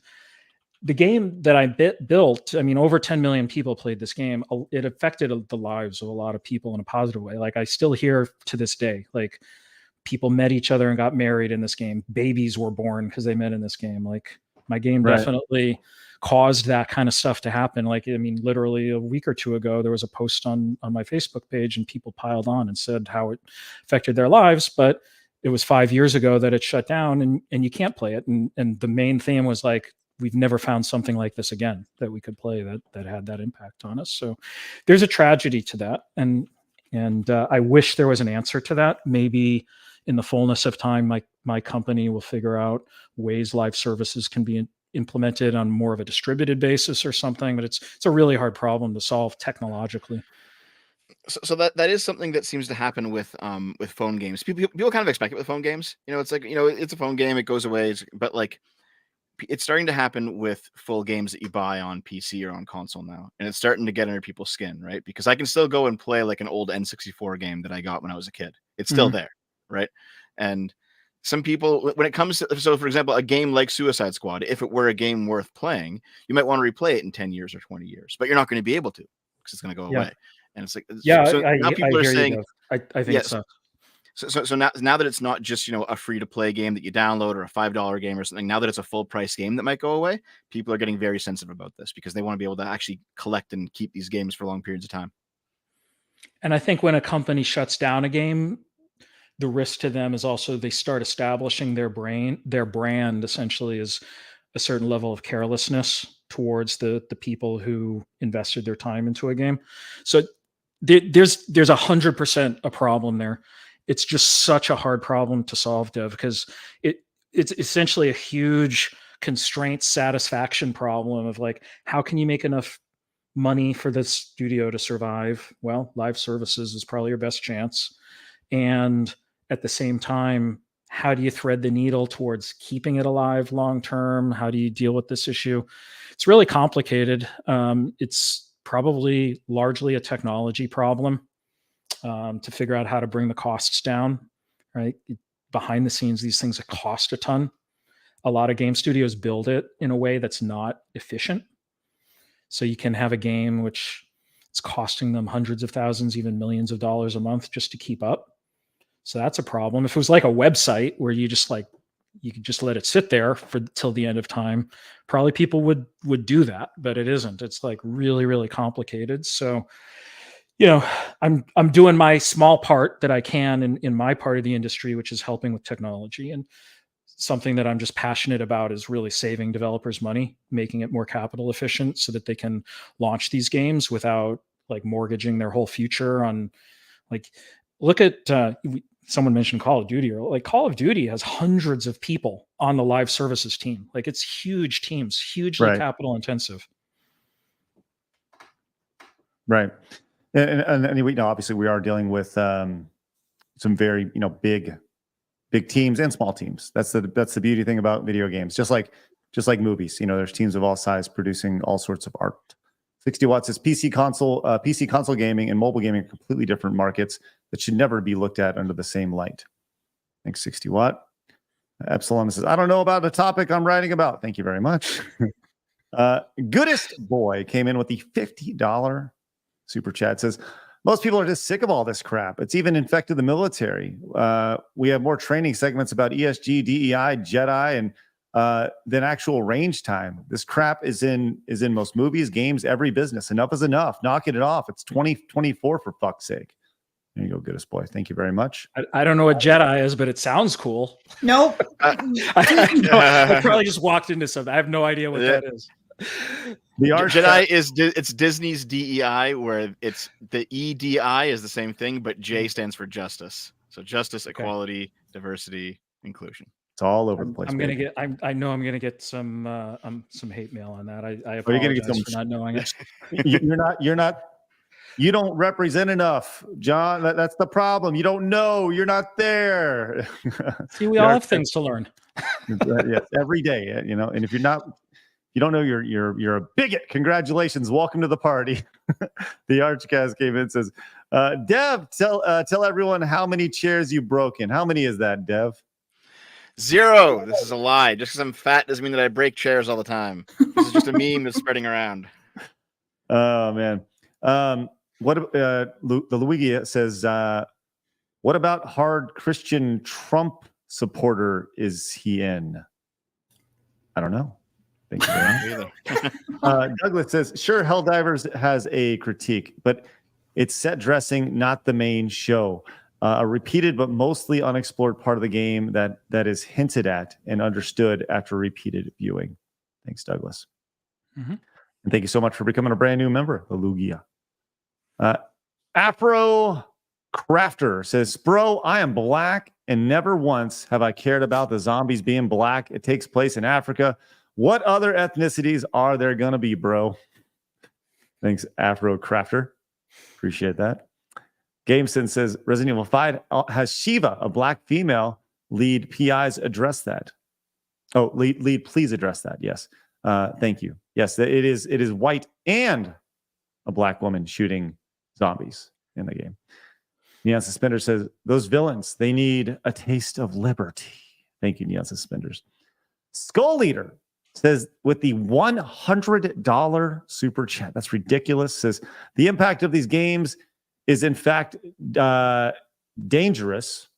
It is affecting not just games, but all forms of art. Books like Charles and the Chocolate Factory, or The Crew song based on Waiting for Ghetto. Will Othello be canceled? I'm sorry? Waiting for Godot is a book. Oh, thank you. Will Othello be canceled unless we have a black person singing it? Skull Leader, thank you so much for that extreme generosity. Once again, where does it stop? Nobody knows. Nobody can give me a good answer on that. Johnny says, it's gracious to think that it's, I guess it's gracious to think that it's inflammatory. Don't constantly emphasize and highlight race as a barrier, making boundaries. Thank you. Appreciate that. Crafter came back, says, I'm so tired of people like this trying to speak for how black people feel, bro. We don't need representatives. We can speak for ourselves. We aren't babies without voices. None of us are bothered by Resident Evil 5. Thank you so much, Crafter. I don't know if that comment was to me. Like, I think I was like, I just don't know. But I think I saw that maybe some people would see it problematic in a game where, like, it's white people killing the black people. But I hear you. Like, I actually don't know. I didn't play that game, so I don't. It's possible that they just delivered that in a completely fine way. So what I recall is that Resident Evil is a zombie shooter game, right? And it started as a more survival horror, then it became more of a shooting type game as the series went on. And it was viewed as very hypocritical when some progressives complained about it back in 2009 or whatever it was when it came out, Resident Evil 5. Because in Resident Evil 4, Leon Kennedy, he's a white guy, was shooting a bunch of Latinos because it took place in a different part of the world, and the zombies were all Latinos. And no one cared, right? That was in 2006, I think. Then 2009 comes around, Resident Evil 5 comes out. It's a zombie game in Africa this time, and you have Chris, who's a white guy, and then Shiva, who's a black woman, shooting mostly black zombies because it's in Africa. And there was a few progressives saying this is racist, and they got completely laughed out of the room. No one cared about what they had to say. They had no cultural pull. But that's changed in the past 15 years, and now that sort of opinion that they had is much more prevalent. And you have a lot of black people, like the super chatter, for example, who's saying, "Hold on, I don't find this offensive that you're in Africa shooting black zombies, because that's what would happen if it were a zombie story happening in Africa, right?" And it seems like there's a lot of very progressive people on the internet who are speaking for the entire black community when the people on the ground don't feel that way. They don't find it racist to play this game or something. Yeah, Right. and I think I'm just saying that I'm able to hear kind of those different perspectives. It all comes back to my overall theme, though. Like, first of all, I think the person who just commented, like, your voice should be heard in the industry because great, like, other people should hear that and get that feedback. I just come back to, First Amendment, big fan of it myself. Yeah. People should just build whatever the fuck they want and let the market decide, short Well, of being straight up illegal or something. Right. And I think it goes back to, at what point is some, look, the guy who wrote that article, a lot of times what you see is you see the, well, I don't even want to get into all that nonsense, but I'll just say this. Gaming with Spoons came in at the 5, says, I want to personally thank you, Craig, and SideScrollers for speaking out about this. You are a voice for those who feel our voices aren't heard. Thank you very much, Gaming with Spoons. Really appreciate that. And Craig, I just have to say, I'm only going to have like another 5 minutes, so I'll stick around. So thank you for having me. I appreciate the time. We spent more time than I expected. I'm glad we could have the dialogue, and hopefully this was super interesting for everybody. Yeah, and I'll say, let me get to the big old super chats real quick, and then we'll finish those off once you go. But once again, I encourage you guys to follow Jon over on X, and you know, if you want to follow what he has going over there, and I just thank you for spending time with us today. Like I said, the most important thing is that you're here. So many people don't want to be here. They don't want to have these conversations, and because I like hearing your perspective. I hope you enjoy hearing mine. I know you said you have an article coming out. Hopefully this helps shape your perspective a little bit better as to who we are. And like, as I said in the DMs, I'd rather be talking about this with you than about you. And I appreciate you coming on and spending some time with us. Like I wanted to learn more, so I didn't want to just be talking about something I didn't understand. So yeah, thank you. Skull Eater came in with the $100 super chat. Says the root of most of this is that DEI and ESG are not organic to the story, that are in fact mandated by organizations to push a message. So it's propaganda, not art. The other side are companies that are doing a grift of victimization. Refer to Booker T. Washington, 1911. Thank you, Skull Leader. Appreciate that. There's definitely seems to be a large amount of that. Goodest Boy came in with the $50 super chat. Says, really knock off the politics in games. How hard is that to understand? We beat that one to death. Okay. Prairie says, if politics are going to be in games, they should be represented in the game's world and referential to that world, not ours. It's not that politics shouldn't be in games, it's that people want a space where current politics are not hounding them. Prathia, thank you so much for that generous support with the $50 super chat. That is awesome. And let's see, I want to make sure I get all the these. Oh, I got one over on Rumble real quick, which once again, we're going to get to everybody's in time. And I do want to say once again, thanks to Jon for spending some time with us. God, the chats both on Rumble and on YouTube have been insane. Blaz, do we have anything over on locals that I should be aware of? No, sir. Okay. Al, thank you so much for becoming a monthly member over on Rumble.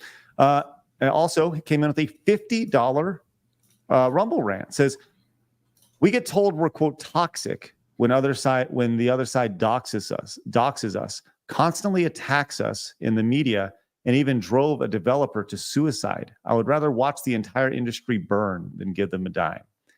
And I think it's a dark view. Sorry to hear. It is. It's a dark view. It's a very pessimistic view.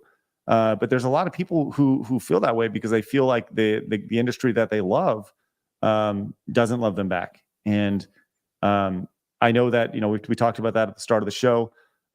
If it gives you solace, speaking directly to you who wrote that, like, there's like 1 million+ game developers out there. Like, a lot of people love you. Okay. I love the people who played any game that I ever created. Did we have crazy people? Yes. I had a person phone in a bomb threat to my studio because they thought we overcharged them by $25 or something. And then we just gave them some free stuff anyway, but it was worth a bomb threat to them. So yes, there's crazy people out there, but I love the people who played our games. And I feel like I've affected people's lives in a really positive way. Not everyone, but certainly a lot of them who played. So, like, don't generalize. Don't generalize. There's a lot of people who are really just earnestly trying to create experiences and stories that they're very passionate about, and they want you to enjoy it and be part of it. And give these folks a chance. And I think we're on the same page, right? Once again, the vast majority of people, right, are cool. But it goes back to I really wish they'd just speak up. Really just wish they'd say something. Hey, because they're saying things privately. They're reaching out to us privately. They're reaching out to Grummz privately, Cabrutus privately, and saying, hey, this shit's kind of crazy. And I don't go along with it. But I'm fearful of a blowback for my job. And that's kind of the common theme. I'll tell you, Jon, I'm going to give you an out here, man. I know you said you had 5 minutes, but I just wanted to say thank you again for spending time with us today, man. And I would love to have you back again to continue the conversation. I hope that other developers and people in the industry see this and see that we're not horrible people. We just want we just want to play fun games. That's really what it comes down to. And do you have any closing thoughts, Jon, before we go, or any other questions? By the way, like, I want to play fun games too. Like, I got into this industry so I could add some more games to the mix of the games that I play. So we're all of us making games are pretty passionate about it. The vast majority of people just love the art and the craft of making them. I just want to leave you with a call to action, which is that you have this huge opportunity as a community, not to just sort of chase down folks that say the wrong thing. And sometimes, listen, maybe it's justified. I'm not going to judge where it makes sense or it doesn't, but like, you have way more impact by elevating the developers that you like, working with them. I know you want just developers some of you may want developers to just shut up, go in a cave, come back with the game.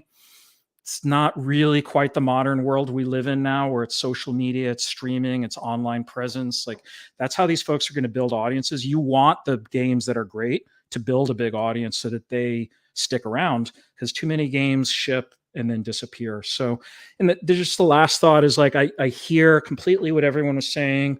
Like, some games are going to have politics. That's fine. It's great to have a diversity of it. I heard the message about, like, when it's added to something which is very discontinuous to brand expectations, that's not welcome.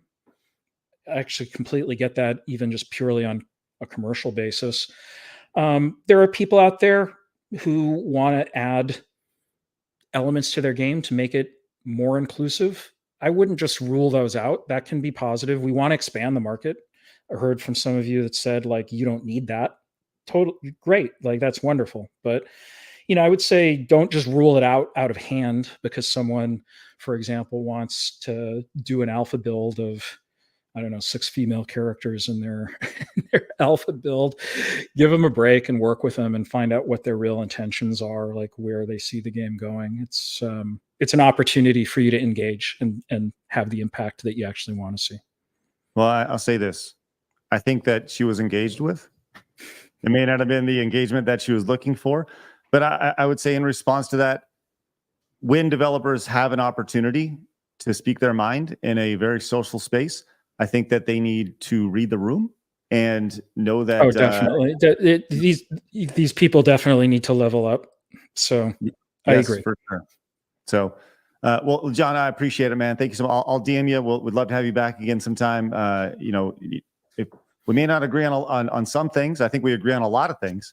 I'd say we agree on probably 90% of stuff, which is great, which I think is a.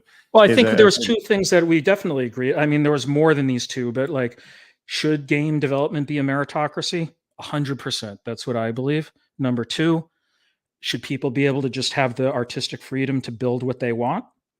Yeah, they should be able to do that with the concern heard that, like, you fuck with an existing IP, you're gonna alienate an audience. That's just normal. Yeah. All right, well, Jon, thanks so much, man. Appreciate you, and we look forward to seeing you again real soon, man. All right, thanks for having me, Craig. All right, thanks, Jon. Thank you. All right. Once again, you can go follow Jon over on X. Appreciate all y'all's support today. Dev, Blabs, I appreciate y'all hanging out. I did not expect this to go 4 hours today. I expected this to go like an hour, and I genuinely appreciate you guys. Dev's actually asleep right now. I'm going to get to some super chats real quick. Light came in. No, I'm still here. I'm still here. I'm just imagining you laid back. Light says the second playable protagonist in RE5 is Shiva, a black female. Takes place in Africa. The enemies are zombies. People who think it's problematic need to get off the internet and touch grass. Yep. Thanks, Light. Nathan Cassidy says, in regards to Helldivers, the big difference between entertainment and propaganda is you are prioritizing the story/game first or the message. Thank you, Nathan. Appreciate that. I am the Icarus says, as a band, we think developers should try to be hit makers. Yes, it's hard, but that's what you had mini great games. That's why I had mini great games in the 90s. Oversaturation of the market with bad games caused the video game crash of 83. Thanks, I am the Icarus. Appreciate that. Go make those hits. Dr. Kaladin says, in order for a game to be persistent and have constant updates, you need persistent cash flow. If the loot box model is optional, how do you then how do these games of service companies survive years of additional content? Dr. Calvin. I mean, the answer to that's pretty easy. I think there's like a store where you buy items or whatever, and that's how you progress through the game. Is you pay your way to progress through the game, which is kind of lame in my opinion. Orthodox says, speaking of MTG, its big problem is it's slowly turned into Weiss Schwartz with the Universe Beyond, where it does these goofy crossovers with franchises, Magic the Gathering. Thank you so much, Orthodox Monks. Matthew came in and says, in discoverability, is discoverability not the biggest issue with games, as there seems to be issues with shovelware and reskin games flooding the game stores? Thank you, Matthew. Zach came in and says, the episode deserves an Emmy. Thank you very much, Zach. That will never happen. Mercenary says, The Last of Us 2 sucked. Nothing was delivered. Failure. Dan says, Last of Us 2 was written like for children, but with gore. Thanks, Dan. Appreciate that. I keep fucking up this name. The Lugia says, video games are for everyone, but not every video game is for everyone. Good statement right there. Great Cthulhu came in and says, as an auteur, I don't blatantly manipulate trailers when I promise readers another adventure with a beloved hero and kill them. I also don't kill Amy Hennig's character to prop up mine. Inexcusable. Thanks, Great Cthulhu. Edwin came in and says, John Radoff, please come back as a guest with headphones. Thanks, Edwin. Appreciate that. Bulk Squat Thrust says, just make fun games, not constant digital vehicles to deliver the message. It isn't that hard. Devs did it for decades before the 2010s and 2020s. Thanks so much, Bulk Squat Thrust. Orthodox Monks came back, says, I'm going to take a guess. Was the online game that you met your wife EverQuest, John? I know of 2 old Blizzard devs that met their wives in EverQuest. Sorry, I didn't get to that. Lugia came in and says, video games need to have subtlety. Jacob, politics as a fictional subject, not IRL crap.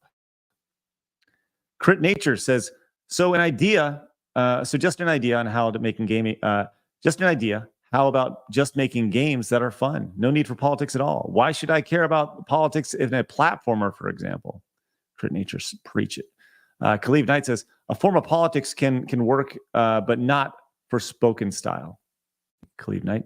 Nathan came in and says, to John, I'm sorry I didn't get to this, Nathan. As a follow-up to my earlier chat, I understand how development has changed. I talked with game devs at PAX. You should just talk about your games and why you made it. Passion resonates. Thank you, Nathan. Appreciate that. Magnum Norris says, Phil, best Ambush album. Thanks, Phil. Thanks, Magnum Norris. Scarfy the Strange says, being virtuous is a challenge, not a choice. Thanks, Scarfy. Appreciate that. Super Deagle says, speaking of Diablo 2, 200 stones of Jordans for 35. Okay. Captain Spire says, the solution is to give the dying game into the hands of dedicated players like City of Heroes. It's still playing to this day and better than ever. Interesting, Captain Spire.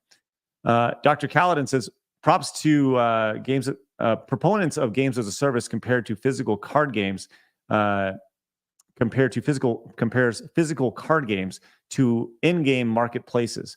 What happens when the game shuts down? Yes. Oh, it looks like we stopped streaming over at Locals because we reached our 4-hour time limit. Is there a limit over there? I just found out there is. Nice. All right, sorry, Locals. That's funny. Dr. Cowden says, proponent of games of service. Yes, absolutely. Sorry, we just got to that. Fractal Brain says, there's a difference between activism and politics. Activism overtake every facet of the art form past 10 years. Also, politics is code for Californication BS that 99% of people don't like Last of Us 2. Fractal Brain, thank you very much. Scarfy came back, says they can't elevate the unseen, so they tear down the holy scene. Thanks, Scarfy. Nightmare says this is a great discussion. Love seeing people disagree politely. Off topic, you should get V on with Dev sometime. It'll be very entertaining. That will just be an argument fest, but it'll be fun. Who's V? V's a friend of mine. He's significantly more right wing than I am, and we argue a lot on Sargon's stream and on Arch's stream. We argue every single time we stream, but we're good friends though. Cool. Neurosis came in, says Mega Man X Dive solved this recently, a mobile gotcha game now on Steam after the online service was ended. You don't need to steal gamers' purchases. Oh, nice. That's cool. Rupert came in and says, it seems to me to be a two-faceted problem. Extreme microtransactions / game designs focused on selling them, and poor writing and forced messaging. Combine it, and it doesn't feel like games anymore. Your thoughts? I think you hit the nail on the head of a lot of those things right there, Rupert. Appreciate that. That's Yeah, excellent. those are they're two separate problems that some people think that they're linked, and they're probably kind of linked. But I've noticed that left-wing people only focus on one side of it, and right-wing people only focus on the other side of it. But they're both real problems that should be talked about. Yeah. Scarky came in and says, of course, RE5 can be remade. Just replace the locals with Dutch farmers and Chris Redfield with Julia Malma. Thanks, Scarfy. Appreciate that. I don't get the reference. Polly McCoy says, I guess it's 15:52 Eastern Standard Time of the chat. Why won't Blab smile? Blab Listen, smile I was furious during that entire thing, but wait, were you? Oh yeah. You ready to throw down? I was just kind of muscling myself up here. Blab, you gotta get your elbows out, bump in. I did.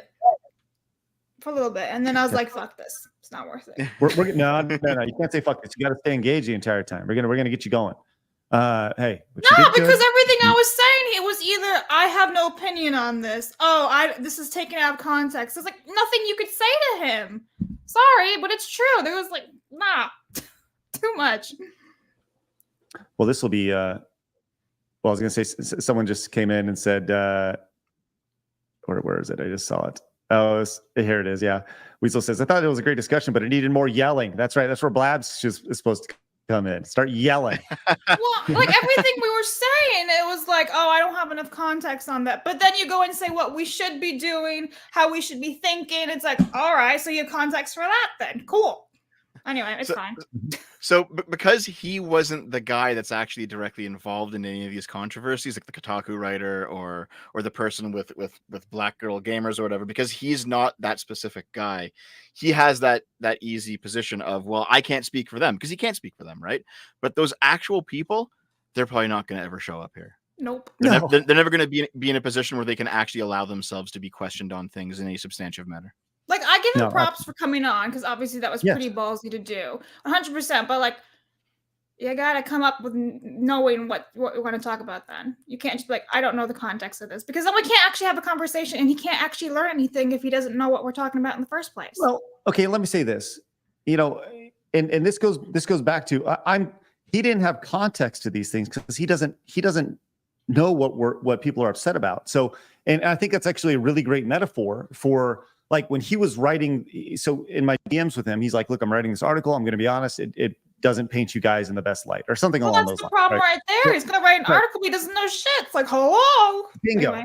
So that's just it. That was my hope of having him come on, is like, I feel like he's saying these are small things. I'm saying, well, listen, this is a trickle down effect. This is why it's important. And, you know, he's just being exposed to these things for the first time. You know, he doesn't understand, the space that we're in.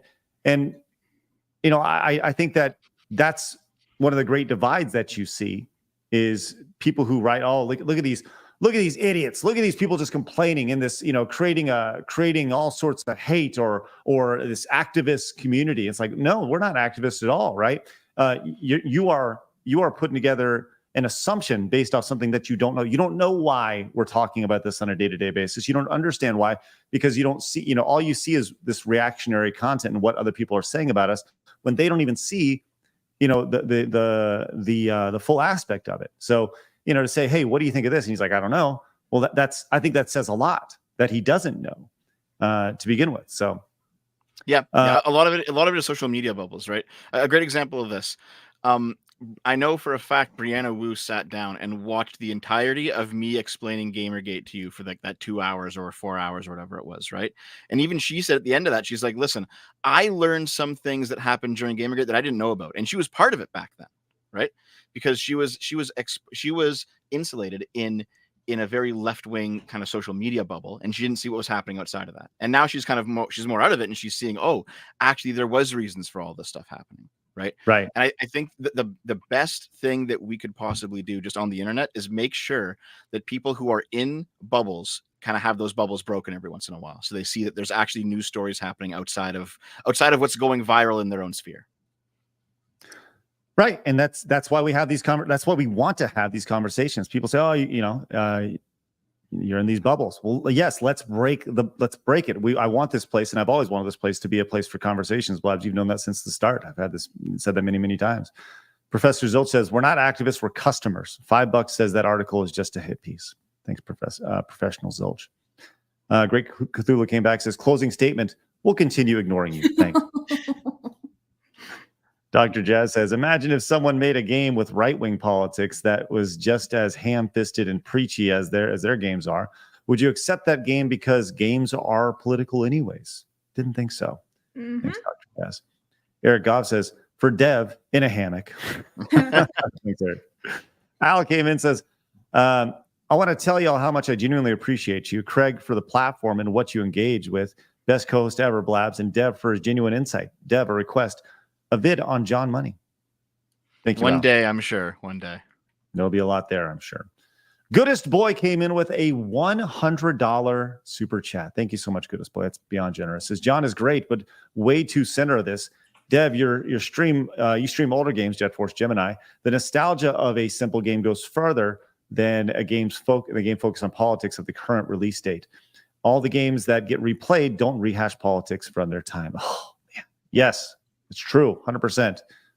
Thank you so much. Unless you're like playing like dudes. What's the game?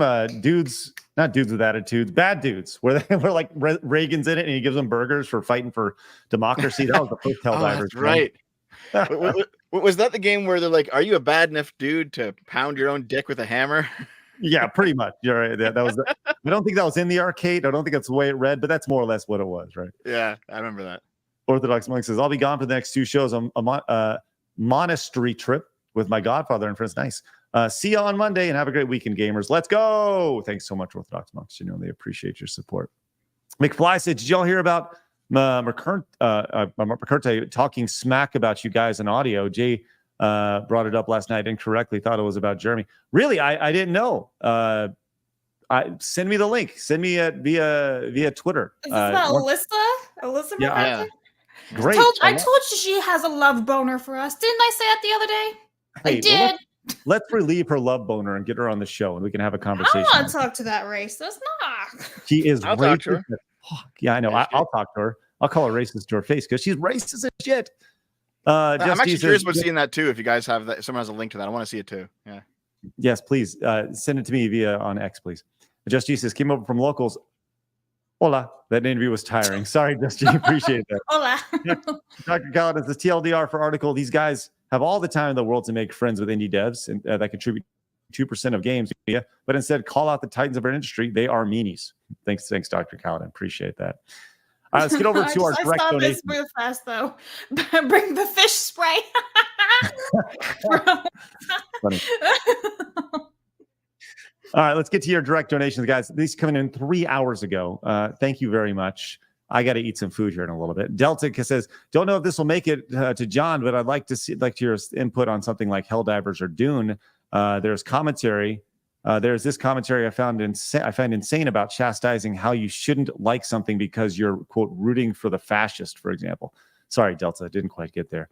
Mercenary I just want to play games and be left alone because they helped me. They're my therapy. They did more for me to stay sane in this insane world than anything. People coming in and changing my games feels like when I got stalked as a kid. Not fun at all. Mercenary, I'm glad games can do that for you. Anonymous says, "Lowball question for John. What are your feelings on the state of microtransactions in games that are $60? Do you believe video games that are not free should have ridiculous microtransactions?" I'm sorry, Anonymous. We kind of covered that though, to be honest. Yeah. You have several. Anonymous came in with several donations, all for John. But then he said, Alex came in and said, "John is who cares who makes games?" And Craig is who cares about. Sorry, Alex came in. John is who cares who makes games, and Craig is who cares who plays games. They're on the same side. This is why they're circling a bit. Thanks, Alex. Appreciate that. Anonymous, again, thank you very much. I'm sorry we didn't get to these questions all for John. Mercenary says, okay, let me re-amend what I said prior. I want this John guy to debate Razor Fist. This guy, everything he says sounds so disingenuous to me, and I can't take him seriously. Afto Crafter came in, says, I'm black with a $3 direct donation, says, I'm black. And even I understand how racist that statement is. Dude, it's not rocket science. It's racism is racism. On that note, I've been gaming all my life, and I never once was the skin color of a character I'm playing as taken into account when enjoying a game. Thank you very much. Genuinely appreciate your support over on YouTube and over on the direct donations. Anonymous says, John, my guy, if people like Craig reaches out to people like Irena and people like Irena rejects/dodges people like Craig, then what's the point? People are reaching out, but they're getting rejected for, quote, wrong think/opinion. Delta came back, says, if this makes it, the donation comes after devs talk about the live service in John's company. I would like to know what he's eyeing for, if it's the next Destiny or something like Lethal Company. Sorry, we didn't get to that, Delta. And Malwinius says, good discussion. Radoff surfed a bit between sales pitch and careful tiptoeing answers. It is understandable, though. Thanks, Malwinius.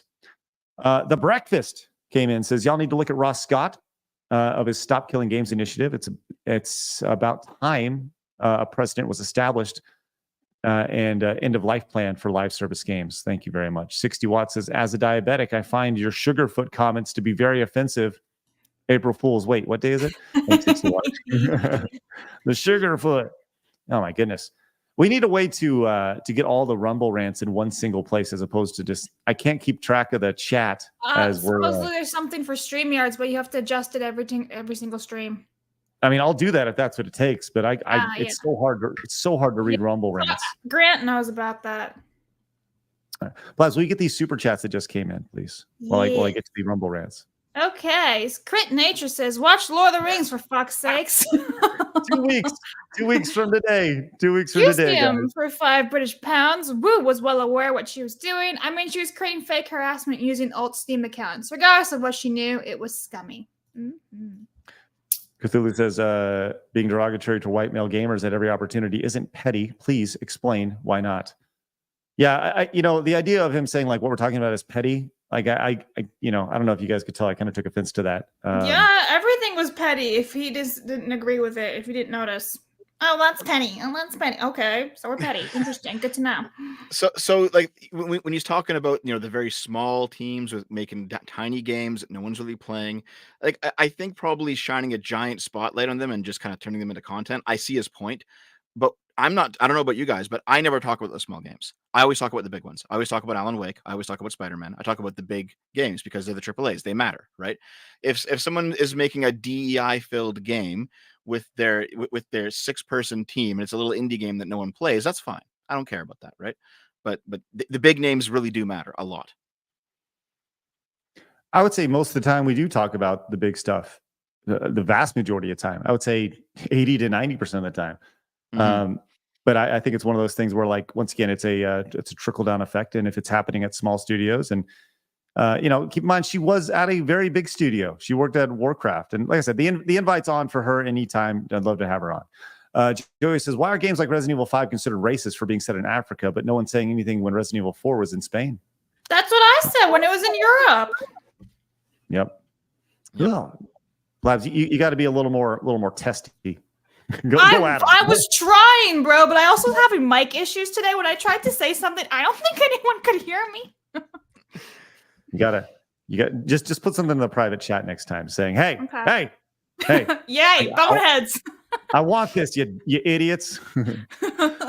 Blaz, will you grab that super chat real quick, please? Yes. David says, politics as a plot point like MGS is fine, but the day Sonic stops running, turns around and lectures me about how I should be called Latinx the day I never return to AAA industries. Mm-hmm. Or Sonic gives you his pronouns before he starts running and collecting rings. Before I accidentally drown Sonic. Excuse me, I'm he, him. Right. Or it approaches Dr. Robotnik, and he's like, it's me, Dr. Robotnik, they, them. And I'm here to get you, Sonic Zeezer. I love that idea. Oh man, somebody should absolutely do that. That'd be spectacular. We're almost caught up. There we go. I keep scrolling and scrolling. Neo Strife came in and says, I would recommend getting Streamer Pirate software as it does a good job pointing at devs' perspective. Sorry, I had to do this super chat through here because YouTube was being stupid. Thank you so much, Sir Neo Strife. And Mighty Megatron says, what politics was in Pac-Man and Mario Brothers and Sonic and Tekken and Street Fighter and Gran Turismo and Madden football or in NCAA football in GTA, Halo, etc. Not a whole lot. Not a whole lot. But hey, they're only the greatest games of all time. What do you know, right? They're only the best ever, widely regarded for everybody. Sean Soros says, first time Rumble ran on SideScrollers. I appreciate Jon for coming on and having a conversation on these matters. I agree with Jon on the parallel economy, which is build culture. Yeah, got to build it up. Jon came back, says, what I don't agree with, Jon, is that all games are political. That is factually false. There are many games that don't push the message or straight up never have had them, like Mario, Sonic, Tetris, Crash. Yep. And Sean came back, says Hogwarts Legacy and Last of Us 2 are two completely different cases. Hogwarts Legacy was because woke activists that hate one person take one person's take. The other is the result of destroying the brand for the message. And Lone Wolf says, thanks for the stream, Craig and gang. I would like to comment further, but I don't know the context. Well, now you do. All right. Good God. That was a lot, guys. That was these marathon streams are always nuts and they're not planned. But hey, I want to thank Dev for spending a good chunk of his day with us today. No problem. I always feel like it happens whenever I come on. Like the marathon streams are always the Dev streams. Is it me? And I was literally thinking that before. I'm like, every time Dev shows up, we're here for 4 hours. Oh, sorry about that. I was like, damn it, Dev. There you go. Oh, that's great. And Blab, thank you for hanging tight and powering through here. You know, going above and beyond. And hey, way to speak up today, Blabs. I don't know if that's sarcasm or not. Oh, that's great. All right, no, listen. We're once again, chime it on in, baby. Chime it on in whenever you got something. Well, I didn't want to yell at him or be like, oh, because then I'd be like the bad guy or something. I didn't want to be too aggressive. Speak your mind. That's what we do. Well, I didn't want to be so aggressive and be like, no, you're a fucking idiot for saying that. I didn't want to do that. Blabs. No one's gonna be upset at you. Just be like, Bruh! And then smile. That's all you need to. I don't know what the hell just happened. You had like 5 different faces in 2 seconds. Just smile. Yeah, that's what I do. I'm a cult of personality here. All right, guys, thank you so much for joining us today and expending a big part of your day with us. Do us a favor. Spread the word. Get this out there. Hit the thumbs up button on your way out. And go subscribe, obviously, to Short Fat Otaku, Dev's channel. And go find Blabs over on YouTube as well as she continues to grow her mighty, mighty empire. I will have an interview tonight on Powder Keg Greg's channel, which I need to get up and walk for the next 5 hours before I do that because I've been sitting here. But I appreciate you guys popping in. Dev, is there anything you want to say before we get out of here?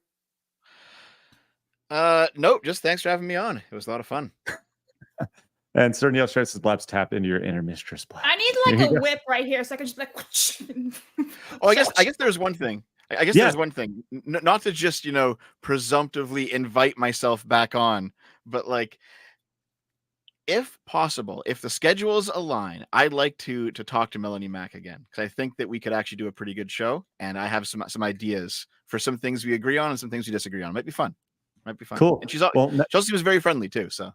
Melanie is very friendly. Melanie's last show with us for a few months will be on Friday. She's been working. She's going to work with the quartering for the next few months, but she'll be back. So when she comes back, we'll get it all synced up. Okay, Dev.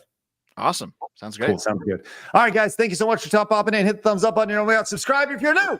And let people know there's a place for common sense in the video game world, and it's right here. You guys have a great rest of your day. And remember, people are going to try to keep you down. Don't let them. You guys got a goal. Go get it. Have a great day, guys. Bye-bye.